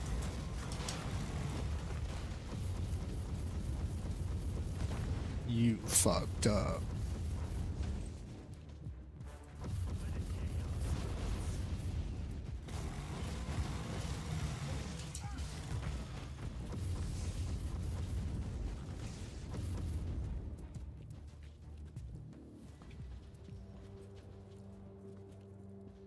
Okay, I guess we'll go this one.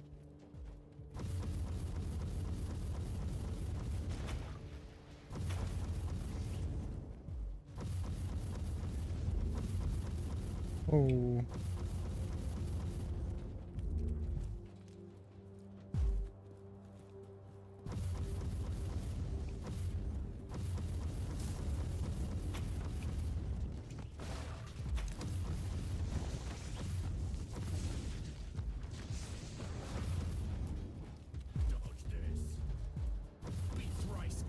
Kill the heretic. Be thrice cursed, Inquisitor.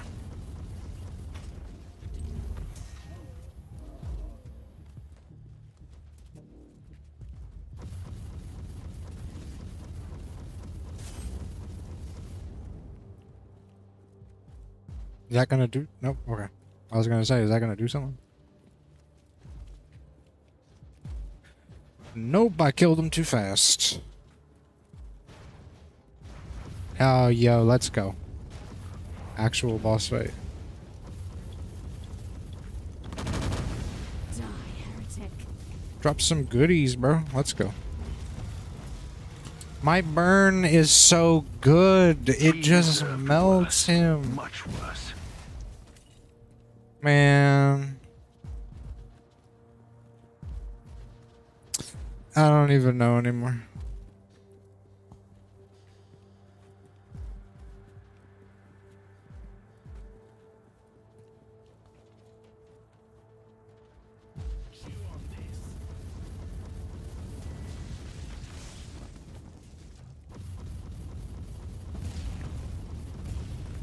Jesus. Oh, man.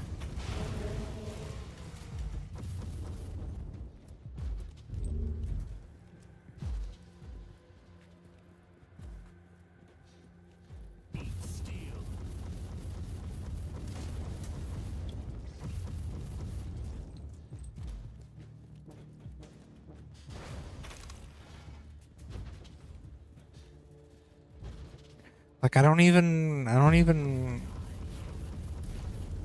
consume my heals, my syringes. Rarely need to use. Oh my god.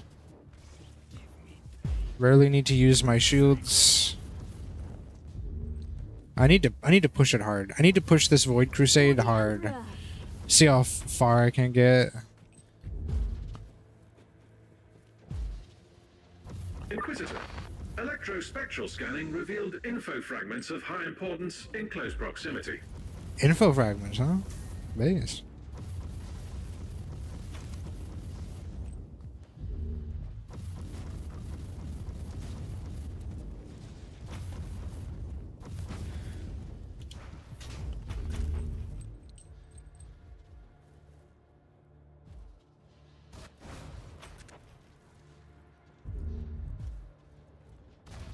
Was that it right there? There you go. Repent.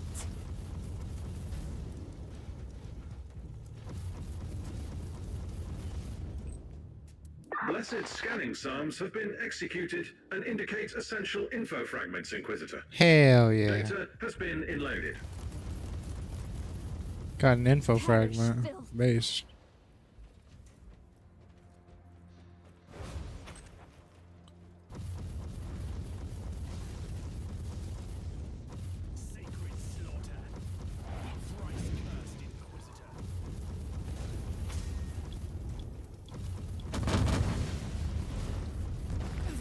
Hey, yo, what's up? Think you're cool? I don't think so, honestly.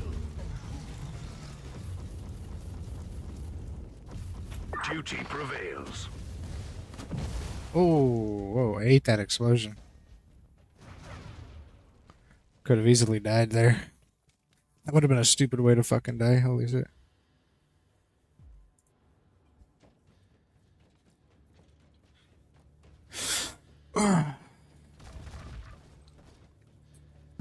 Alright, last one.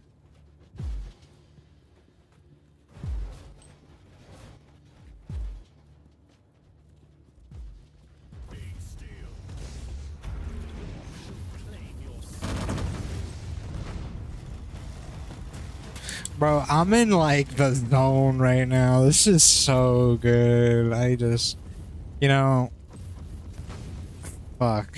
This is, I don't even know what to say. So much fun right now. All I can do is praise this game for how much fun it is. And it's so casual. Like, it's top down, playing with a controller. Literally just press button, shoot. Easy. Fuck yeah. I just gotta make sure I've got the stats to fucking kill these guys.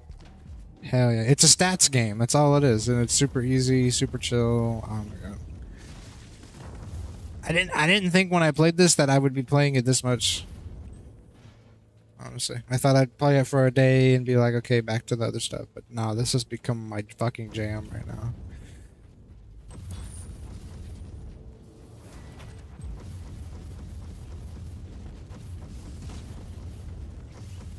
Literally relaxing right now. I know. God forbid. God forbid I relax, bro.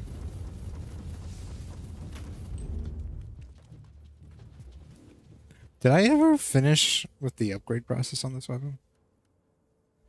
I did not. Actually, I'm almost done. Kill rebel type elite creatures on your level. Alright, okay. So we're working on it. I literally just need to find a hand flamer and brazier. An exotic hand flamer and brazier. And I will literally become God. With the kind of shit I'm building.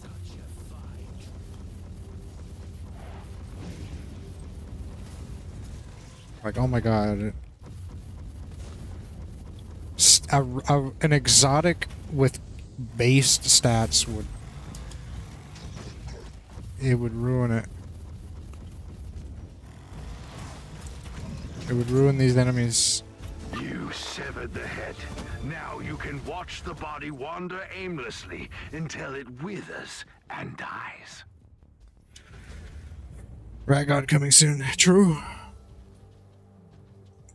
Coming soon to a cult near you.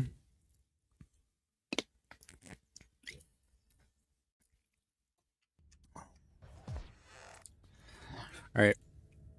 Let's check the inventory.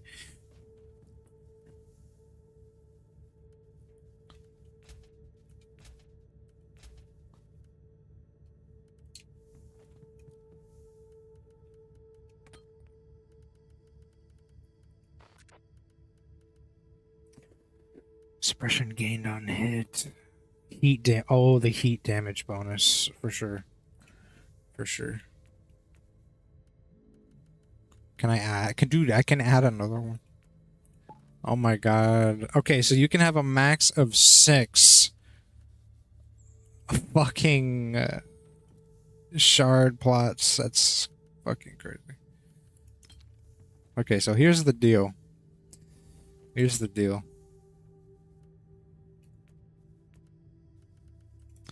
We're just gonna offload a shit ton of heat-based stuff to this. DOT damage. Offload that.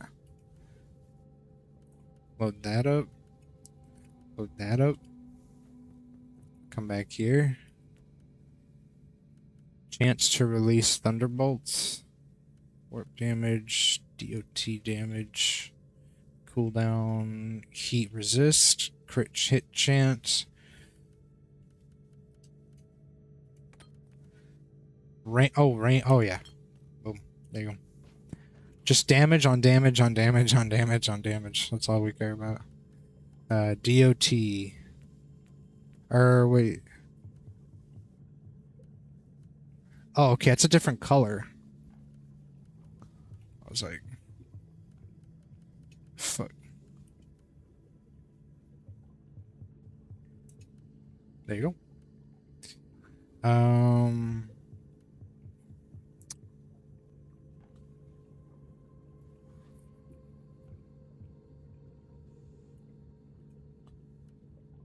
DOT. That's a plus 20% DOT damage, so we'll take that instead. That would just work better.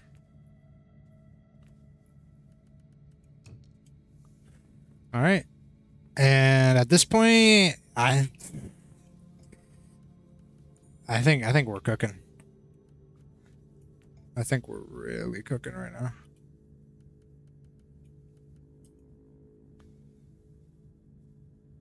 Enemies are immune to attacks that deal less than plus 100 damage. Interesting, interesting. Guess we'll see how that works. I'm probably not going to be affected by this, but I mean, it's interesting. Let's find out.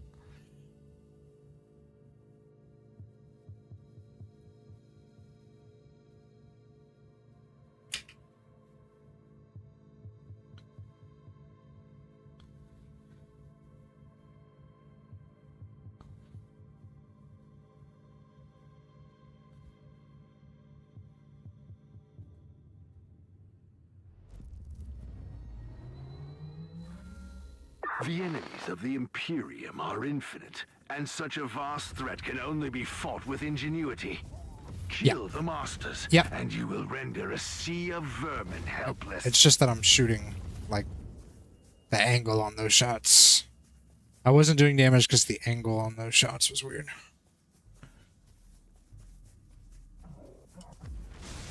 Oh, dude, I'm hitting the thousands now. And I'm steady hitting the thousands. I used to be hitting around 8, 9. Oh, dude, we're hitting thousands easy. Kill the heretic. We're hitting thousands easy.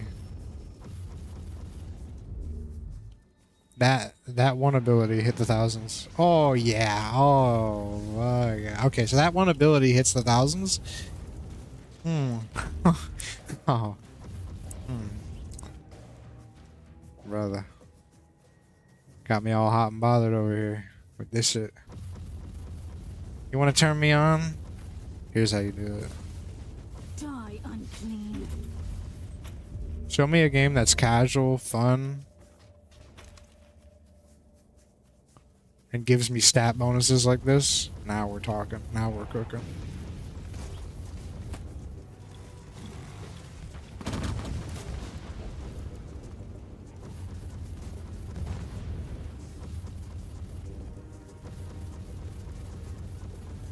Oh man, chewing it. Oh, brother.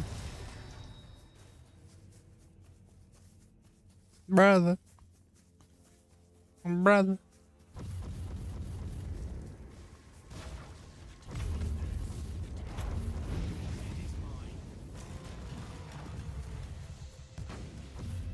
Oh, he's like stuck in the wall.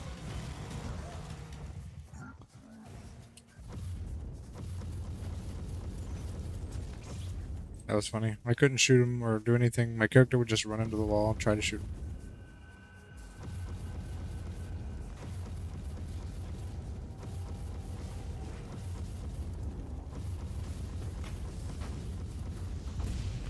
Hell yeah.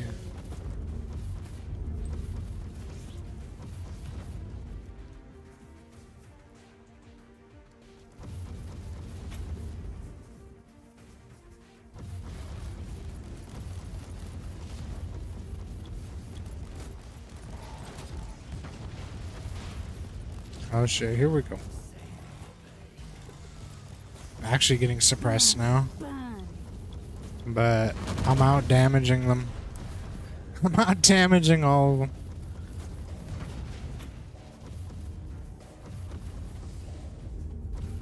Recoil unclean.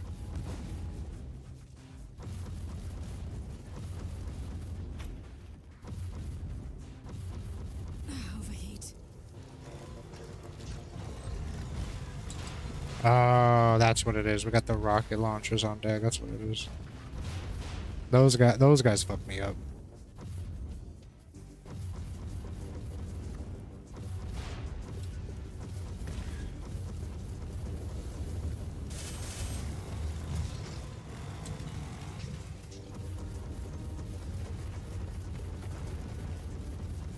There you go. She deserved worse.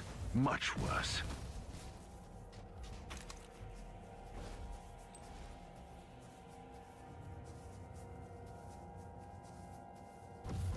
Kill the heretic.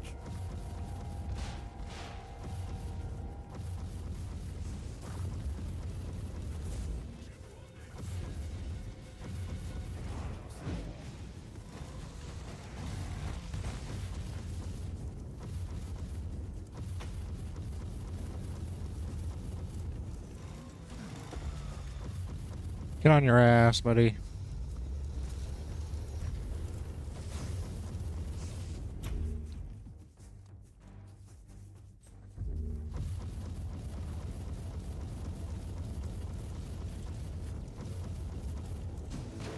You severed the head. Now you can watch the body wander aimlessly until it withers and dies. Sacred slaughter. Sacred slaughter. Commando located. Current order. Find and destroy enemy relay station. Hey yo, bonus mission. So I should keep playing missions, even after I'm like technically done.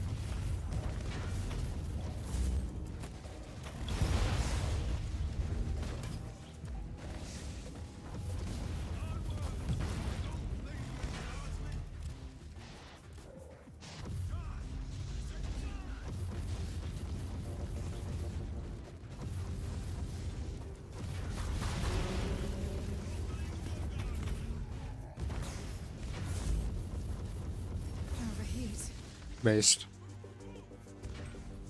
And then I guess I destroy this? Hell yeah. Attack successful. Early estimations show significant reduction in Imperial losses. The Emperor protects. Die, Maggie! Ready to fight! I mean, I could keep playing and killing enemies and leveling up. I could also progress.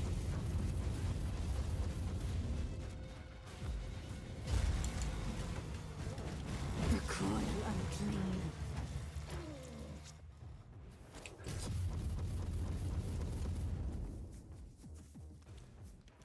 Yeah, we'll just bail. Fuck it. I don't think there's anything bonus. Dude's trying to chill, you keep bullying him to the wall. Yeah, that one guy. I couldn't attack him because he was in the wall. He's a chaos worshipper, and as an Inquisitor, I have to cut him into little bits and pieces and eat him. It's just my job. Literally my job. More heat, please. More heat damage.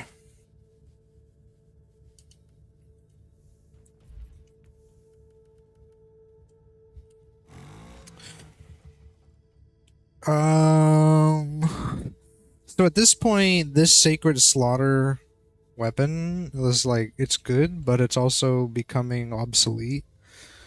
So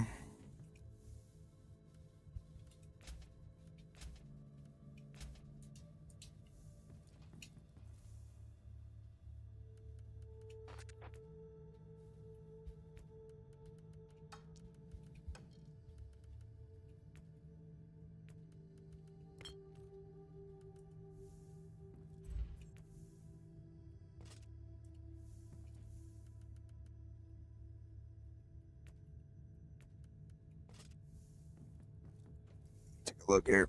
I've only got 104k, so I kind of need to be careful here.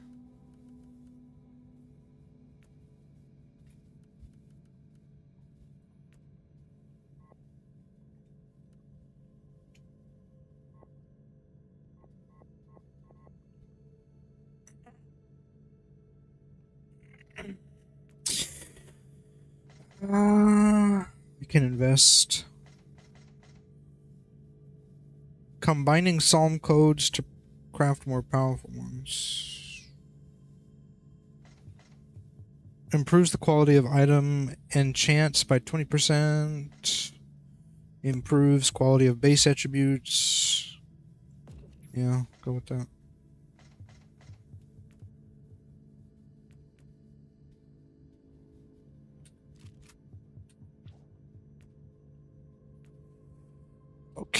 Okay.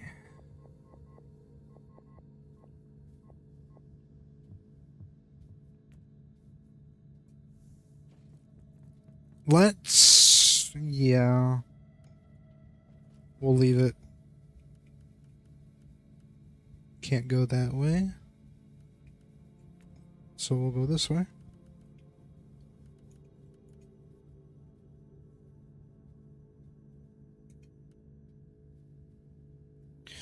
We'll see how this weapon handles. I need to use it a bit to upgrade it, and I need to figure out the combo. Proper combo with it, although I just feel like I won't be needing it since I'm heavily reliant on the flames and the heat anyway, so should be okay.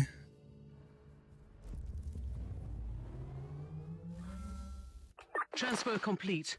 Teleportarium locked down. As far as I know, all the Imperials who asked for immediate help have been found. I fed the coordinates to your tactical sensorium. Save as many of these unfortunate devils as you can. But for what greater or darker purpose, I wonder. Whew.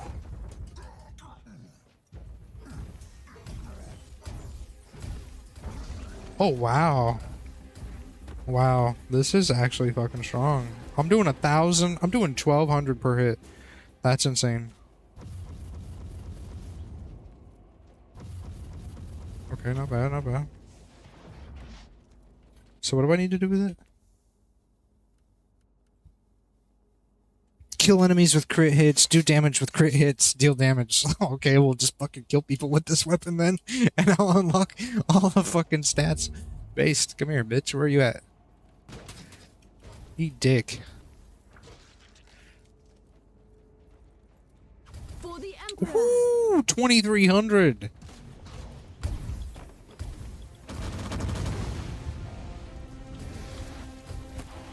Oh, wow. Oh, wow. 32 fucking hundred damage. Oh, no. Oh, no.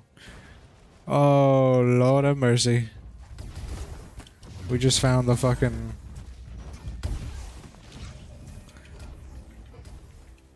Just found the weapon.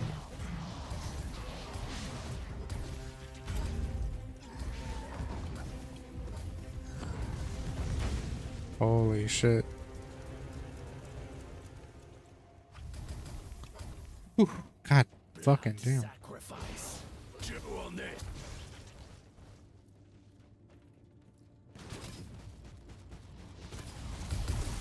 Oh wow, I killed 3 of them. Oh my god. Rescued by an Inquisitor. Is that a good or a bad omen? Shut the fuck up. I'm Inquisitor Lilith, okay? I'm a radical.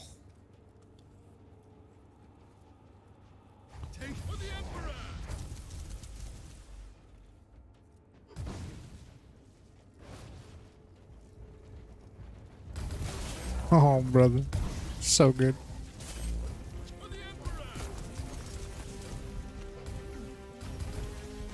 Fucking A. The Emperor's Oh, this is apprentice so found good. me.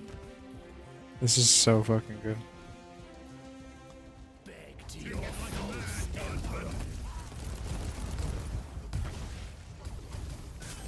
I'm like sitting in the flames, but I'm chewing them up like crazy, so it doesn't matter. Oh yeah, this is the one I'm gonna be slotting fucking shards into psalms, you fucking name it. Damage all day, brother. Perish there. See how we fare against this elite enemy here.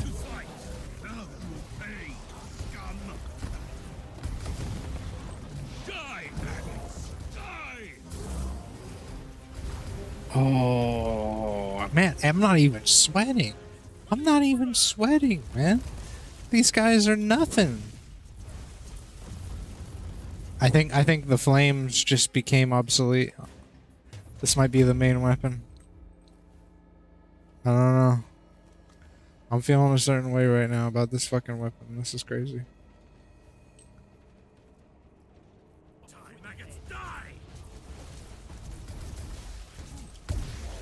Wow. Holy shit. You just saved some Imperial meat from the grinder. Get to the next group.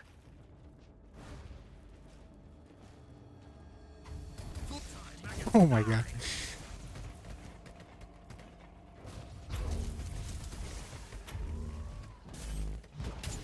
Take a seat, you bitch.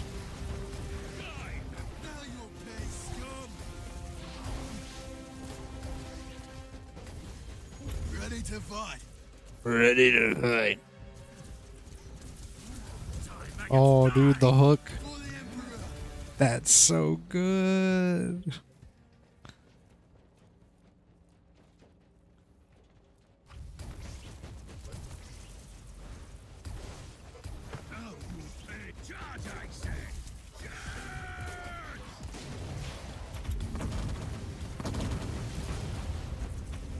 Forget about it. 8,000 fucking damage on a crit right there. This is insane. Absolutely insane. I'd rather wait 4 hours in queue. Oh, Nix. I don't get it, bro. I don't get how people do that. This is so much fun. Like what did I say? Like, you have to have some kind of mental illness to think that that's like okay, man. Like, you seriously need to have some kind of mental illness.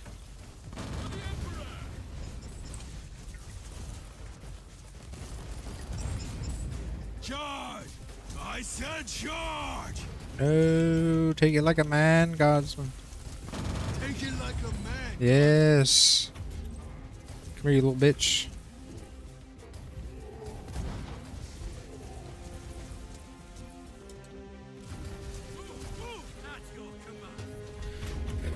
Unless I'm 1v1ing, I'm not alive. Yeah. It's a disease, man. Honestly, it's a boomer disease, and it's the blessing of time that they will all eventually probably die. It's ice cold of me to say that, but I don't even give a shit. Really don't. The sooner that mentality can die, the sooner we can have better games.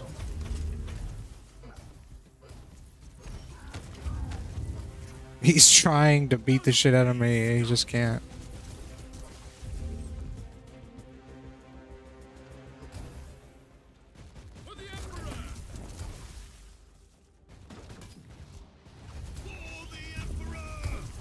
Dude, I grabbed like 3 guys and pulled them towards me. Wicked. The seeking and saving part is done. Find the evacuation points and I'll handle the rest. Hell yeah. At your command. I honestly believe, though, that those people that have that disease secretly, deep down inside, are miserable and want to be happy. You know? They just don't know what real happiness is like because they've been locked into this mentality for so long. Now you're paying for the Emperor. Oh shit.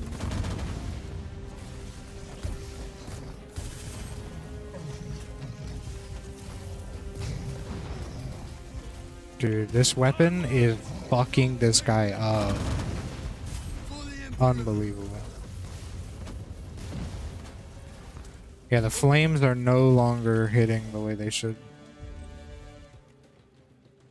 This is great.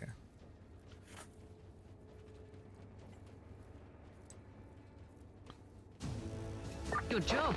I thought the Inquisitors were less proficient at saving things, but I Damn. stand corrected. Comp PvP is a dying genre the world is healing. I think it is. I really do. I think the disdain among the gaming kind of society is growing for this hardcore PvP mentality.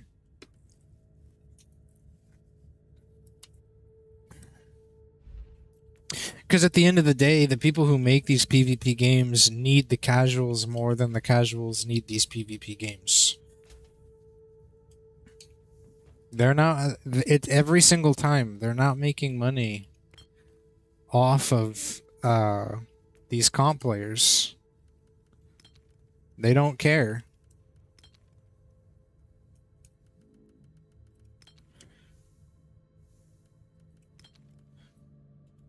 The comp players want to make money off of the game.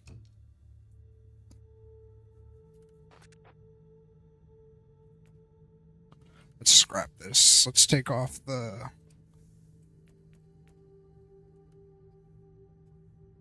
Let's take these off and then scrap it. That was a great weapon. I'm glad I used it, but it's time. It has served its purpose.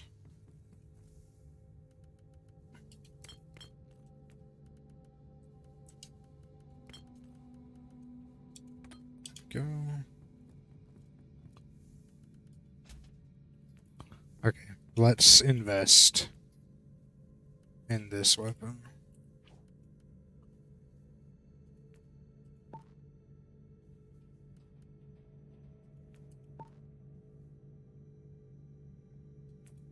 There we go. Let's go see what we can put in. We need damage, straight damage, DOT, suppression, warp damage, cooldown, heat resistance, crit hit chance, melee damage bonus, HP gained on hit. I would rather just have damage. I would rather have kill potential.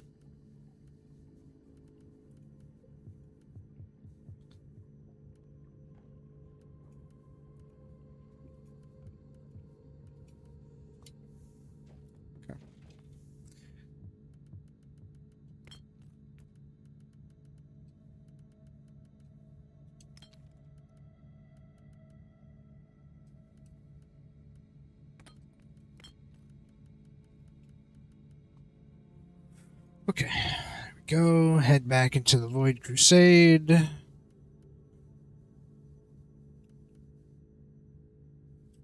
Just keep pushing, just keep pushing.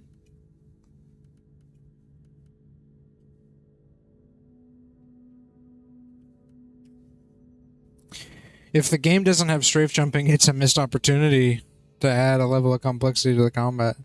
True.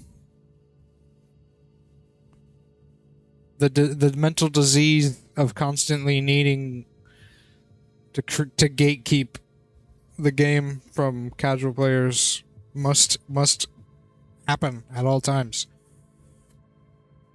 Casual gamers are just disillusioned with PvP as a genre at this point because they just know that they know they will never have fun with these godforsaken games. Data construct shows temporal rifts and increased warp activity. Extreme caution advised. Pro PvP players are killing their own favorite games, and they really don't have anyone they can blame but themselves. I think with that, it's more about the fact that they don't keep the bullshit out of the casual queues. I mean, if you think about it, the devs of these games, they try to be like, okay,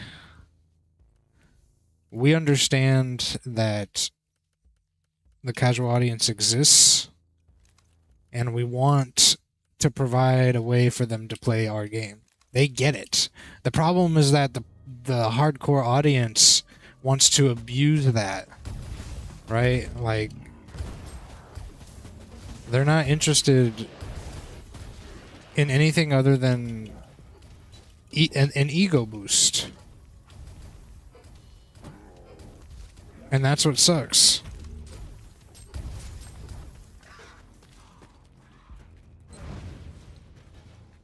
But it's true. It's like you said, they are killing their own games as a result, right?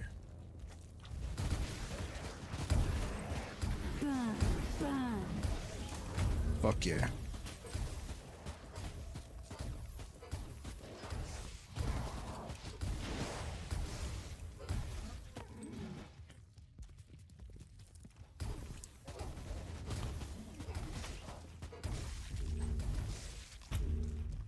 Whoops, fuck.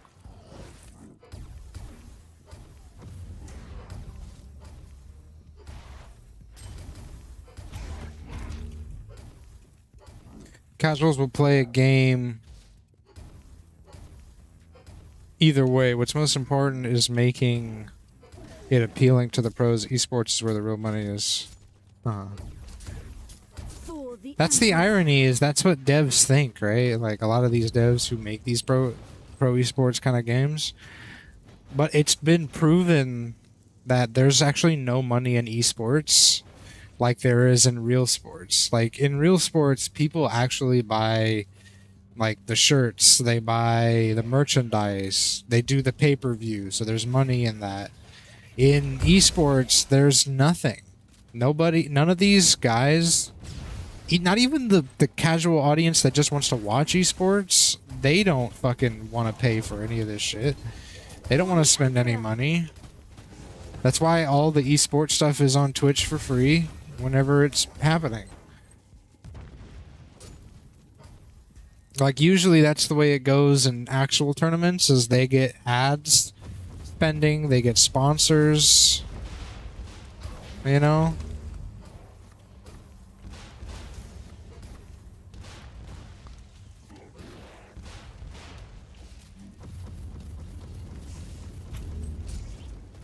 No, I'm not taking the bait.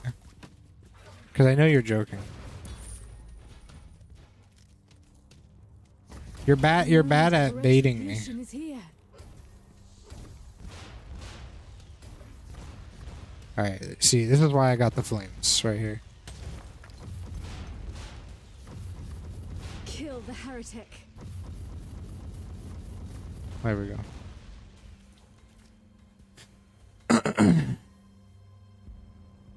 Yeah, there's no money in esports. I mean, if even Overwatch struggled to make money, like, then there's no money in esports, right? Like, there might be money for a company like Valve, you know, with the Counter-Strike shit, but ultimately they make so much money elsewhere that they don't have to depend on the esports to make their money. Excuse me. They literally have a fucking multi-million-dollar empire that they can just make money off of passively. Alright, let's swap to flames for this.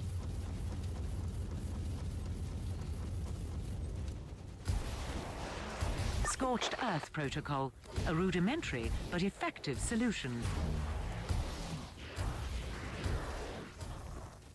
So some enemies, it's more effective to burn them. Detecting a I like mutagenetic that. agent in your bloodstream, Inquisitor. Evasive maneuver advised. I really like that.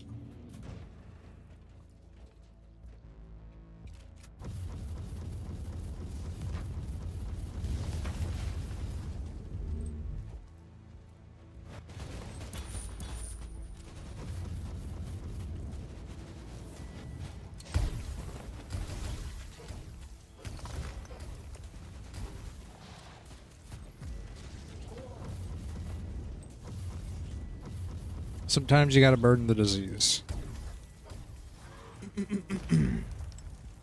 Esports is a nice to have nowadays if you got the money already.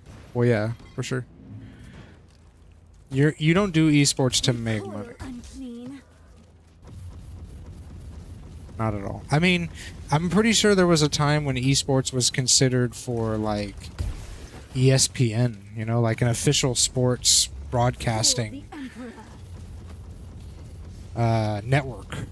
But eventually it just kind of just fell by the wayside because they know there's no fucking money in this.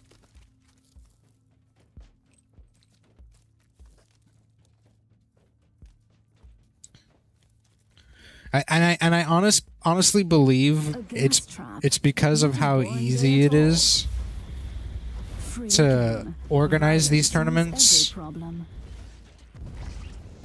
You know, like when you think about like I can organize a tournament for MacGuffin, when it comes to Repent. basketball, when it comes to all these other like IRL sports, it's a lot harder to organize especially if you're doing it for a day. So you actually would rather watch real sports and be like, okay, they're playing on this day, this is my team, you know, like it's the accessibility of the game, of organizing, is so much more easier with video games and the esports than it is with actual sports, which makes the ability to participate just easier, right? So if Counter-Strike was harder to play, people would watch more Counter-Strike, right? If playing games was less accessible, people would probably watch esports because it's cool, right? Because they can't play the game. But there's no reason to watch esports. There's no reason to be like, this is my team or whatever, if like you can play it whenever you want. You can participate in like grassroots tournaments, you know, like I feel like that's the biggest thing that most people don't think about when they think about esports and the money. The money comes from the fact that these other sports are a lot less accessible when it comes to tournaments. So the money comes from people wanting to see matches and not being able, like when you go on Twitch, nobody's like playing basketball. Nobody's playing football. Like nobody's streaming a football match or recording a baseball match or a soccer match. You know what I mean? Like you'd have to go outside, organize, or like get lucky, find some people just playing. Even then, it's probably not going to be super competitive. It's going to be probably kids just playing. It's like, I don't think anybody ever thought about that when it comes to esports. You want to watch Counter-Strike? You want to watch some like sweaty people play Counter-Strike? You could do that right now. You can go play it right now. You can easily organize a tournament right now. You can watch a Twitch streamer like Shroud go sweat in a Counter-Strike match. You want to watch pro Smite matches? Smite, the channel, will stream pro matches like all the time. There's plenty of people in the community organizing grassroots tournaments. Like you can go watch that anytime you want. You can't do that with actual sports, soccer, and stuff like that. Like there might be something like that, like for ESPN, right? But that's where the money is, right? Like ESPN gets ad revenue, but there's no like esports type ESPN kind of channel. So you don't get any of that. You just get a bunch of people kind of like doing their own thing. There's no centralized type spot to get all the sports. It's just kind of completely decentralized, you know, which is good. It's a good thing at the end of the day for the game. More accessible, more people can play, but you're not going to make any money off of that.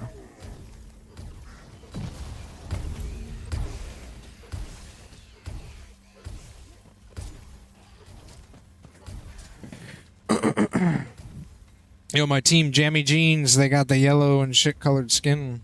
No one cares about it. Well, it's the fact that it's way too accessible. Esports is devalued to hell. That's what it is. Like there is no value because there's no reason to put value to it, like you would in other sports-based industries and products. The samples you collected are priceless for the future research of warp-borne pathogens and toxins. Warp-borne. We also saved... Like that's the reason why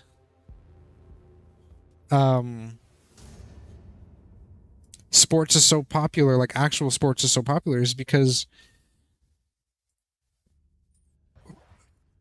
it could be a sport that you grew up with that you liked, and so you follow that team. There's no reason to follow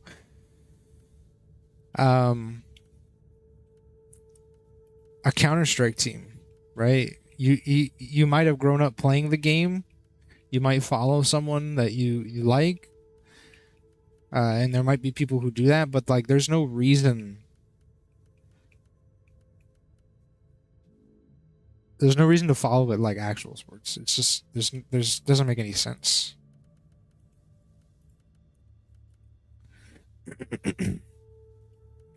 Because of the shit that I just outlined, that's it's way too accessible. You can go play it. Everybody wants to go pro. I mean, in sports, a lot of people want to go pro too, but it's a lot less than the amount of people who play games who want to go pro as well.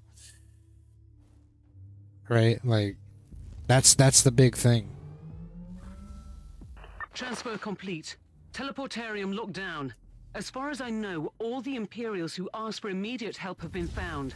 I fed the coordinates to your tactical sensorium. Save as many of these unfortunate devils as you I will can. send your But soul for what into the greater void. or darker purpose, I wonder.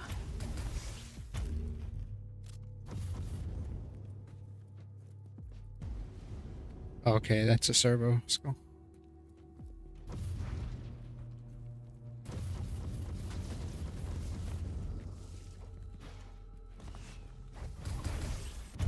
Oh shit. The Holy Order will not be pleased, I imagine. Damn. I fucking blew myself up. That's too bad. Our fave content creators aren't playing with the pros. They make more money at home. Yeah, that's the other thing too. Like, if you look at content creators who make money playing games, majority of them are playing like with their friends and at a very casual level. They aren't trying to be the best, player necessarily.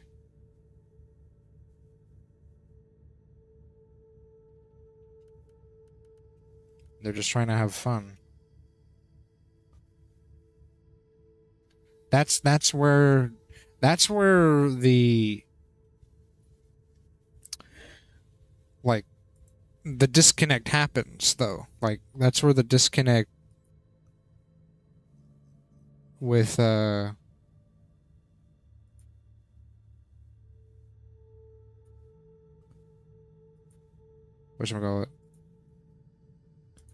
like between the pros and the casuals, that's where the disconnect is. Where you have people who just want to play the game with their friends, have a good time, relax, have a drink, maybe, while they play. You can't, like, you could do that playing a PvP game, but the pressure is a lot higher to perform, like I said in Diabolical, at or above your expected level of play. Right? Expectations You are are right on massive in PvP games, which Target a lot of the Inquisitor. times August sucks. scans show multiple heavy weapon platforms in close vicinity, keeping the Imperium forces under fire. Act quickly, or soon there will be no one left to thank your valiant effort, before they get mind scrubbed anyway.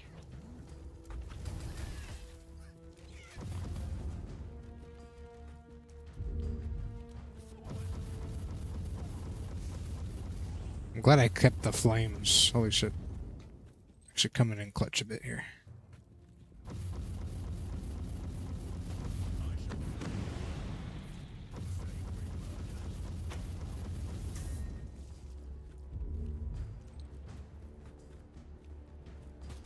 Imperial reconnaissance forces located. Potentially useful assets, but their current situation is terminal. Immediate action required. Reconnaissance force relieved. Send basic, follow and protect order to the survivors.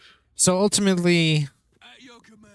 my kind of final thoughts on PvP esports is that it will always be what it is. Kind of this endless pit of investment that will never be what I think the people like James or like these pro players, like what they want it to be, right? And so as a result of that, games ultimately, I think, are going to slowly trend back, as they already are, towards casual PvE experiences. Like there's there really is no reason to make a game Overheat. like so hardcore on the PvP side. Like, you can have PvP, sure, but there really is no reason to make it so hardcore.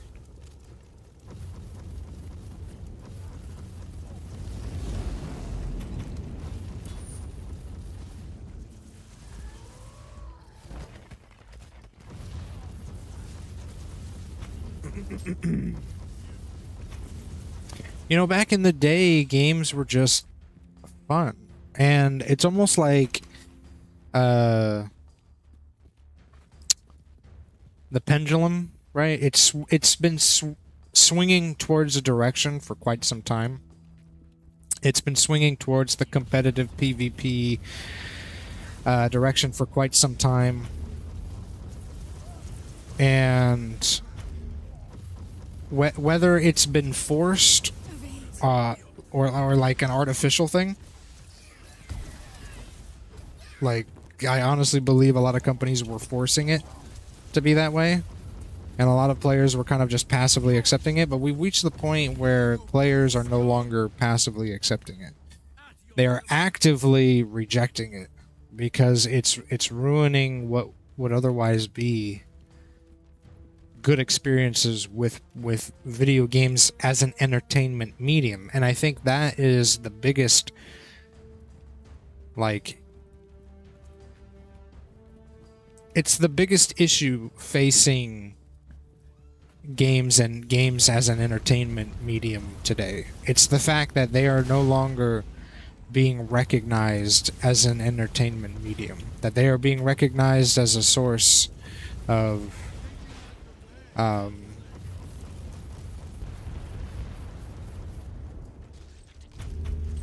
like it's not, I was gonna say a source of financial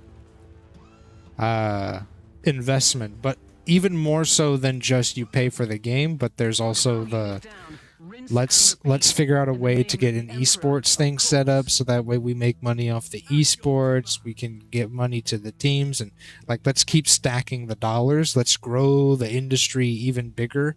And you know, Concord was an indictment, in my opinion, on that kind of activity in the game industry. It was an indictment by gaming culture as a whole, right? Because the competitive games have, as me and Casey always talk about, the competitive games that want to own their space in the market already exist. The first-person shooters, the MOBAs. There's card games that are big in certain areas, right? Like card trading games. Like, they own the space that they're in. They are already making the money that a lot of these other companies want to make. There's no reason to keep trying to create games that ultimately are going to be part of a overly crowded market.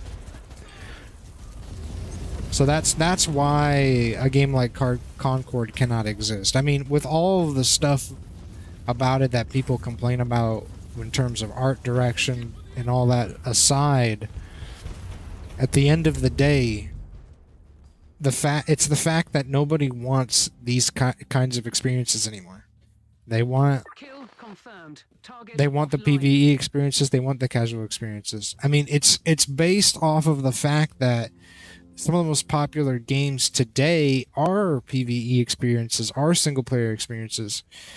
You know, the Wukong game, a single-player experience. Lethal Company, a co-op casual experience. Baldur's Gate, I think, is a casual co-op experience.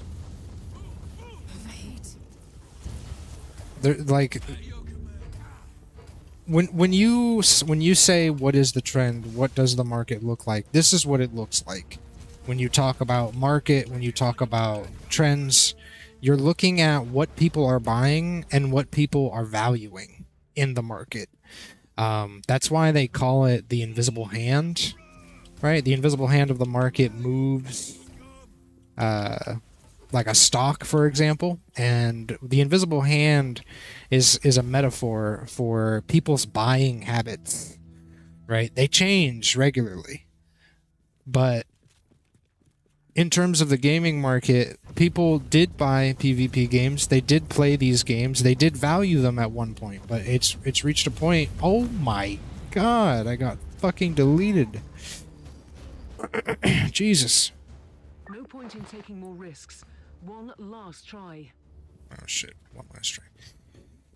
But it's reached a point where the gaming market no longer values PvP, no longer values that kind of game. And you're going to start seeing more products come out where they're going to try to appeal to what the market wants. Instead of trying to force the market to want to play a certain game, which typically happens as well. They try to force the market. They try to force the audience to play a certain way.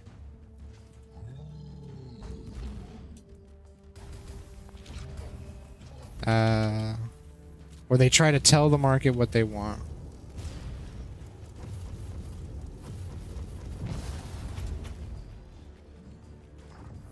I mean, it's true when you say customers don't know what they want. It's true, but also they kind of do know what they want, right? We can't. The thing is we can't predict what they want. That's why it's actually an interesting balance when you think about it. Like, you can't predict what a customer wants. That's why we say customers don't know what they want, and that's why we say just try to create good products. But also make sure you're not just creating a product that's so far left in a niche that it's not going to have a place in a big market, right? So you have to find people like to, in business and in games, create these very black and white conversations where it's either yes, it's no, it's a binary thing, right? They don't understand that business is a very gray thing. There is no certainty one way or the other, right? So some people might say, oh, well, it's luck. And it's like, well, yes and no, right? It's a percentage of luck. It's a percentage of understanding where your market is, what with the product that you're creating. It's a percentage of understanding how you develop this product to meet the demands of that audience, of that market, right? Like, you can't. It's the same reason. Like, if someone says, I want to create like a game like Doom, then you need to understand why people loved Doom so much. And then once you understand why people loved Doom so much, you can start figuring out how you want to change that formula so people love your game just as much as Doom, but also making it still unique, that you're not just copying Doom, right? Like, and so, like, yeah, you might say, well, it's luck if you release that game and it gets popular. Well, you could argue that there's a market in the boomer shooter genre where there's just a shit ton of games, right? But the reason why there's space enough for all of them is because they're not competitive shooters that are trying to compete amongst each other for your attention, right? That's the beauty of the PvE market as a whole, is they are games that are designed so that they're not vying against each other for the attention of the customer. The customer is allowed. It's almost like being in a relationship where it's polygamy, right? Whereas if you play a game that's PvP, the PvP game wants you to be in a very monogamous relationship with it, right? It only wants you to be with it. If it sees you, flirting with another game, they'll get offended and try to, like, put more content into their game to bring you back, right? Like, if you play PvE games, you're entering into a very polygamous relationship where the game is okay with you having other games in your library that you play whenever you want. You can flirt with other games. You can engage with other products. They don't care. You've already purchased the game, right? You've already purchased the game. They'll pump out either free DLC or paid DLC where they just add more to the game, right? They'll still try to get you to come back, but they're not going to try to lock you down with like battle passes and force you to play for like 3 months so that way you can get all the cool content that you want to get. Like, they're not trying to grip you, you know, and that's the magic of a PvE game. I mean, this game that I bought right here that I'm playing right now, 40K Inquisitor, I bought this back in like 2017, and I played it for like probably a month or two, and I loved it. I had a great time, but then I just fell off and started playing other games. Now it's 2024, and I just decided out of nowhere, hey, I remember this game, it's fun, I'm gonna hop back onto it and play it. They've added tons of content. They've added tons of stuff. There was a DLC I decided to pick up so that way I can see like what else is going on. And it's like, it's still here. There's no content in this game that I missed just because I took like a 3 to 4 year break or whatever, right?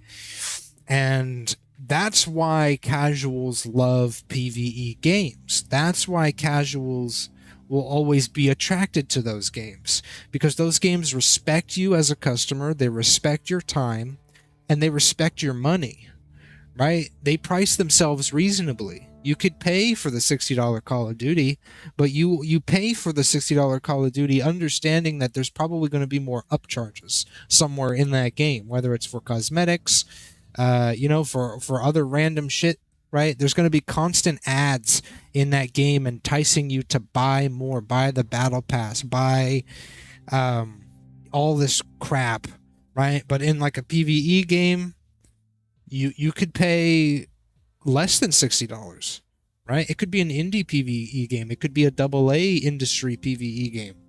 And you could buy it once and it's a done deal and you're good. The best they'll do, or the worst they'll do, is they'll have DLC content where they just want to add more to the game. They want to give you more stuff to play. But the difference between that and like a Call of Duty is the value of that content, or the value of your dollar goes much further. You could pay $15 for a skin for a character in Call of Duty, or you can pay $15 for a bundle in Payday 3, which gives you a new map, gives you a bunch of cool weapons to use, gives you a bunch of cosmetics for your characters, right? So it's like you have to, as a customer, be wise with what you purchase, so that way your dollar goes further, but also it comes down to the business practices of the company that you deal with. Like, you could easily buy the $60 Call of Duty and never invest in any cosmetic. You'd be just fine, right? Because you'd get a campaign, you'd get a zombies if it's a Treyarch game, you'd get a PvP, right, that you can play whenever you want. I mean, that's value, right? That's value. It's when you start saying, I'm going to spend the $15 or even the $20 on like the cosmetic item, is when it's like, okay, you're devaluing your dollar, because you're paying almost a fraction of what you've already paid for the game for something that should literally be at most $5 maybe, right? People might argue that the cosmetic designs and all this stuff is so good that it's worth the money, but you know, I just don't agree. I just don't agree. I don't care if it's animated. I don't care if they paid to get someone in to voice a character, or they got the IP for a character, right? But I'm also not going to say that I've never done that. I've never purchased like a $20 skin, right? Because I have. In Smite, I've done it. I might have done it in a Call of Duty at one point.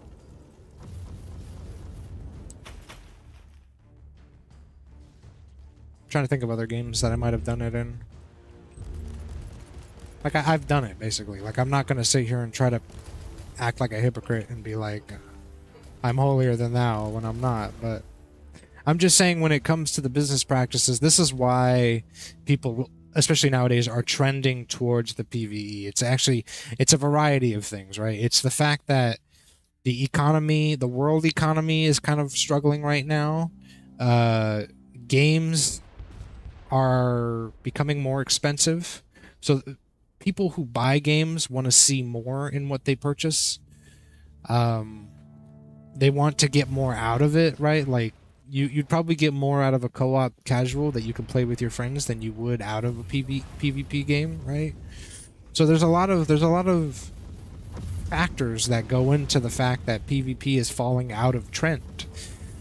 On top of the fact that it's a very it could be a very toxic experience. It could be a very unfulfilling experience to play these PvP games. And honestly, that's why a majority of PvP games nowadays, I believe, go free to play, is because they probably recognize that, right? They probably recognize that it's a big ask to say, come play our PvP game, but you have to buy to get in, right? It's a big ask. You gotta have more than just the PvP to justify paid admission, basically. Like, you can't just say, pay $30 to get stomped and get told that you're bad. Like, it doesn't work like that anymore. No one's gonna fucking buy that. A nun rat? Why nun rat? No more primary targets on my Argus scans. Well done. Stand by for extraction.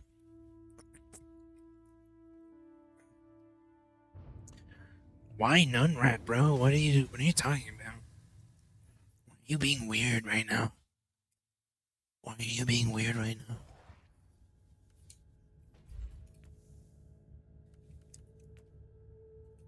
Hey, yo, what the fuck?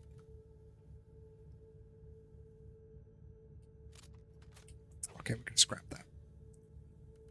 Scrap that. Read that.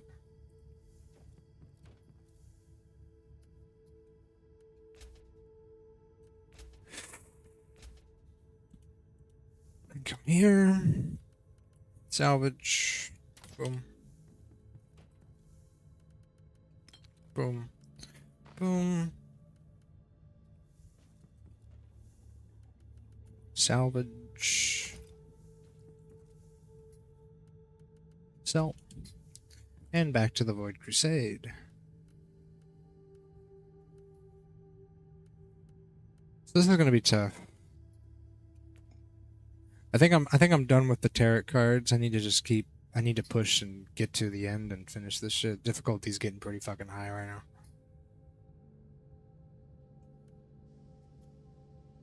You said I won't act holier than you. Oh no, it's a phrase. It's a turn of phrase. Holier than thou is a phrase where, like, PvP players think they're holier than thou because they think they're the shit. They think they're the best. They think The heretic, slay the treacherous Xenos, banish the fork-tongued demon spawn. they think their suffering is what makes them better, basically.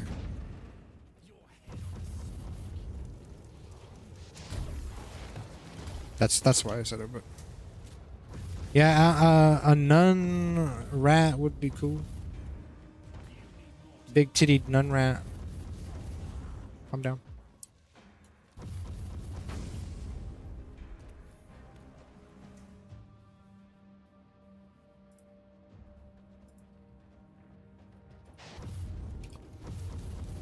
Do they, what did you say? Do they have extra holes or something? No. I know what you're doing, Nix. Kill the heretic.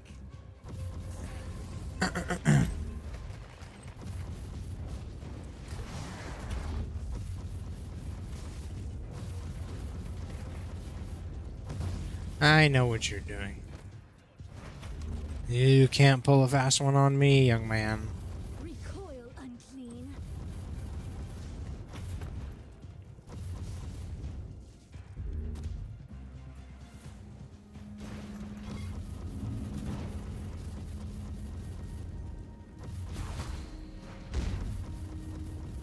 Burn them. Bo, burn them.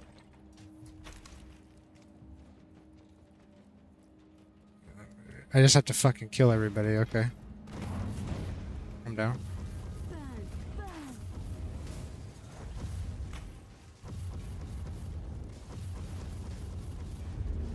I love that it's raining blood. Raining blood. Slayer moment. I got 3 lives, okay. I can be a little bit aggressive. Still gonna be careful about it. You know, I know. You know.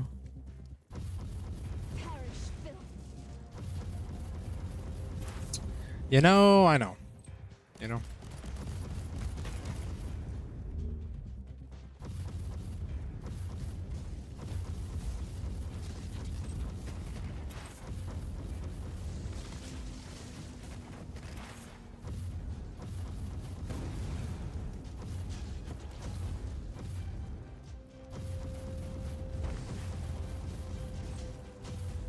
$11,000 crit? Oh my lord of mercy.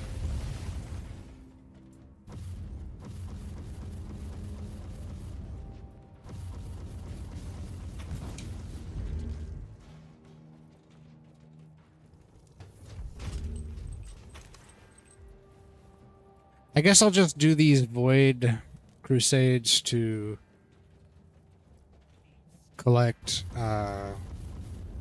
equipment to sell.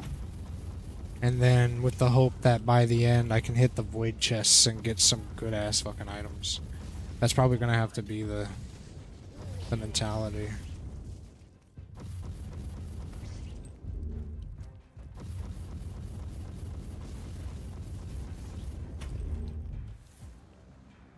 I would rather have my tech priest dealing with this. Oh, what? Kill the heretic. Whoa. That was crazy.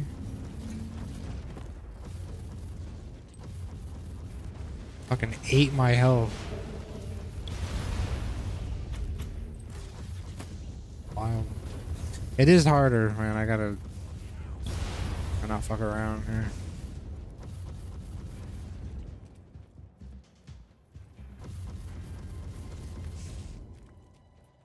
Gotta kill everybody. Keep that in mind.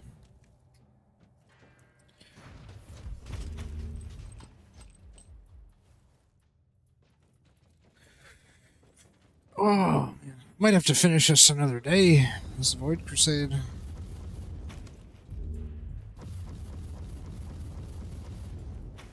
It's getting late.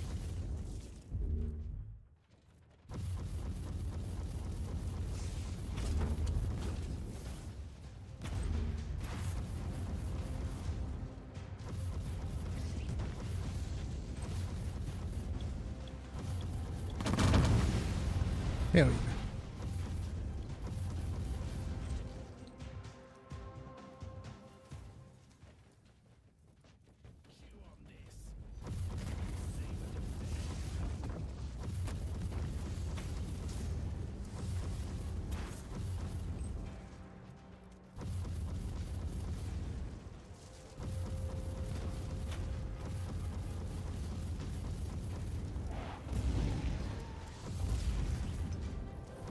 It's so nice to just throw a couple shots at the enemy and then you run away because you want to kind of be a little passive.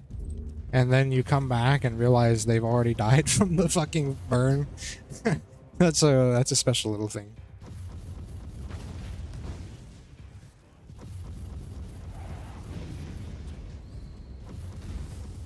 I mean, shit, dude.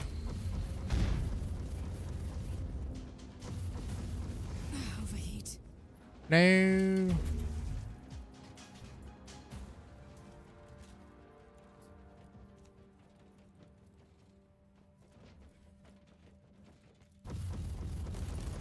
Repent. Yo, let's go. Level up. I'm about it, about it.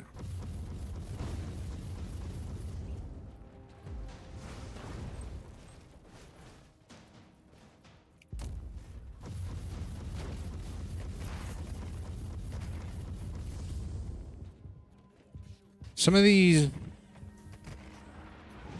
collision things are a little rough. I've noticed that.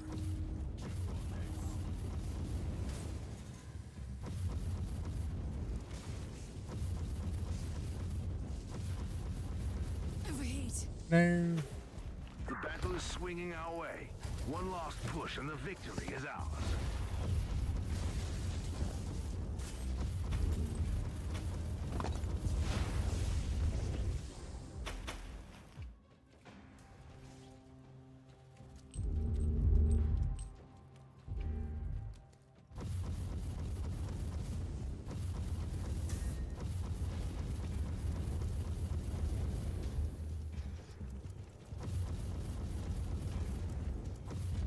Their demise is your salvation, Inquisitor.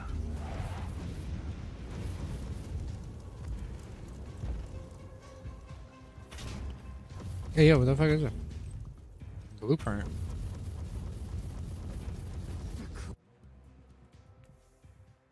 Oh, it's just a purple blueprint. That's cool though. It was on the floor. I don't think I've ever seen that.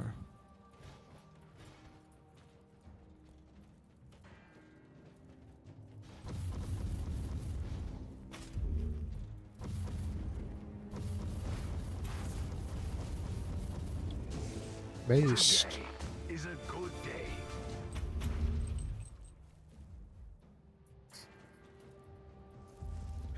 Oh man, you and 3D sandwiches on really putting me in a bind with this decision here.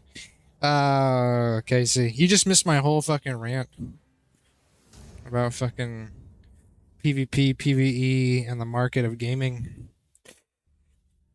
I'm gonna be wrapping up soon, so don't worry. I won't keep you from your lover.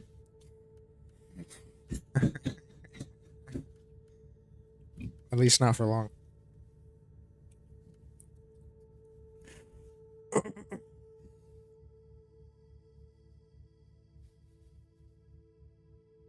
Help!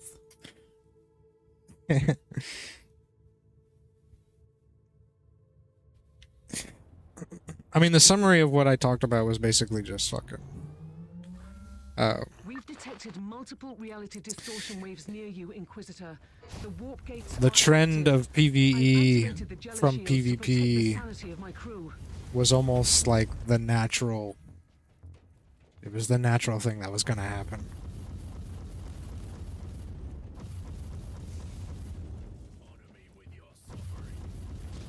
It was inevitable.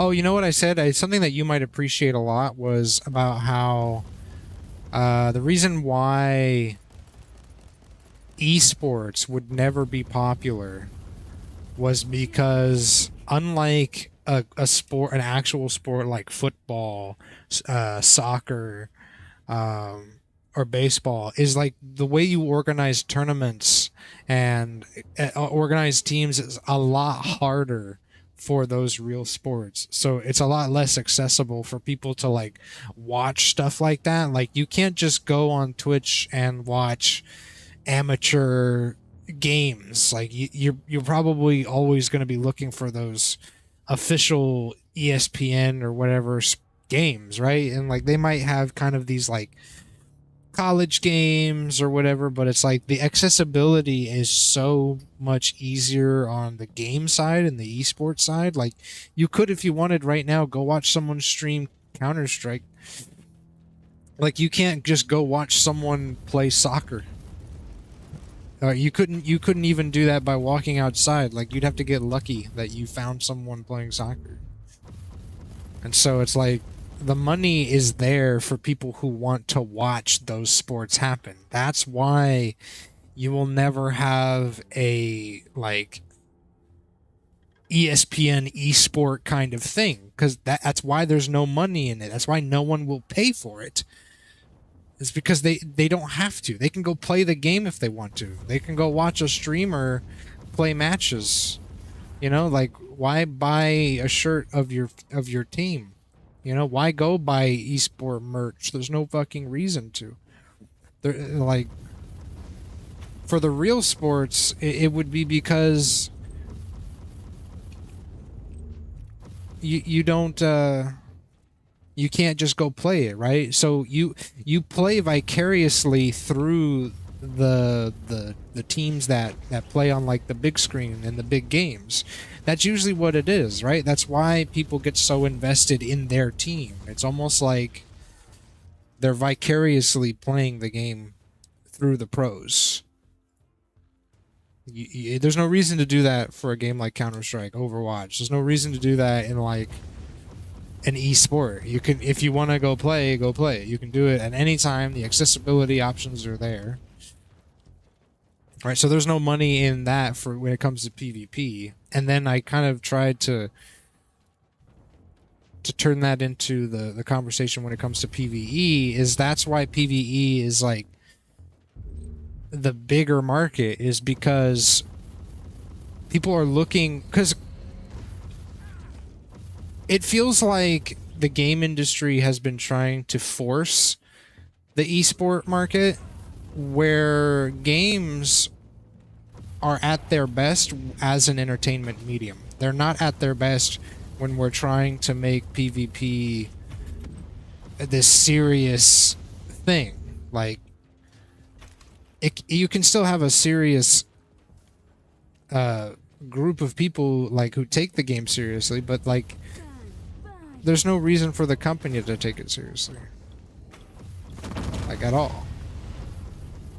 The companies making the games should be having fun with it so that their audience, their customers, can have fun with it, because that's the best way games as an entertainment medium can be enjoyed and appreciated, right? It's like, it's almost like the intended way that the medium was meant to be enjoyed.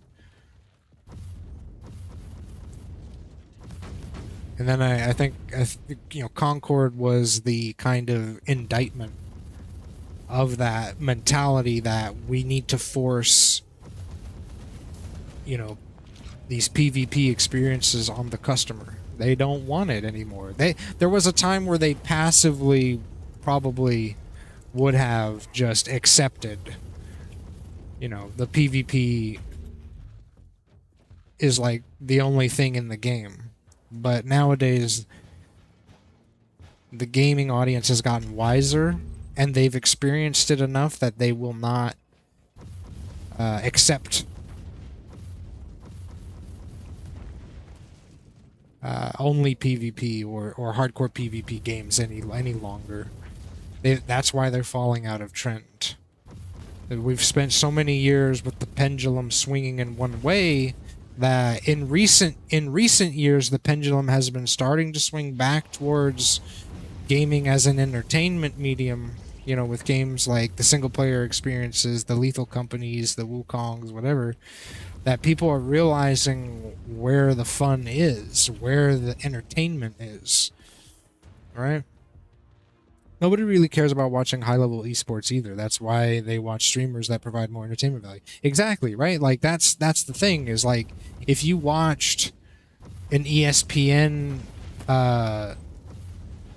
whatever, like, you'd watch it because your favorite commentator was on, or your favorite team.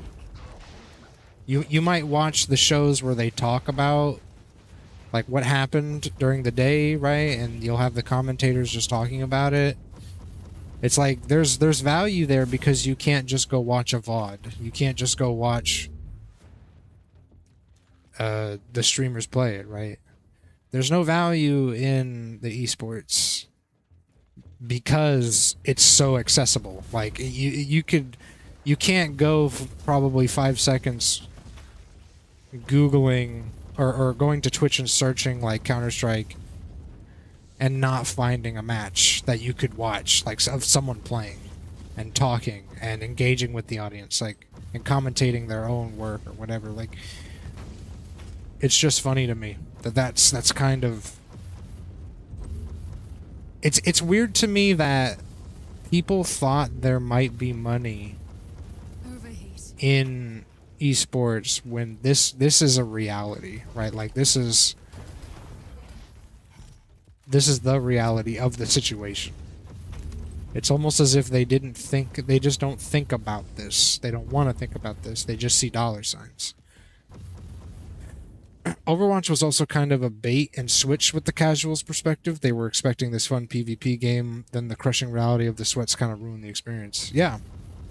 Well, that's where the art style did the bait and switching, right? Like,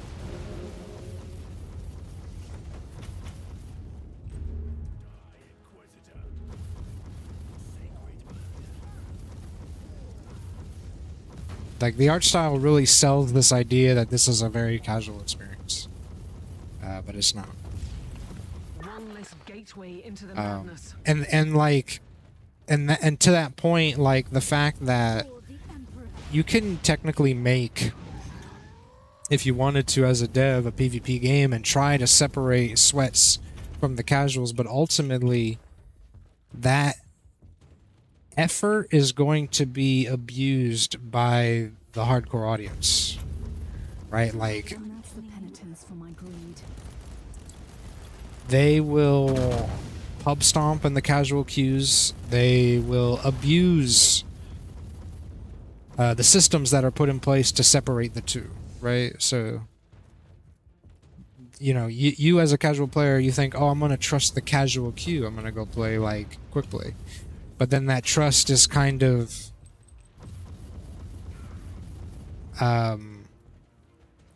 damaged because you encounter the pros, you encounter the sweats, and you encounter these people who just take it very seriously. So again, the customer trust between business, between the game and the casuals, and from a business perspective, from the business and the customer, right? Like, it's damaged, and I think it's been damaged for a very long time. It's just now the customers are becoming wiser that we don't want to play PvP games anymore. Like, we're not interested. We're fatigued. That's what it is at the end of the day. We're PvP fatigued. Especially when every game wants to be the next Overwatch, wants to be the next Counter-Strike, the next Dota. It's exhausting that you have to keep up with that. And so also the thing is the fact that these PvE games like the one I'm playing now, they respect your time and they respect your money as a player, as a customer, that you could drop this game right now and, like, you'll still be able to play it as it is in a couple of years, right? Like, you're not going to miss out on content. You're not going to miss out on, like, battle pass stuff. And they're not going to make you feel bad or pressure you to stick around for the battle pass period. You know what I mean? Let me see. Skill-based matchmaking was a way to try and keep sweats out of PvP, but it made everyone sweat at every level. Yeah, and so that's what also sucked is. That's to my point that it doesn't matter what you do as a dev to try to, like, fix this problem. It will always exist because the problem is inherent in PvP, right? It's an inherent issue. It's not. It's by design.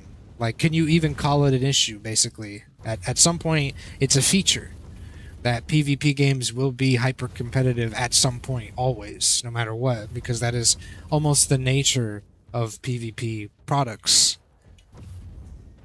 is that they always eventually become hyper competitive. That's the selling point, I think, in most cases, ultimately. At least to, like, the competitive customer, that would be the selling point. Is that ultimately this is what it's always going to be for the PvP games. And that's why most people who play PvP and have that mentality of, I want to play pro and I want to be the best, like, that's what they've come to expect. They've come to expect the ranked modes. They've come to expect being catered to on a competitive level, right? And that's why when they see, like, instead it's trying to cater to the casual, they feel like almost disrespected, that these PvP games should always cater to them. And it's because the industry has ultimately catered to them, but also the fact that this is what PvP will always be. It will always be for those customers. And that's why I liked that video, because it was like, if you're going to do PvP and if you're going to make it comp focused, then you need to go hard on that. Like, that's your target audience.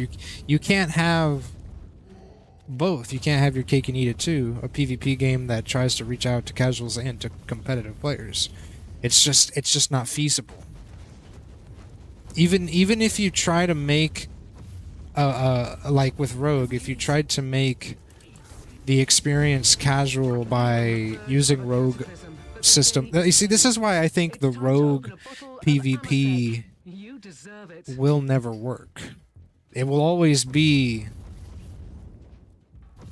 sweaty at some point. There will always be some kind of meta. There will always be someone ruining the experience because they have figured out the game, right? They've solved the puzzle, so to speak.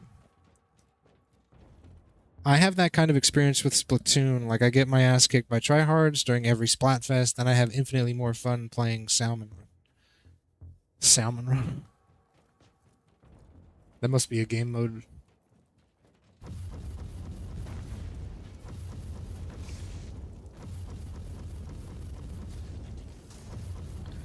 But yeah, I mean, that's the issue. And that's why it's like, ultimately my thoughts when it comes to PvP will always be, if you're gonna just do PvP and you want to appeal to that audience, do it right, do it hardcore, and put your all into it. Don't try to just appease the casual audience, but also don't expect to get a massive audience. Salmon Run is PvE, basically. Okay. That makes sense.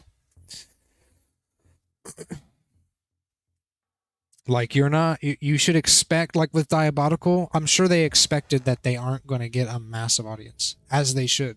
You should not expect to get a massive audience with a PvE or a strictly PvP experience, especially if it's going to be based on like Quake, which is super hardcore. You should expect to get literally nothing. You know, you should expect to have no players playing your game, especially when that's the trend in games that try to copy Quake, right? So, and when it comes to Rogue, if you're going to try to do PvP, you should expect that you're going to always have balancing issues. You should expect that people are always going to sweat and you're not going to be able to reach the casual audience at all.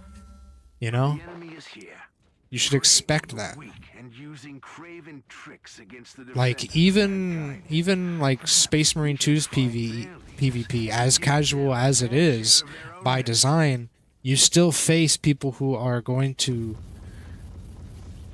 try to optimize the play and always use strategies that get them the victory, right? Like, even if the game doesn't track your victories, even if the game doesn't necessarily care if you win or lose, it doesn't matter, you're still going to have people that have the ego, right? Because it just comes with the concept, or there's the mode by design.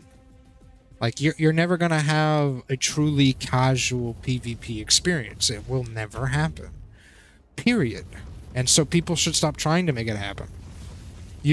At best, you should just remove things that encourage that behavior, right? Like the ranked queues, all this other stuff, where like you're trying to make it by design as casual as possible. You want to discourage people from focusing on their KD ratio, on their accuracy, on whether you win or lose, right? Like, you want to design the PvP like that, so that way the sweats don't necessarily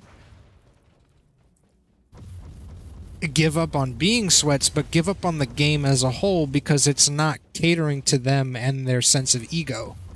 They can't display their KD openly. They can't display their rank openly. They can't get excited about winning, because the game by design is not about winning. Like, that would be the only way to curb the worst of the worst. But even then, again, you'd still have Like I said, in the case of Space Marine 2, you'd still have people trying to be super sweaty. But at that point, you've minimized the amount of people trying to be sweaty as best you can. Like no ranked queues, no, like I said, none of this stuff that kind of encourages that behavior. You're just trying to minimize the impact of that behavior, because it will still be there. Because PvP by design, again, that's just the way it'll always be. Yo, what's up, Amber?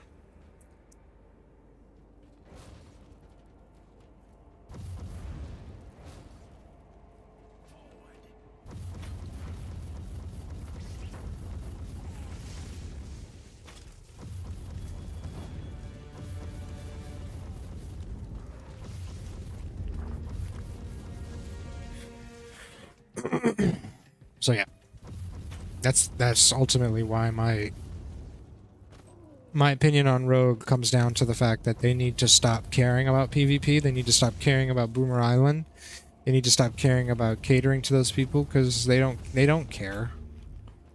They don't care. They will never care. It's all just an ego thing. And the more time they spend caring about them, the less time they spend caring about things that matter to their bottom line as a company.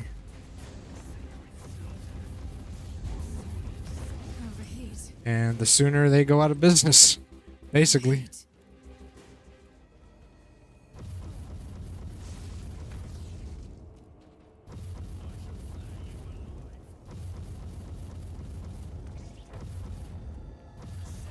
Kill the heretic.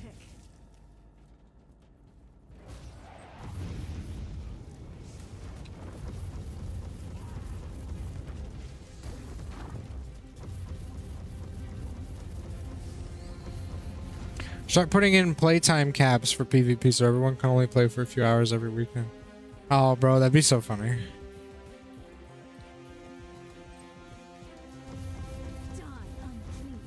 You have maxed out your time to play the game.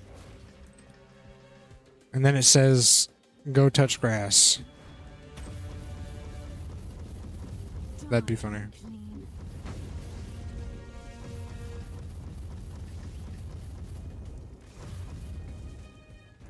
I mean, technically, you could create more, like, stuff to discourage the pros from constantly playing PvP.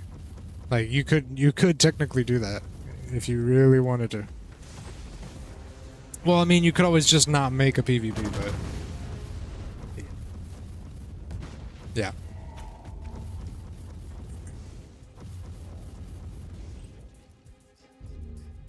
Anyway.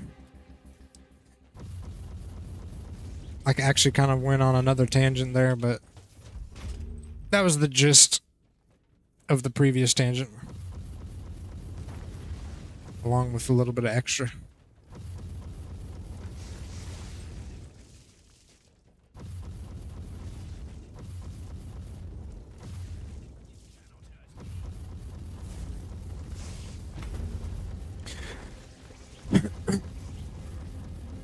And you know what? I'll also say that it's a losing battle.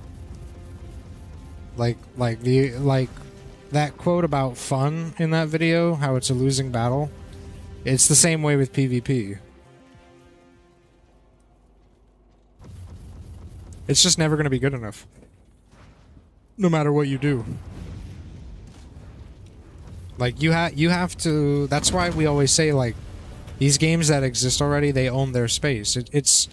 It's like, it's a little deeper than just they are who they are. It's the fact that they came at a time where they were able to cement themselves as the product. And even though it's possible that they have perhaps fallen out of that that spot, like, they still maintain market value because they held that spot at one point. Overwatch will always be known as a game that's kind of a safe bet to go enjoy competitive play. Can you say that about Rogue? Right? Can you say that about new games that come out and try to do the PvP stuff? It's like, you can't, because they're new. And you'd have to basically get people to play it to earn their trust with the product, and to earn your place in their minds that this is a safe bet to play for that competitive experience.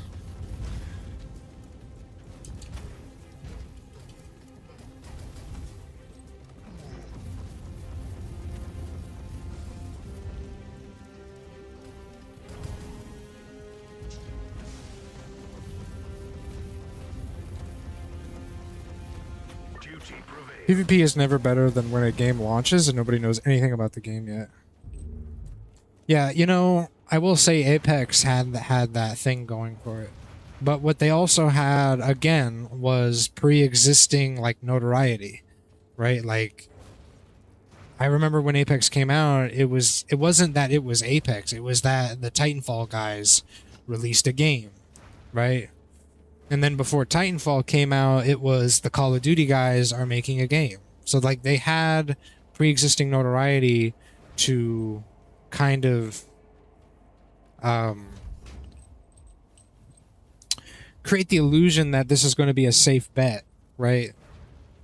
Like, you can't say that about Rogue. We don't know who are these people who made Diabolical, right? Like, some people might know James. They don't know him as a game dev, though. They know him as the troll caster who memes all the time. Like, is that safe in terms of, like, I want to go play his game? Is that a safe bet? No. For all I know, he's fucking trolling me. And, you know, odds are he is. Odds are he is trolling you.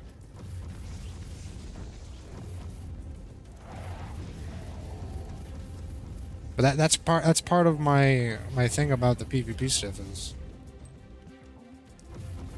a lot of the games that became popular, they had pre-existing, like, notoriety in the space of either gaming or the PvP market, whether they were devs or they were just a company that had products already. Dota is a Valve game. You've set a fine example for their kind. Smite was essentially a MOBA in third person. The Apex Legends done by former Call of Duty guys. So,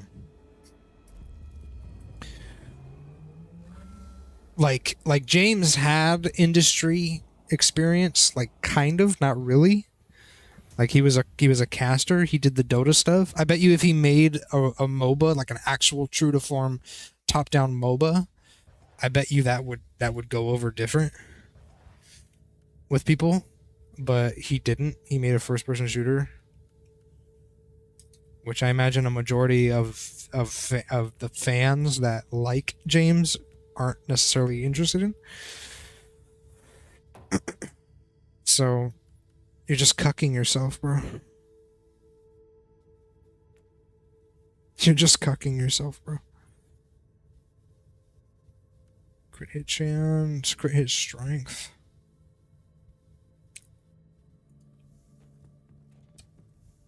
I think Smite had first mover's advantage with third-person MOBA. Yes, for sure. I was gonna say, Smite didn't necessarily, like, corner market so much as they did create, or rather capitalize on a niche within the market, right? Like, MOBAs existed, but they weren't accessible. And what Smite did was made it a bit more accessible to, like, console players and to maybe casuals by having modes like Assault or Arena modes where it's like, yeah, you're technically playing a MOBA, but you're not doing typical MOBA stuff. Like in Assault, it's one lane, there's no jungle, but you're still playing tower defense. In Arena, there's no lanes, there's no tower defense, but you're still engaging in combat. So it's like there's more accessibility there for the audience. So yeah, they did kind of capitalize on a void that was in the market. And this is what I was talking about, like with Power World, where there's a void in the market, right? There's a void in that there is a demand for something like that, right? For the MOBA to be more accessible to consoles or another audience. Like, yeah, you don't have to have background in the industry. You don't have to have that notoriety, and you can still come out on top by being a safe bet, where people will try it because it's not necessarily never been done before, but it's something that people don't even realize they want, right? Like, MOBAs existed. I bet you all the MOBA stands were like, oh, we don't need a third person or a first person MOBA. We don't want one, right? Our needs are satisfied. We're PC players. But that's like a very short-sighted and kind of an ignorant perspective, because there's a whole casual console audience that could be turned on to the genre and become like competitive, become like excited about it. But then also they said, we're going to also release this on PC. And then there were people who were like, you know what? I don't like Dota, but I like Smite. People like me, right? Like, I don't like Dota. I don't like the top down, but I do love Smite, and I'm a casual in Smite too. I love the assault mode. I love the arena mode, where I can just kind of casually play and I don't have to worry. So yeah, they had that advantage. So it's like when you say like Rogue, what's their advantage, right? Like, they could do the first person MOBA. Well, they're not doing first person true to form MOBA. They're doing some bastardization of that, right? Okay, what about the Counter-Strike? Well, Counter-Strike's been done. They're entering into a very crowded market. And honestly, even if they did true to form first person MOBA, like, it's kind of been done before too, and like the market really just isn't interested. Like, I don't think there's necessarily a place for it, right? Like, I think the best you can get would be the third person true to form MOBA, which is what Smite did. And you know, like, I think the best you can get with the mobile style gameplay would be something akin to Team Fortress 2 and Overwatch, where you add items maybe to it and you add this kind of MOBA element to it. But like, ultimately you would have to not lean into the MOBA, like, this is a MOBA. Don't use that word, basically, right? Because it's really not. It's Overwatch with like items.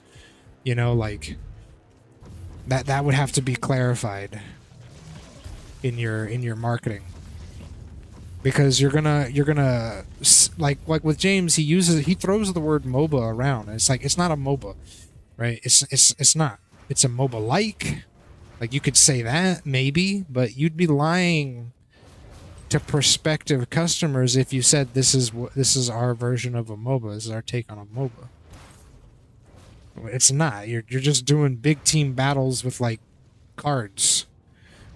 You know, it's a totally fucking different thing, and the people who buy into the concept are gonna be like, this isn't what I expected. But I don't think anybody knows what to expect from that stupid mode. Oops. Oh, you can take cover. I forgot. You can take cover in this game. So yeah. That's ultimately why with Rogue, it's kind of a pointless effort to try so hard to get to do PvP. Like, there's just no point at all, in my opinion. You'll have better luck making PvE something that's exciting, right? And just respect your customer. Don't try to constantly upsell to the people who want to play the PvE. Just make a good PvE. You know, you could do balance patches and all that stuff if you think it's you know, some things are overperforming, whatever, but like you'd have to respect the fact that people don't want to have like limited time content. They want to be able to leave and come back whenever they want. You should obviously still be able to capture an audience, but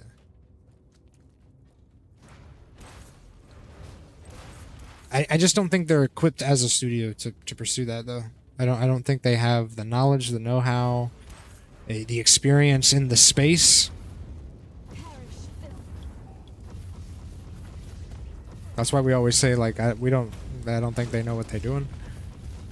It's because there's no focus, you know, obviously, but you know, they're committing to things that don't make sense. I think devs would have an easier time trying to squeeze water out of a rock than trying to get casuals to not hate life while playing PvP. But yeah. For sure.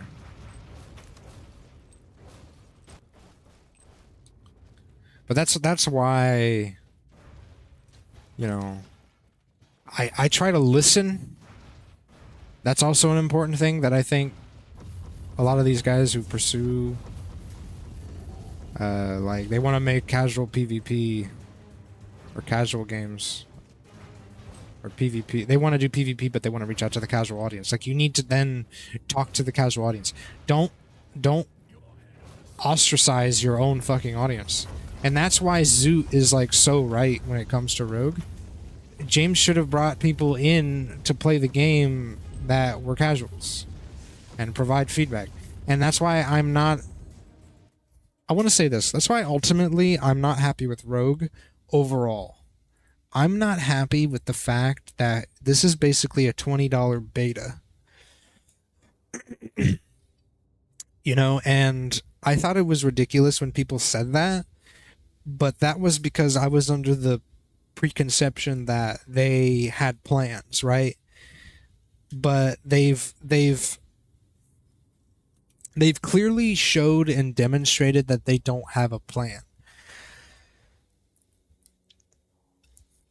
Their plan is to get you as the audience and this as the customer to help them develop this game, but then still charge you to play the game and thus test and thus provide feedback. To me, that's like an investment. And honestly, I wonder if you could somehow go to Steam, go to Valve, and bring it up and try to get the game removed. As evil as this sounds, I wonder at what point do we consider this an actual early access product? Like how do we legally define what early access is? Because this is like the loosest possible way to consider a product early access. Right? Like, as loose as humanly possible, this is early access. In all reasonable terms, in all reasonable sense, this is a beta. There is no game. When you pay $20, you get absolutely nothing. Like, sure, you get one mode or two modes. You get the warm-up and you get the suits, but like that, there's nothing there. Especially when there's no players. So at what point do you consider this to be an actual early access? Especially when they have no roadmap, they have no plans, they have no idea what they're doing. Like, at what point do we actually start thinking about the fact that this is outright almost a scam?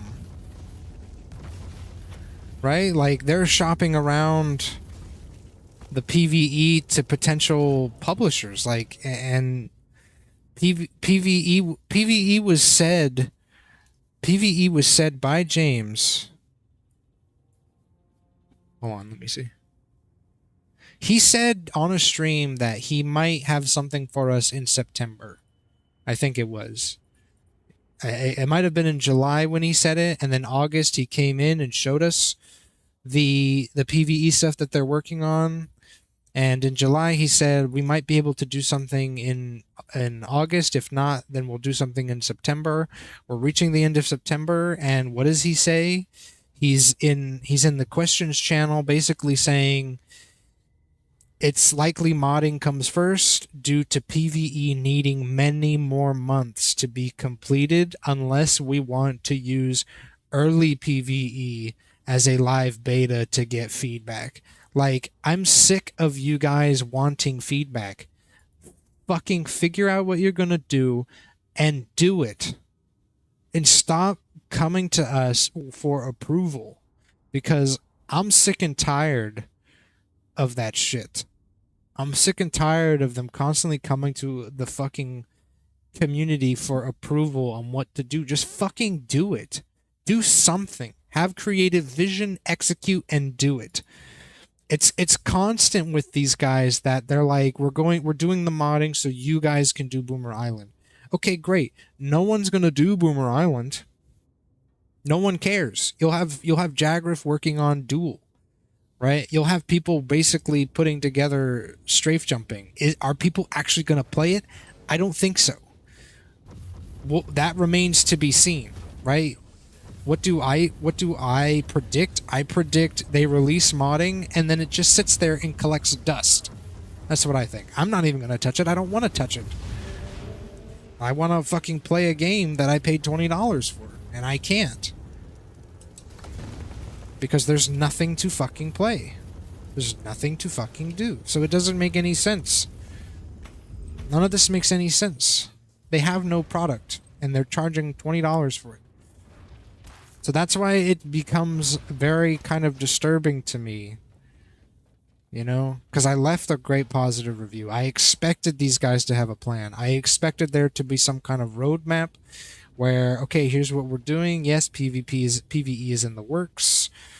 This is when you can expect it, but we don't know when to expect jack shit. The MOBA, the Counter-Strike, other modes. Are we getting other modes for the PvP? The NG suit has kind of gone on the back burner. We're focusing on mods. Don't know when we're going to get mods. Don't know, like, the fucking mess. And that's what creates this issue where it's like, we have no confidence that they'll be able to get this game at a 1.0 state within a year. And that's why I honestly believe Mojo is telling you the truth in the facts channel for the game. When's it going to be released? When it's done. Because he doesn't care. I'm assuming the devs don't care, right? Like, the early access thing where you have to put something for when you're going to release is a lie. I really do think so. I think the 9 to 12 months is a lie. Mojo's saying the quiet part out loud. Exactly. My calculations give you some chance of success for this one Exactly. last try. But that's what makes Mojo look stupid. And that's what makes the company look stupid. Nobody's on the same page. Nobody knows what's going on. And ultimately, that's what makes fans of the product look stupid. So, oh my god, they're just deleting me. Well, I'm dead. I failed. Data harvest failed. Unable to access hostile network. Field agent compromised. End of log. So yeah, I mean, that's... And it's like they don't even realize it. They don't even realize that their company, like, PR is so tainted. So beyond tainted. Right? Like, there's no... I find it hard to have any trust in anything that James says. I find it hard to trust anything that Mojo says. Half the time Mojo is memeing. Right? Like, nobody... Like, other than some of the people I've talked to who work for the company, like, actually behind the scenes, like, those people I've talked to have been pretty genuine. Zachabus is one of those guys who's pretty genuine, and I see no reason to doubt what he says, and, like, you know, when we talk, like, I can trust him. I feel I can trust him. But with James, I don't feel that way. With Mojo, I don't feel that way. With people who represent the game at, like, an official capacity to their customers and to the public, I don't feel comfortable trusting them. And so it's like...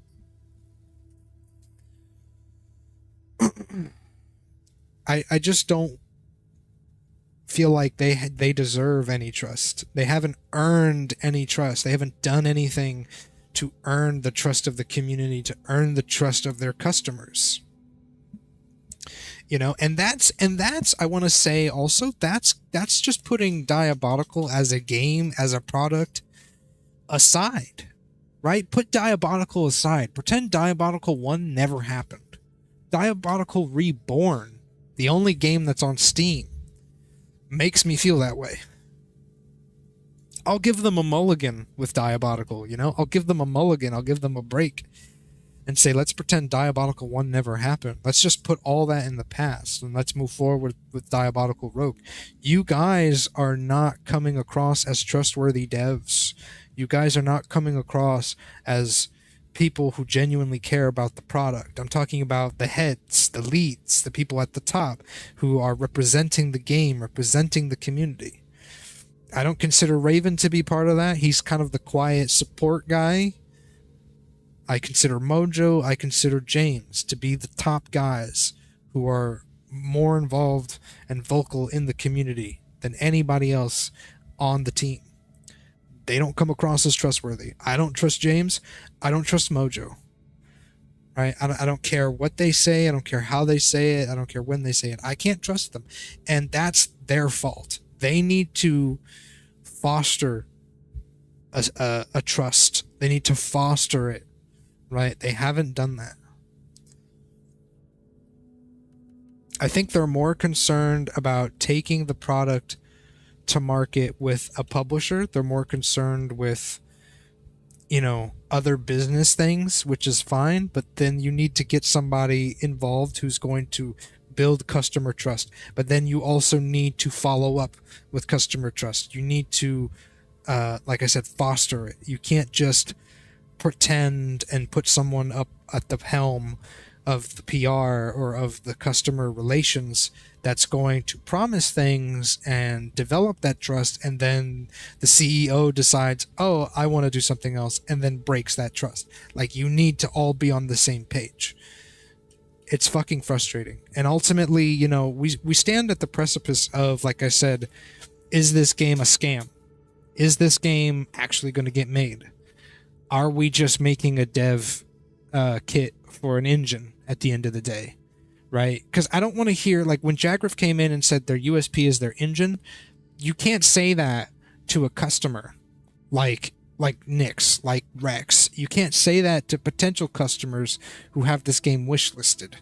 You can't. You can't say this to people who bought the game when it got announced at Gamescom or whatever fucking event, and look them dead in the eye and say, oh, well, we're just trying to work on the engine with this. Like, that's an insult to them, right? We paid $20 for a game. This is what we expect. We didn't pay $20 for an engine, right? So that excuse does not fly, and it will never fly, right? So that's kind of where we're at right now, sadly, I would say, at least for me, is I said this before, that they need to start taking this seriously and start acting like a studio and stop acting like a frat house with a bunch of dudes who just fucking take the piss out on each other. They need to start acting like devs. They need to start acting like employees.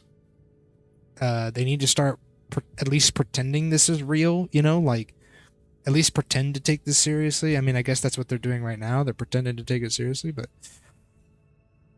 like, that's why I think this game is the make it or break it, because this is going to be kind of the moment of truth. Are they a scam company? Are they not a scam company? Right? Are they just money laundering, for example? Right? What money is there to launder? I don't know. But I also don't know where they're getting the money to develop Diabolical for 7 years. I don't know where they're getting the money to have Diabolical be developed for 7 years, flop, and then come out with Rogue. Like, I don't know what's going on there. And it just makes me suspicious, right? And then Rogue comes out and we still have no plan. We still have no concept. We still have no idea what we're doing. It doesn't come across as they're eager to make money or to make a product. That's why it's like, is this money laundering? Is this a scam? What are we doing? It's a lot of sus, you know, and I don't know. You know, I don't know. With me, it's not you know I know, it's you know I don't know. I think I say that a lot when I talk about this shit.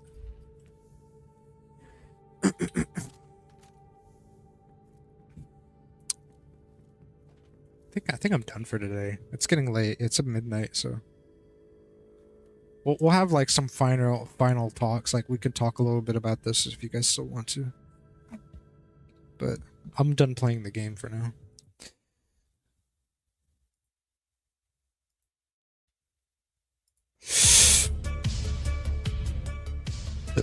Excuse me. Oh, fuck. We need a story. You need events. You need cool stuff. Modes, PvP modes, PvE modes. Come on. Right, like... But that's the thing, is it's like... One mode... Currently 4 suits. 3 suits at launch. Currently 4 suits. An editor. And that's it.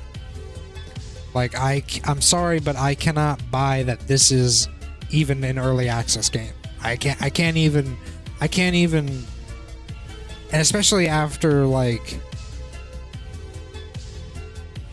How many months has it been? Let me shut this down. So I can check. It's been, like...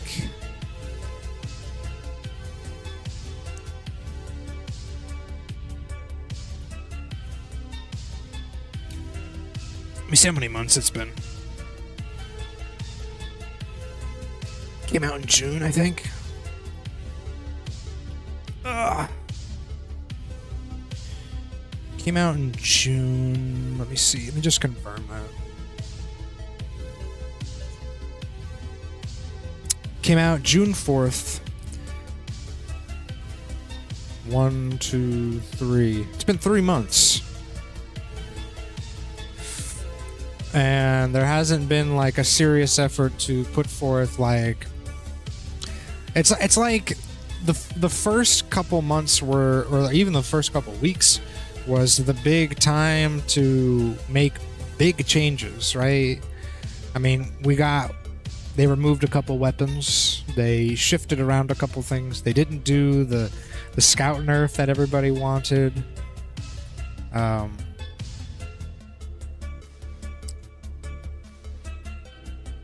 Yeah, it's a mess.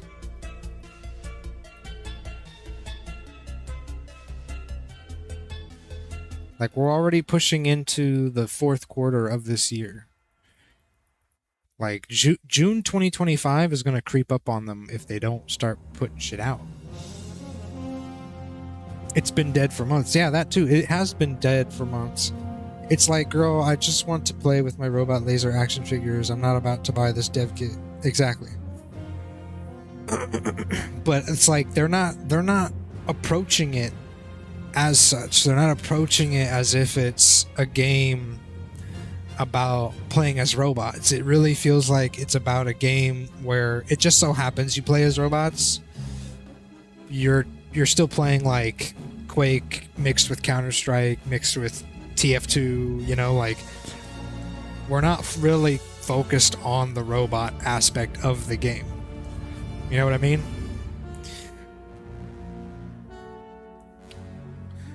I bet Wipeout is a mode that tests well with in-house games. That would be funny, because it's a terrible mode. That would mean that other games that they make will be terrible. Rogue was a litmus test for Wipeout. It's a terrible mode. It's almost unanimous now among people who played the game when it launched that it is just a bad mode. You know, it's boring, it's slow, it's die, sit for 30 seconds waiting with your thumb up your ass. It's not fun. Like, we can try to be positive about the mode all we want. It's just not fun. New people are getting it, and they are leaving because it's fucking dead. And getting people to come back for seconds after getting disappointed is harder. Well, yeah, because it's a self-fulfilling problem, right? Like, you buy the game, you hop in, it's dead. You check the Steam charts, nobody's playing. No one has played for the last couple months. It's kind of like, well, this game's gonna die. right? And then you know what happens with these kind of games? If I look at this game as if it's not good studio and it's just some generic game on the Steam marketplace, yeah, Nix, what you're saying, take it off the game store. This is what usually happens is the game launches with the PvP. They think it's great, right? They're confident they'll get an audience. They don't, right? So it spends a couple of months in the dumpster of Steam, right? It might have a positive review, but it's nothing to like get excited about because no one's playing. But then they release the PvE, and then it's like, well, it's too late, right? The people who come back, it's people who already paid for the product, right? Nobody's going to pay for this product now, knowing that it isn't like active, and that you're charging $20 for what is essentially a dead game with little to no content. Like, it's ridiculous. And that's the greatest insult to the Diabolical community and to the new community that got on board when it released, is that ultimately this is a beta. This is not early access. They should have done a 3-week beta trial, done the adjustments that they did, right? It's all free. People who were part of the Diabolical community gets access. They can give out keys for people who want access to play. They can gauge the audience, see how it does, take in feedback, take in all that, and then say, okay, we're going to go offline with this beta, or more like an alpha, really, right? It's not really a beta. Again, there's no game, so I would say more alpha. I know that there's a game loop, but there is no game. Usually when you're in beta, I would say that you've got a game with more than just the gameplay loop, I would say. Like, alpha to me, we know the gameplay loop, and we have a mode that you can experience the gameplay loop in. Beta, okay, we have more now than just a gameplay loop and a single mode to experience the gameplay loop in. You have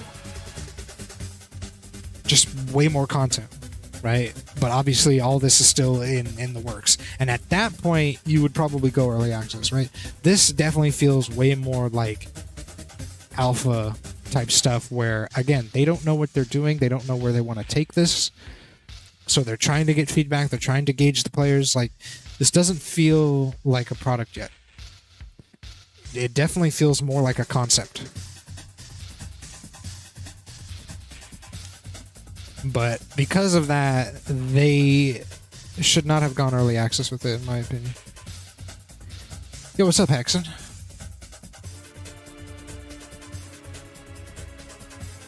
We're going to be wrapping up in a second here.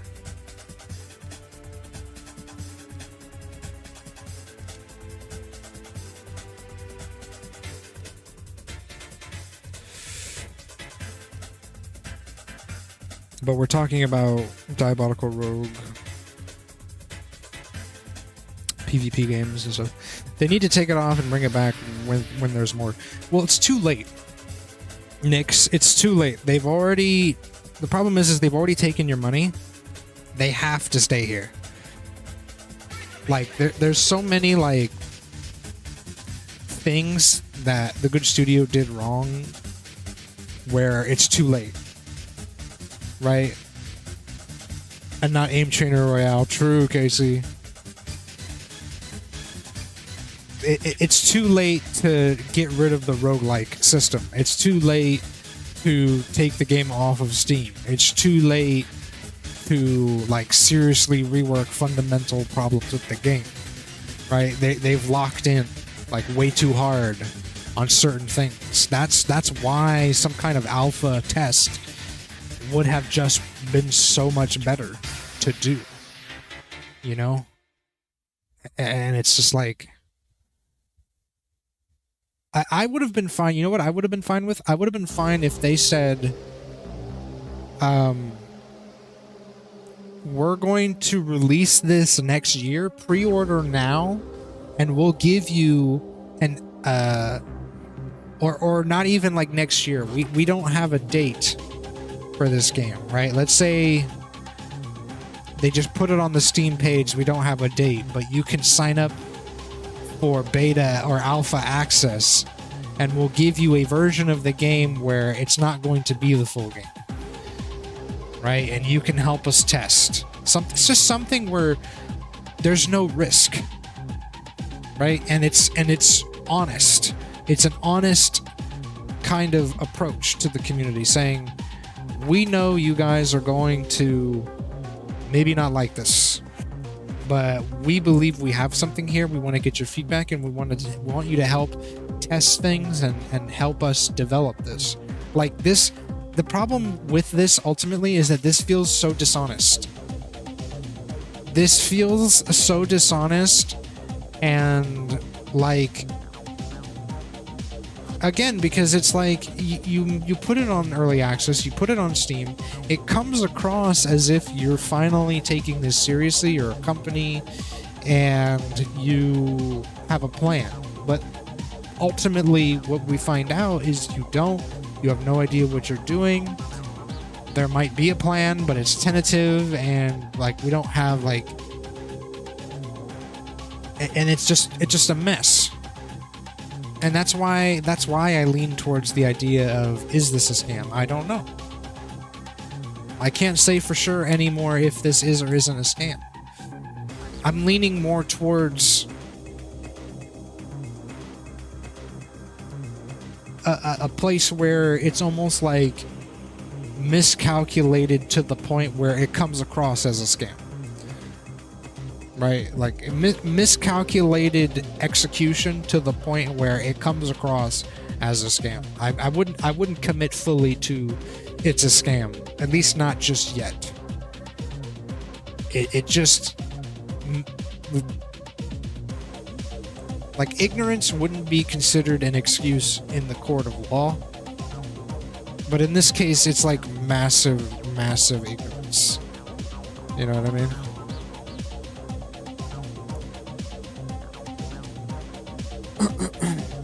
And then they need to work their ass off and do smaller things first. Use what you have for this mode and modify it to be like a noob mode, because it's RIP. Is it really so hard to add King of the Hill, or kill confirm, or to take out the fucking death timer?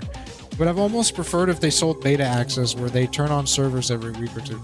That's what I'm saying, right? Like, it would have been better if they put this on the Steam page and just said, we're going to release it when it's done, but you can participate in beta tests that we do, right? They should not have charged you for this. They should not have asked for $20.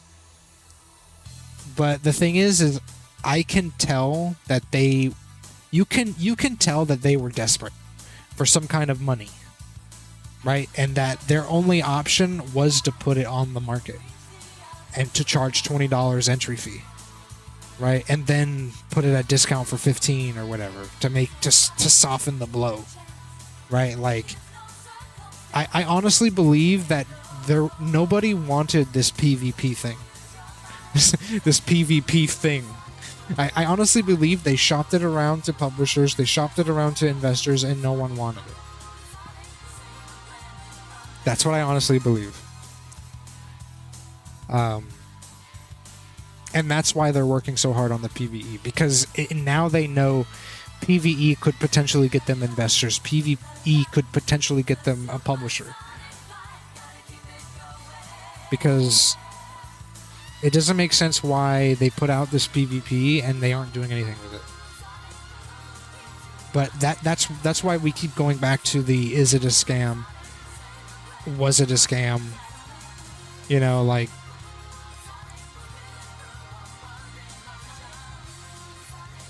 I don't know. All I know is that they're very unprofessional. They're very mismanaged. And I feel like during Diabolical, they might have been able to kind of keep that behind closed doors.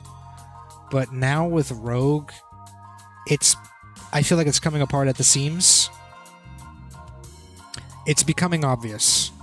The problems, you can't look away.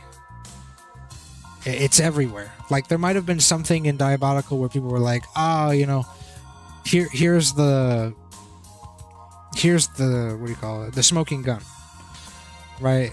But it was harder to detect because it was a free-to-play game. You know, it was kind of like this whatever thing. It was kind of being developed with community in mind, but also they did weird things every now and then. You like I said, I give them a mulligan with Diabolical, the first game. With this game, this should have been a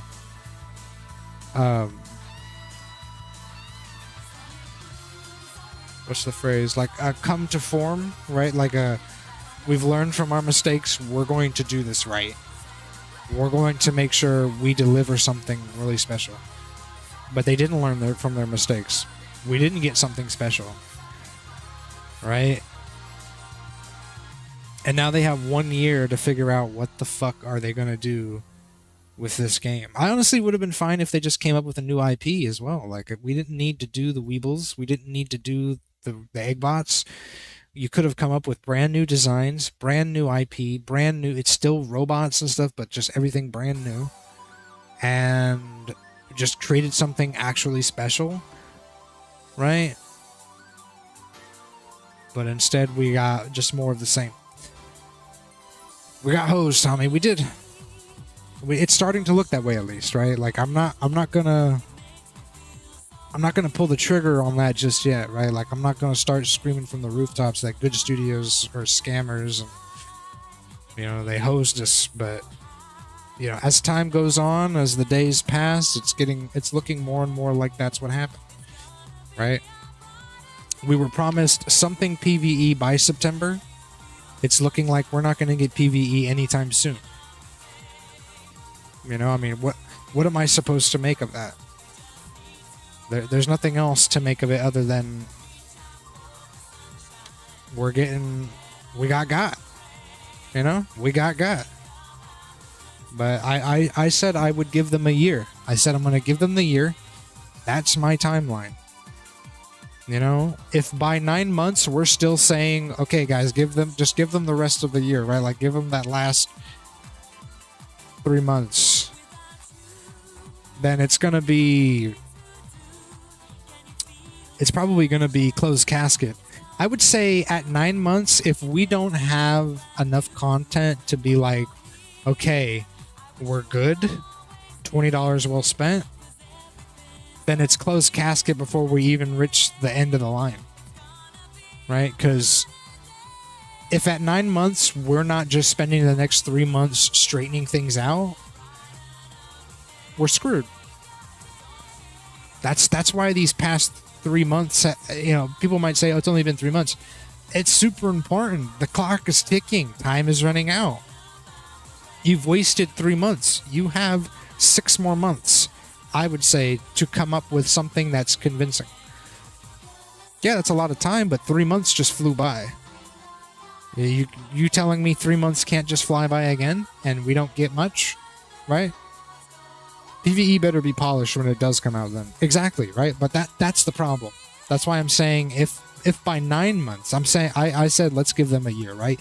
But if by 9 months PvE is still not polished, the gameplay loop is still not good enough, right? Like, we still don't have a MOBA, we still don't have a Counter-Strike mode, then it's almost closed casket right there. There's no point. If we're gonna reach the 1 year mark and all we have is like maybe some kind of semblance of a Counter-Strike mode, maybe maybe TDM and stuff like that, maybe it's gonna be kind of polished PvE, then it's closed casket. Shut her down. That's why it's been super. That's why I'm so hard on them when they're like, let's do Boomer Island. Shut the fuck up and do a PvE, because I'm saying if you can reach 1 year, right? If you can spend the next 12 months just doing PvE and you can reach that 1.0 launch with this incredible PvE, right? And the only thing you offer on PvP is like 4v4 TDM. That's it. And Wipeout. That's it. then, I would say all is forgiven, because at least you made a really polished PvE. It's super replayable. It's super fun. And that can be like everything we care about, right? But they're not doing that. It is really funny how now all these CS-like games are coming out.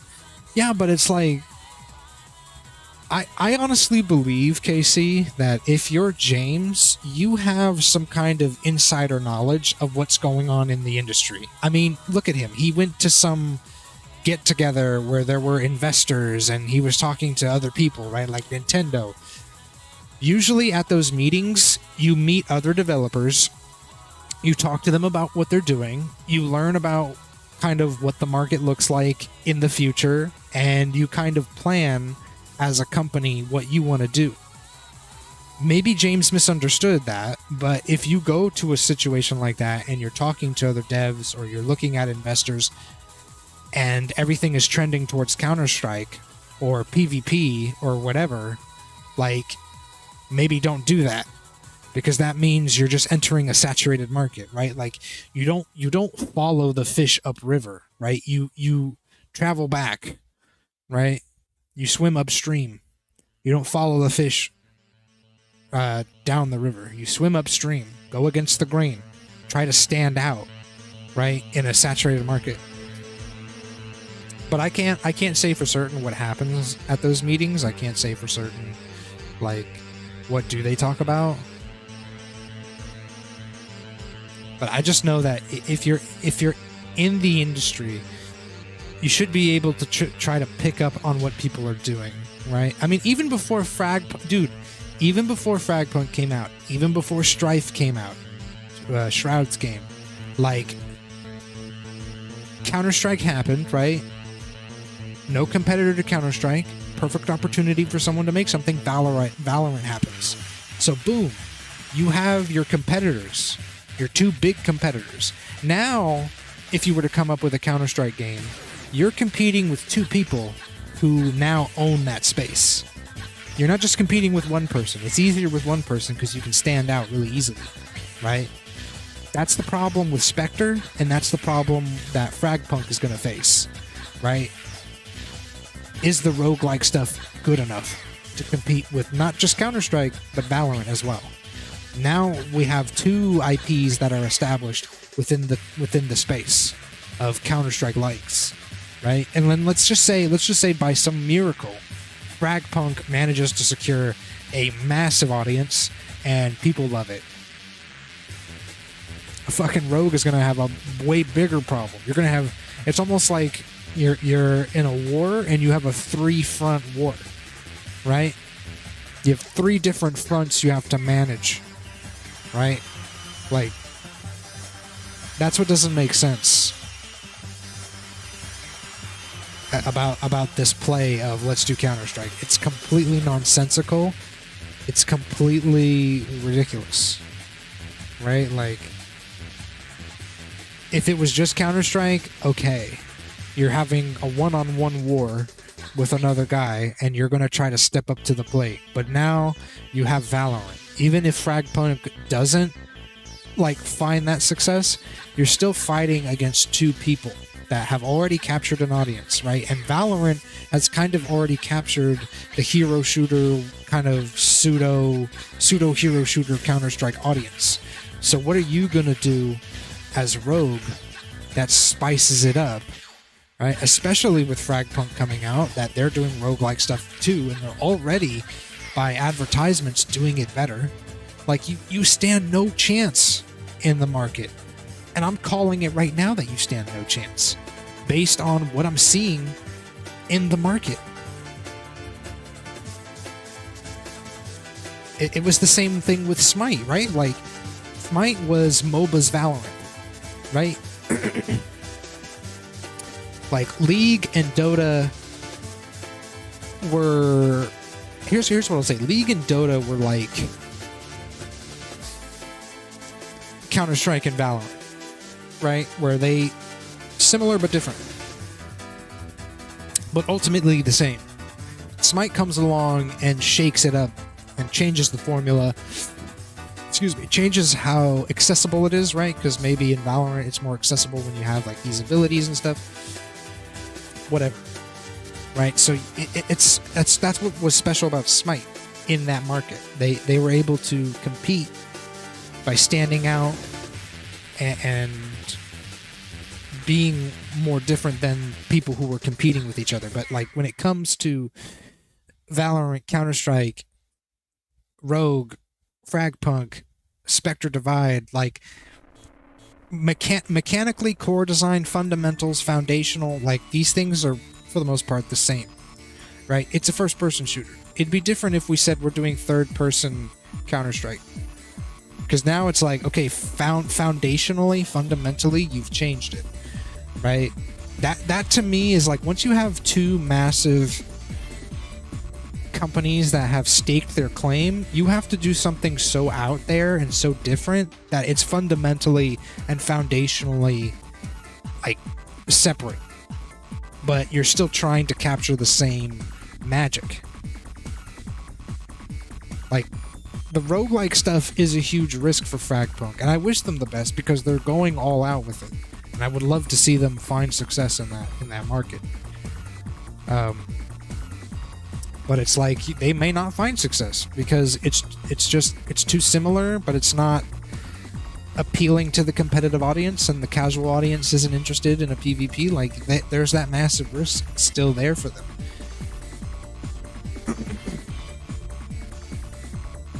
To me, I think Valorant and Counter-Strike are going to stand at the top of the hill no matter what, because of what they offer and how they do it, and the timing that they appeared to kind of own that space.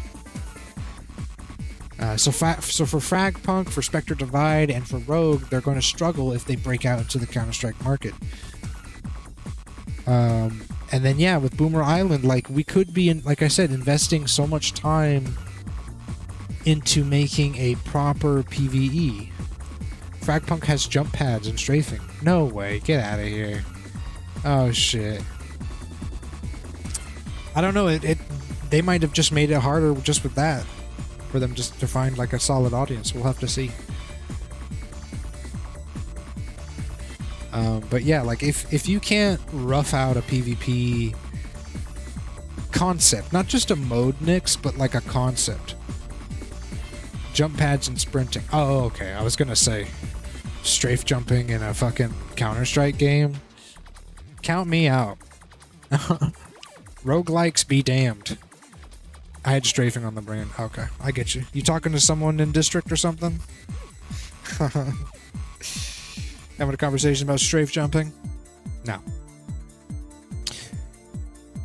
But that's cool though. Like that's a dynamic change in the gameplay that might be enough to get people involved, but it also might turn a lot of people off. It might turn off their like core audience, because Counter-Strike, Valorant, they don't have jump pads. It's very one-dimensional in that sense. Like there's elevation and verticality, but not like a super amount. So it's going to be interesting to see how that game handles it. Like, Fragpunk has probably the best opportunity to make it in the market, because the roguelike stuff might fundamentally and like foundationally change the way you play and the way you approach it. It might casualize it a little bit more. With Rogue, they're not doing enough to justify breaking out into that market with the roguelike mechanics. They're not doing enough with the roguelike mechanics at all. So that's where it's just like, Rogue, throw away the Counter-Strike idea, don't do the MOBA idea, and try to put something out. It seems weird because when you die, you lose and can't rebuy the same loadout. Okay, so see, they're changing a lot of fundamentals with Counter-Strike, I guess, in that game. So now it's looking more like, okay, Fragpunk might have an opportunity to find an audience. It just depends if the audience likes the mechanics and appreciates it. So that'll be interesting to see. I would love to play it. I would love to see for myself how it plays and all that. But yeah. The fact that Rogue couldn't just put TDM next to Wipeout, right? Just scrap warm-up, because they can see, I'm sure on their metrics, nobody's playing warm-up. So why don't we just put warm-up in the 4v4 queue, right? Or TDM in the 4v4 queue. Like, I don't get why that didn't happen. Just scrap the big map thing, because that map they made for the warm-up was shit in terms of like,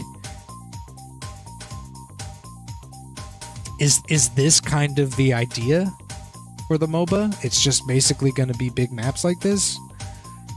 Like, it's not gonna go over well if it's just these kind of randomly big maps. There's no like consistency, and it's so disappointing to me that they would want to put the big maps in PvP and not put them in PvE, especially when they should be looking at what Black Ops Zombies has been doing for years with these big expansive maps that have a lot of depth. There's a lot of things to do, there's a lot to look at, there's tons of stuff to experience, right? Like, the fact that they're not looking at that as a potential audience that they could grab to get excited about their product, right? Even Killing Floor, right? They have some pretty big maps under their belt. You know, or having some kind of campaign that's kind of linear. Like, I was really disappointed to hear that they were doing like these tiny bite-sized maps for the other PvE mode. I think that's just such a fucking fail, such an L in my mind. Like, I'm just massively disappointed that they have no real plan. And they really don't know what they're doing, right? Like,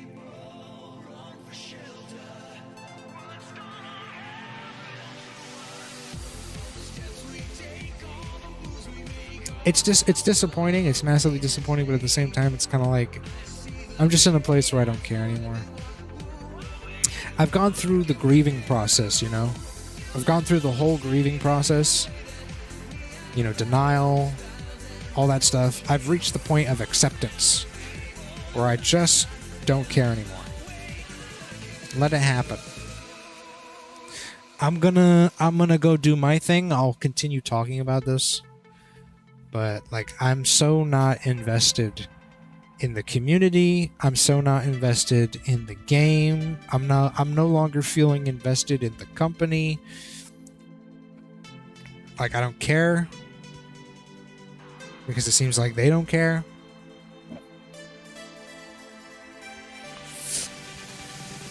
And you know what was funny, Casey?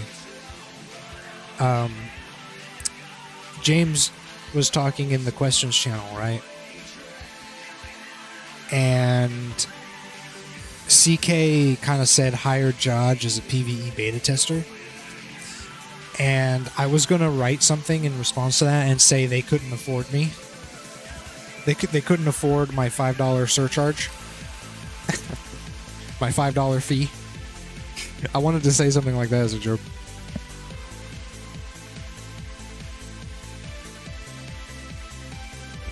But it's like, I don't even care. I don't even want to make jokes in there anymore. I don't want to post Smiley Blue anymore. I'm over it. Like, I'm not. This is cringe at this point. State of things is like getting table scraps. Yeah, for sure.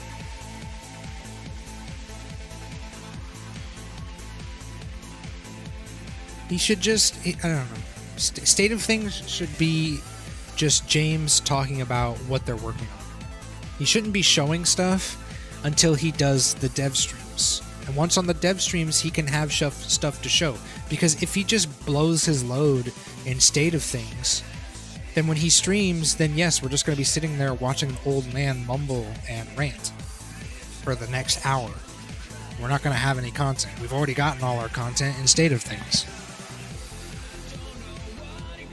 You know, like, he could be saying, hey guys, this month we're working on X. We're working on the modding. We're doing a little bit of NG work. Show up to the stream at the end of the month and we'll show off some stuff. Get people excited about the dev stream. Dev stream this week. Oh man. Ah.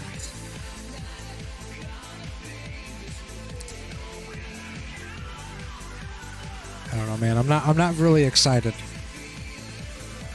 I feel like I already know what's gonna happen. I'm gonna predict this. Let's make bets right now, okay? Let's end the stream with bets on the coming Good Studio Dev stream. Okay. So here's my bet. James is gonna come on stream. First of all, it's gonna be an hour. We should make a bingo card. The free space is scuffed stream. That's the free space. Scuffed stream. It's free space scuffed stream. Because it's always scuffed. Every time he shows up, it's like... You know, the microphone's not working. He's using MS Paint. Or something.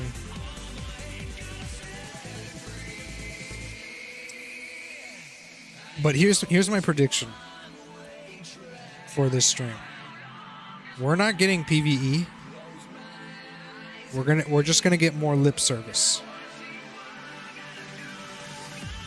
That's what I think. I think we're not getting PvE. We're gonna get more lip service. And James might try to say shit that he knows he can't promise. You know? But he'll say it anyway to get people excited. Like, he might say the mods are on the way. Mods next month. We're getting modding in the game next month. You know what's funny? We're getting modding in the game next month. Who cares? The Blackboard timeline that had no actual timeline, yeah. It was just kind of like general. Like, here's a line. We're going to plot some points. And, yeah.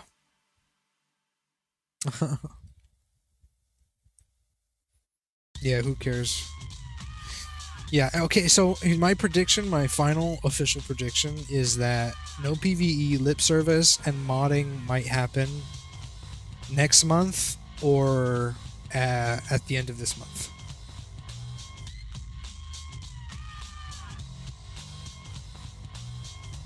One of those two. Or rather that he promises it'll happen next month.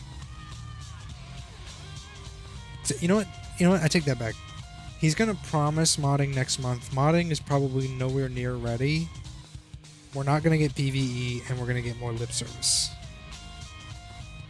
There you go. That's my final prediction. Lip service, no PvE. He's going to promise modding next month, knowing that he can't deliver. There you go. The dragons are coming, boys. Don't worry. Oh, brother. He's Game of Thronesing us. He's George R.R. Martining us. It's like that South Park episode where the kids show up and George R.R. Martin keeps talking about dick.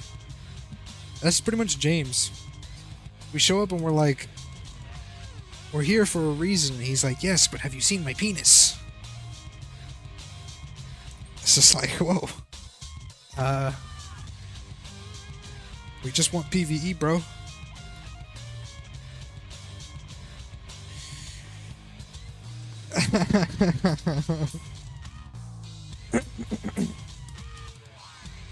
Alright, guys.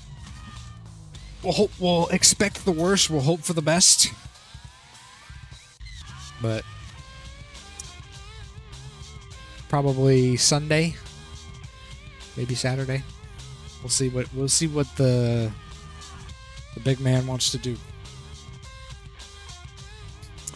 I'm like, I got my finger on the trigger. I'm ready to start leaving servers and just call it with the community as a whole. I don't really care about state of things anymore. There's no, like you said, there's no reason to be there. Expect the worst, hope for the best, and cringe about the rest. No, that's true. That's pretty based. Alright, guys. Thanks for hanging. Thanks for the talk, as usual. Same time tomorrow. I will be...